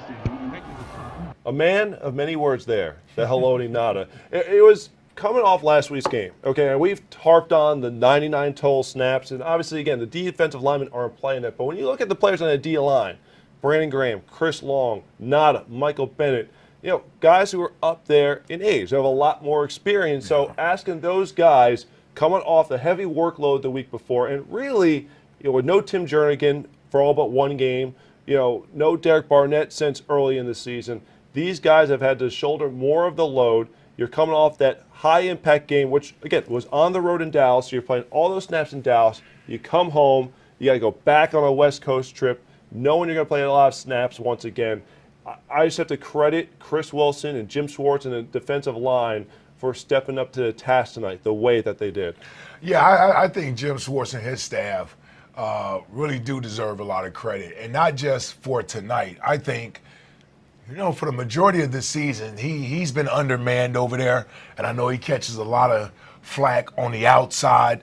People want him to bring extra pressure. They want him to blitz more. But when you're down personnel, you got to be selective when you do blitz, when you do decide to put your back end in a vulnerable position, because when you send extra guys, that means guys on the back end have to cover man to man. And for a while there, I don't know if Jim Schwartz knew what he had in some of these secondary players. I mean, you're bringing in guys one week, this guy is here, next week another guy is here. It takes a while for these coaches to even understand what they have, what a guy can do and what he can't do. At the same time, he's trying to put together a game plan to stop some of the game's most lethal offensive weapons week to week. And like I said earlier, I think this defense has kept us in games just about every week. Yes. I mean, with the exception of the Saints game, I think the defense has showed up pretty much every week, and they've been undermanned for the most part all year long. So this week was no different.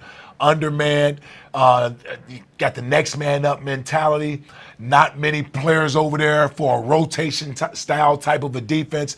They didn't have that available to them. So having a Haloti Ngata out there available to go tonight was huge for them, because we haven't seen a lot of Haloti Ngata this year. So having him able to go tonight was big time, because I know any extra bodies they could get to help along with their rotation so these guys would be fresh in the fourth quarter would certainly be appreciated. And I think another thing people don't understand when they talk about this defense late in games, I just mentioned keeping guys fresh, the rotational players. Well, when you're down men on all three levels, secondary, linebackers, and your defensive front, it's hard to have the rotation that you're accustomed to. And that was really the strength of this defense last year. It was in the numbers. It was because we had so many players playing on that side. We went 8 deep along the defensive line. No player playing more than 400 snaps. I mean, over 8 players playing 400 snaps last year led the league. That was the calling card of this defense, and they really haven't had that at their disposal. And Jim Schwartz has really had to mix and match, put this thing together with glue and patches the best that he can. And I think he's done an admirable job. He doesn't get enough credit for at least giving this team a fighting chance every week. While the offense has sputtered in the first half to get off to a good start, the defense has kept us in games. They typically have just worn down late in games, and tonight they were able to hold on. That's the thing, is you compare this to last year. The turnovers, the takeaways are different. Yeah. Not as many as last year, but they got a couple tonight. Yep. Certainly aided in the Eagles' cause, getting them the win. And you mentioned the ability to finish. They were playing with the bigger leads throughout the course of the game last season. Mm-hmm. Now, of course, that doesn't excuse the losses to Carolina and Tennessee when you had big leads and weren't able to finish. And I think a lot of people have said, are we going down this road again tonight after they have Oh, yeah, a we big got lead? nervous. Yeah. You know, and look, Sunday Night Football, the broadcast, they were ready. Here's the Eagles' struggles this season in closing out games. So, but outside of that, this defense has pretty much played at the same level as a year ago. It's the offense that has not been able to get off the fast start. This was an offense that was great in producing points in the first quarter, got some tonight, and look what happened. You're playing with the lead for most of the game. The Eagles never trailed in the second half. That's rare. Okay? The Eagles did not trail this game in the second half. It was 13-13 at halftime after Zuerlein kicked the late field goal as time expired, but the Eagles jumped on them in the second half and opened up a big lead, and they were able to hold on for the 30-23 victory. Okay? It doesn't matter at the end how it comes to fruition. The bottom line is the Eagles found a way to get to 7-7 on the season, and the man responsible doing the head coaching job, Doug Peterson. After the game, he talked with Eagles Hall of Fame wide receiver Mike Quick, as well as NBC Sports Philly's John Clark. Let's go to that interview right now.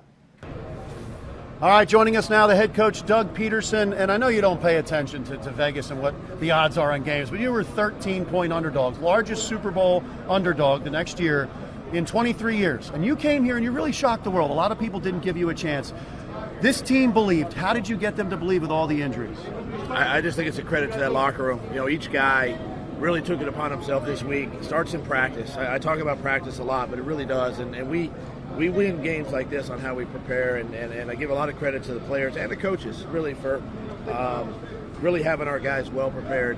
And I can think back when I was in the Super Bowl against the Denver Broncos, where we were the heavy favorite and got beat by the Broncos in the Super Bowl. So, you know, I've been there, and these guys they don't listen to that, you know. And I don't know if you could probably ask any one of those guys, they probably wouldn't even know the spread, quite frankly. And they just played together, played with a lot of passion tonight, and it was good to see.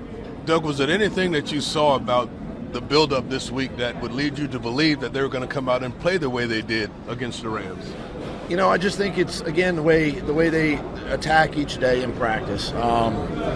You know, I know we had some adversity with the quarterback and making the change and you know, a different guy in the huddle, but this guy started our season too, you know, for the first 2 weeks. So guys were comfortable with Nick in there and the defense. I mean, they practiced all week against a high-octane, high-powered, very fast-tempo offense, and they really handled a lot of the moving parts extremely well, and it's just a credit on how they prepared. You had great balance with the running game, stuck with it, and you won the time of possession, so you keep their offense off the field. How do you think it got, of course, the offensive line comfortable with the running game, but also Nick getting him settled in, and then it opens up some other things downfield? Well, I think that's just something as a play caller, I have to trust the run game. I got to trust the offensive line, and I felt like for the most part, you know, I was able to do that, but then the guys really took it upon themselves to execute and you know, did a great job, and that just kind of settles your quarterback in. Then, you know, a lot of the RPO, a lot of the play action game can come off of that, and had some opportunity down the field. Alshon had a tremendous game, you know, catching the ball down the field, and just, you know, I think you just saw just a team effort, and guys just playing together and having a lot of fun out there. Speaking of that team effort, talk about the complement. You got some turnovers, you got good special team play, you got good defensive play. Talk about how each phase complemented the other phase of the team. You know, it's what we've talked about all season long. When you can generate turnovers, your offense can capitalize and they can score and score points, and we did that tonight. You know, we had Avonte Maddox had a huge pick. Of course, we had the biggest turnover all at the end of the game, and then we had the other interception, so the ball was kind of bouncing around, and our defense got that ball too. So, I mean, that's what happens when you can create those turnovers. And I thought our defensive line just got after the Rams, and listen, that's a good team, and give them a lot of credit. They're going to go a long way, and again, just a great team effort. A lot of people in the offseason said, hey, maybe trade Nick Foles for something. This is exactly why you kept him here and wanted him here, right? That's exactly right. You know, you get to moments like this, and you have a veteran backup, and really, you know, you can just kind of put last year, you know, behind us, and just focus on this year, and having a veteran player who can come in and under adverse situation that he did, and just lead this football team. I mean, it's a credit to him, obviously, and I think really to for the rest of the team to really rally around him and support him as well. Go and enjoy this win. We will. Can I ask you one question now? Yeah. Who's your starting quarterback next week? I'll let you know later in the week. Perfect. Stretch it all the way till Saturday, right? Exactly right. All right, thanks, Doug. Thank you. Thank you. It has been a while since we've seen Doug smile like that.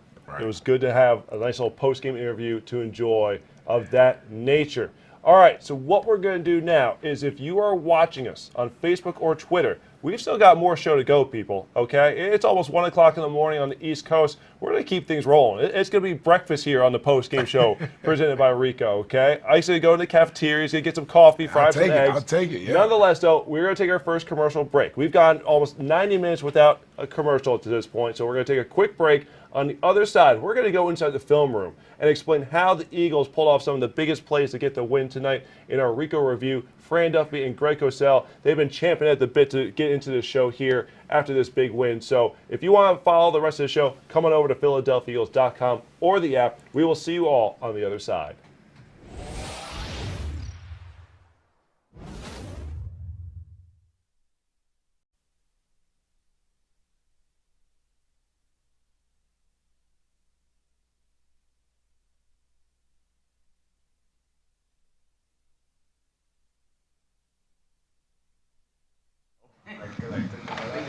I never bring it. Good afternoon. We'll go. I guess we'll start with the obvious. Have you made a decision on the quarterback situation yet? I have. And who is it? It'll be Nick. Yeah. And what factors led to that? Well, where Carson is health-wise, and just another week of rest for Carson will help him. And so made the decision to go forward with Nick. Is there consideration of putting Carson on IR, or are you just going to? We will not put Carson on IR. Yeah.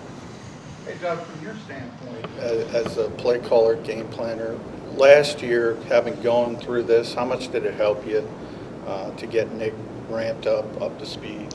How much did it help you? First of all, you need a new hat. What's wrong with Arizona? A lot of it, I don't know if I've said this, but after the Cowboy game, Mike Groh and I got together and really we wanted to kind of condense the plan just a little bit for the guys. We felt like that we just needed to kind of get back to the basics. Excuse me, just a little bit. And so this was before, the Carson-Nick deal last week. We decided to go forward with that and put together a game plan that would be conducive for anybody, quite frankly, any of our quarterbacks. And so I think that's what you saw that came out of the game, which was a credit to Mike and putting the plan together like he did. And gave Nick, as we go through the week last week, or went through the week, every opportunity to comment on the game plan if there's things he didn't like, just like we would with Carson, and there were a couple things, but for the most part he felt comfortable with it. Didn't really have to change a whole lot, or at least go back, to last season to pull anything from last year. And again, I felt like coming out of this football game, it was just a team effort. It was offensive line, the receivers, backs, defense. It was just special teams, just a great team effort. You said, Radio, fewer pre-snap motions was the plan even before you knew what the quarterback was. But when you're taking those away, or some of them, doesn't that give the quarterback a little less information, man zone, and why can you get away with doing that? Yeah, it can take it away, but it also, by formation, putting guys in certain pre-snap formation positions can also tell man zones. You don't necessarily have to have a motion or a shift to tell that. It's all based on the film study and how we want to align. So, and then you're going into a loud environment and all the moving parts. If you notice, even last night in the second half, we had a couple of penalties. We were moving some guys around. We got some holding penalties and things, and so we felt like just let everybody kind of be stationary the best we could, and let Nick kind of settle into the game that way. So, you said you will not put Carson on IR. when we last talked to you, you said it'd take maybe 3 months for this to heal. Does that mean that you've gotten good news since then? Has the time frame sped up? Did you see more doctors? Have you gotten more opinions? Well, it's a couple of things. We've gotten a little more information, and two, this is probably why I don't like to put timetables or put players in boxes, and so things have changed just a little bit. So he'll be listed as week to week. We will not put him on IR, and obviously when he's healthy, he's our quarterback, and we'll go from there. What was the information you got? Quote unquote, is there a possibility that he plays without the stress situation being completely healed if there's no danger of further damage? Well, and that's something we'll continue to monitor with him and our doctors and make that determination when we can. Is your plan for Foles the next 2 games? This week for sure. Yeah. What was the information you got, and was it positive? Yeah, it was positive. We just continue to gather information like we do on all our athletes and all our players, and the information is favorable, and it's something that it was positive for him, positive for us, but at the same time we got to make sure that he's 100% or better before we put him back out there. But right now he'll be listed as week to week and go from there. Have you gotten a sense that this is again difficult for him to watch? Oh yeah, I mean it's tough. It's tough. Listen, he's such a competitor, and he's won a bunch of games for us here, and he will continue to win a bunch of games for us. And the thing is with Carson, as much as a competitor, he's so giving of himself. You saw him in the game last night, how engaging he was with myself. He was engaging with Nick, and very supportive that way, as tough as it is, and that's a credit to him.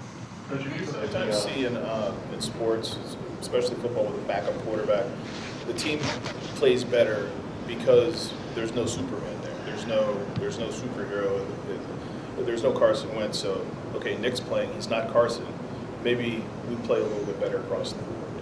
Do you feel that that's what happened the last 2 Decembers with your team? Because you keep going back to saying and last year you said as well, it's a team win, all 3 phases, and everybody played well. It seems like that's a repeating or recurring instance with Carson versus Nick. Yeah, and I think too, anytime we win, it definitely truly is a team win, regardless of who's playing quarterback. But the other thing too is our backs are against the wall too as a football team, and we know the nature of where we are, what needs to be done, and I think you saw a little bit of that last night, just how well this team kind of came together in all 3 phases, quite frankly, to get this win against a great football team and a good football team. So every win is cherished and appreciative and hard fought, and we just try to get the next one. As much as we. Sorry, Doug, you just touched on it there, but this team did look a lot more settled going into the game on all 3 phases. Can you try to pinpoint maybe something that happened during the week that allowed this team to kind of have that more even-keeled composure? Yeah, I think, coming off, of course, we had the 2 wins, the Giants, the Redskins, and then a tough Cowboys loss in overtime. And sometimes as a coach, you're concerned with another long West Coast road trip, and will there be any kind of a letdown, especially after our defense was on the field for almost 100 plays, the week before. But we as a team, we really stay committed to our process and to what our task at hand is, and I challenged the leaders of the football team last week to stay engaged, to motivate the young players to come to work every day, excited and get ready for another long, road trip. And so as the week progressed last week, each day got just a little bit better and a little bit better and a little bit better. And by Friday, I felt that guys' energy were back, from the week before. Saturday's walkthrough was one of the best, even though it was a walkthrough setting. I would say walkthrough, it was more of a jog through, but very spirited, kind of upbeat.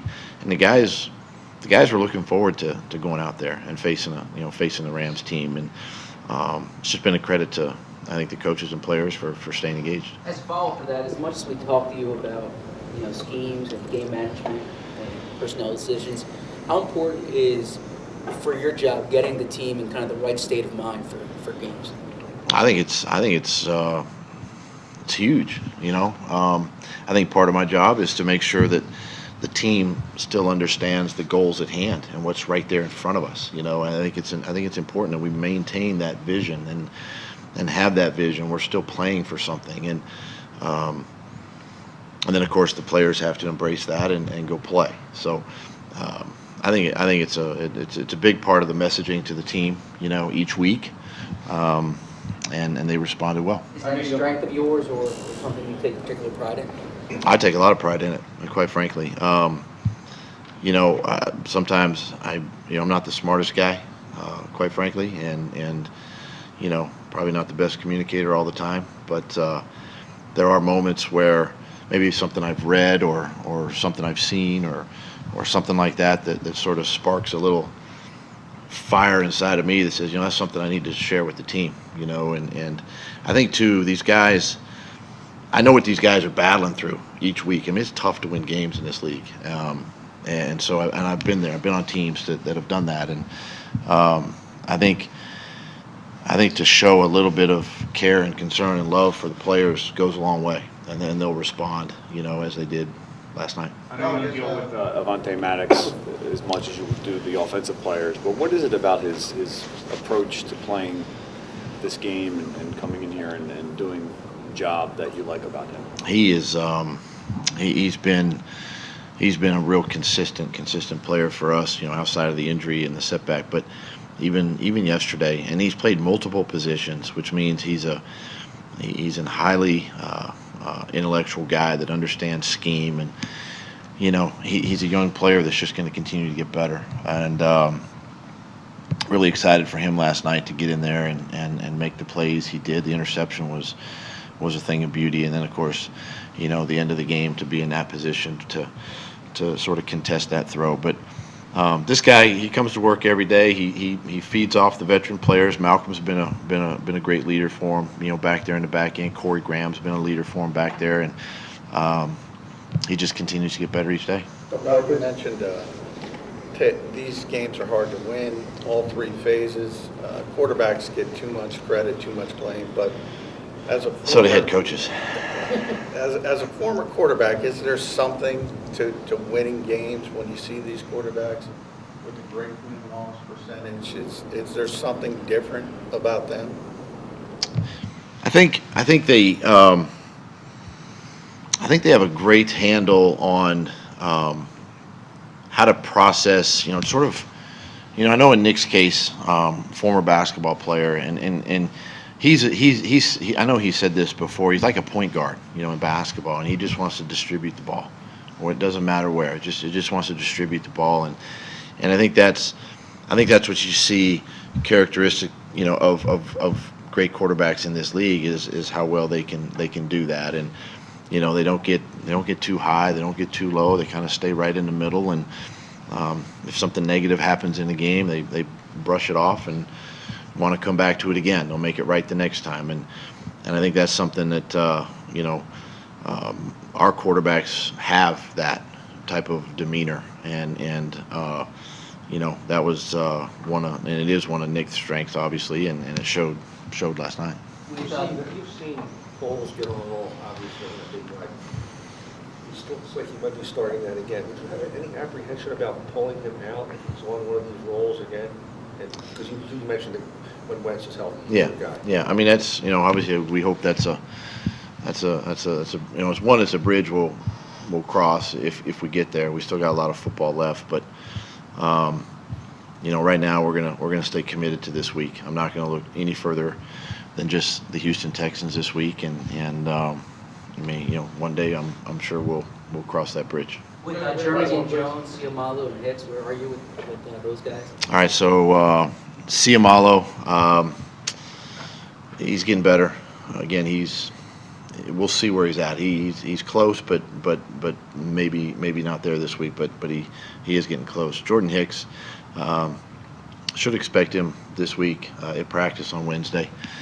So we'll see where he is. Who's the other one? Jernigan and Sidney Jones. Jernigan's coming along, and hopefully he can do something on Wednesday. Get him back in the mix. And the other one? And Sidney Jones. I'm sorry, Sidney Jones. Sidney's probably more week to week. Yeah. Okay. Thanks, guys.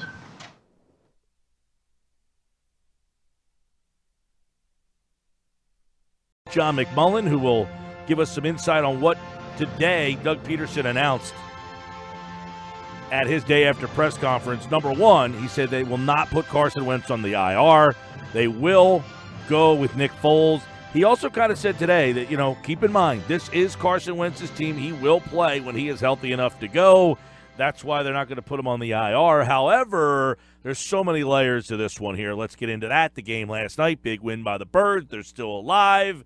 Played pretty well, and it's just, I don't know, is it irony? Is it coincidental that this team seems to have a different feel when number 9's playing quarterback, John?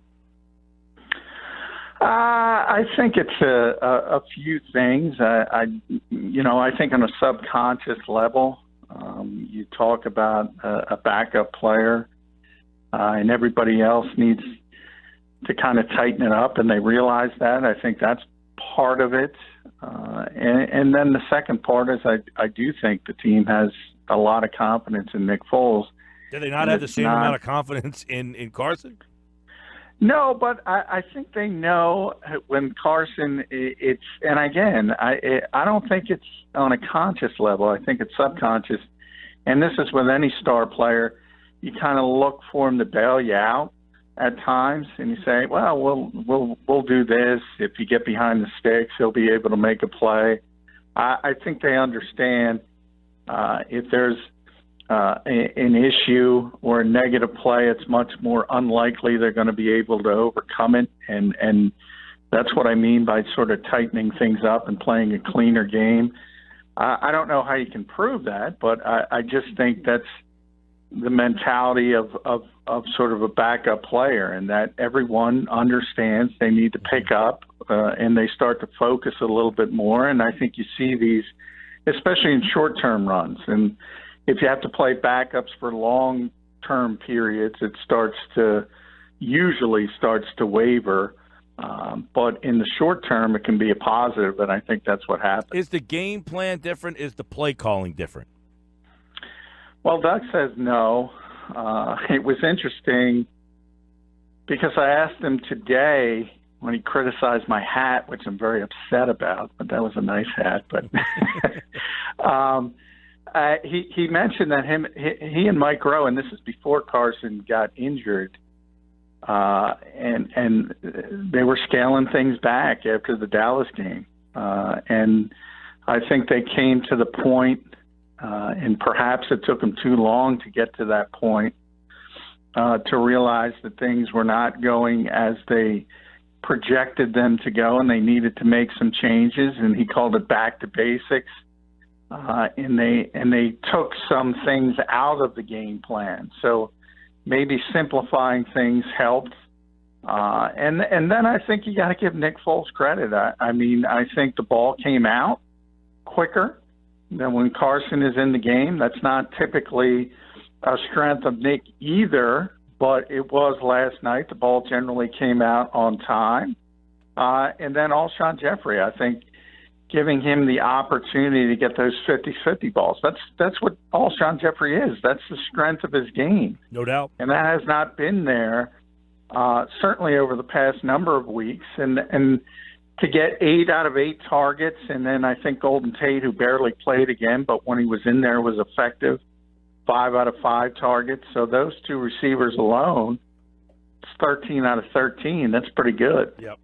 We have the weekly conversation. They are 7-0 when they run 27 or more times. They are 0-7 when they do not tote it. Another interesting tidbit between myself and Doug Peterson. Last time this came up, I said, hey, Doug, everybody says if you run it 26 times, you're undefeated, so just run it 27 times. And as predicted, he laughed at me. But look, This is a pet peeve of mine. I admit it. It doesn't make sense. I don't understand why people can't register this. The Rams have in their own packet their record when Todd Gurley touches it a certain amount of times, which is phenomenal. And they didn't get him the football that many times yesterday, partially because he got a little banged up, but also because, hey, they were down 30-13. So you got to start slinging the football with a quarterback who is really struggling right but now. that's where I think the balance comes in, is when the score's 30-13. The Eagles have been up 17-0, and in that moment is when they choose to not run. I get what you're saying, but that is where you end up balancing that thing out, is because you have the lead, and now you're trying to wind the clock. I thought they shortened that game and were able to keep that defense off the field. Well, I thought that was a prudent plan because of the opponent, and I mentioned that on Countdown to Kickoff, and the Eagles did win the toss, and everything worked out. I advocated they should take the football and try to shorten the game. They were able to get a 3-and-out, so it didn't matter, and they won on a good drive. So the same kind of thing happened. But, yeah, anytime you're playing a team that's more explosive, it makes sense to try to shorten the game. And I think they were able to do it early, not necessarily late, and that's what happens. As poorly as the Rams played, they had a chance to go for the tie or the win on the final play of the game, throwing the football in the end zone. That's what happens in this league. There's especially against teams that are that dynamic. They're always coming at you. They're always coming back, and you got to keep scoring, or you're going to be in that type of position. So to me, and I've talked about this at length with Doug, it's you do it any way possible. And if you're running well, you run it. And if you're passing well, you pass it. And I just think that's an antiquated way of thinking in the 2018 NFL. Everybody, you can go, Mike, you can go to every single game notes package from every team in this league, and there will be a note about how effective they are when somebody touches the football a certain amount of times, because that's what happens when you win games. But that's a recipe because of the winning, not a recipe for the winning. Oh, I could agree with you there. Like, they didn't win the game last night because they ran the ball with regularity and ran it really well, but they were able to shorten the game because when they did get out to a lead, they handed it off and let the clock run. I mean, they're up. There was when they had that ball last, after the fumble, the kid fumbles the punt. They run the ball, and that game goes from 3:58 down to 3:10 in one play because they ran it. And I mean, I get it. When you get up 30-13, that's definitely what you want to do. You want to siphon the clock as much as possible. The problem, back in a different era, though, that was a guaranteed win. In this era, it's kind of like you try to do it and you hope. And too often, and we saw the Eagles on the positive side of it yesterday. We've seen them on the negative side of it as well. And even if you go back to the game, who was that? It wasn't the game against Minnesota, where Minnesota was trying to siphon the clock against them, and the Eagles. It's tough, and I realize it's tough for coaches in this league because the thought is, well, you got a 14-point lead, you should be able to run the clock out. It's just not that way anymore. Well, look, and I go to that Cleveland game on Saturday night, okay? It's a 1-point game. Cleveland wins by 1. Mayfield has 31 passes. They run it 28 times. On the flip side, I got Keenum throwing 48 times, and I got Lindsey, who's not having a great game, and I only hand the ball off 20 times. The disparity in a 1-point game I find to be egregious if I'm Denver to ask Case Keenum to throw the ball 48 times. Yeah, well, every game, and we talk about it, has personality. Look at the Chargers is the game I was trying to think about against the Chiefs, and they come back to win it with a 2-point conversion. Now, that's arguably the best team in football, Kansas City. They got a 14-point lead with 5 minutes left. I mean, that game's over, right? They win the game. They score 15 points. They go for a 2-point conversion, and they walk off a winner. It's a different era. Yeah. If you can get 5 yards a chunk, hey, man, you should run the ball until they stop it. Well, and which is kind of like where the Eagles – it's delicate. Yeah, the Eagles are in an interesting spot. Like Wendell Smallwood has 10 carries for 48 yards. He's getting almost 5 yards every time he touches the ball. On the flip side, Adams is not getting anything. But I thought, and see if you agree with me, I thought because they showed that slows the defense down just enough. And I thought the windows are bigger for Foles than they are for Wentz because I think they put too much on Foles' plate. They think he is so much more talented that they throw so much on his plate, and I think the windows are just bigger for Foles. Wentz's plate, I see. Yes. Yeah, Wentz's plate. No, I agree, and that's what Doug talked about, scaling things back a little bit, which he said he was going to do even if Carson was going to play. We'll never know because he obviously didn't. Look, there's no you'll get no argument from me. There are tons of good things that happen when you run the football and things people don't think about. And the fact that the linebacker's taking a step forward perhaps and you have and a little extra space behind him. So when you can do it, great. But as Doug said,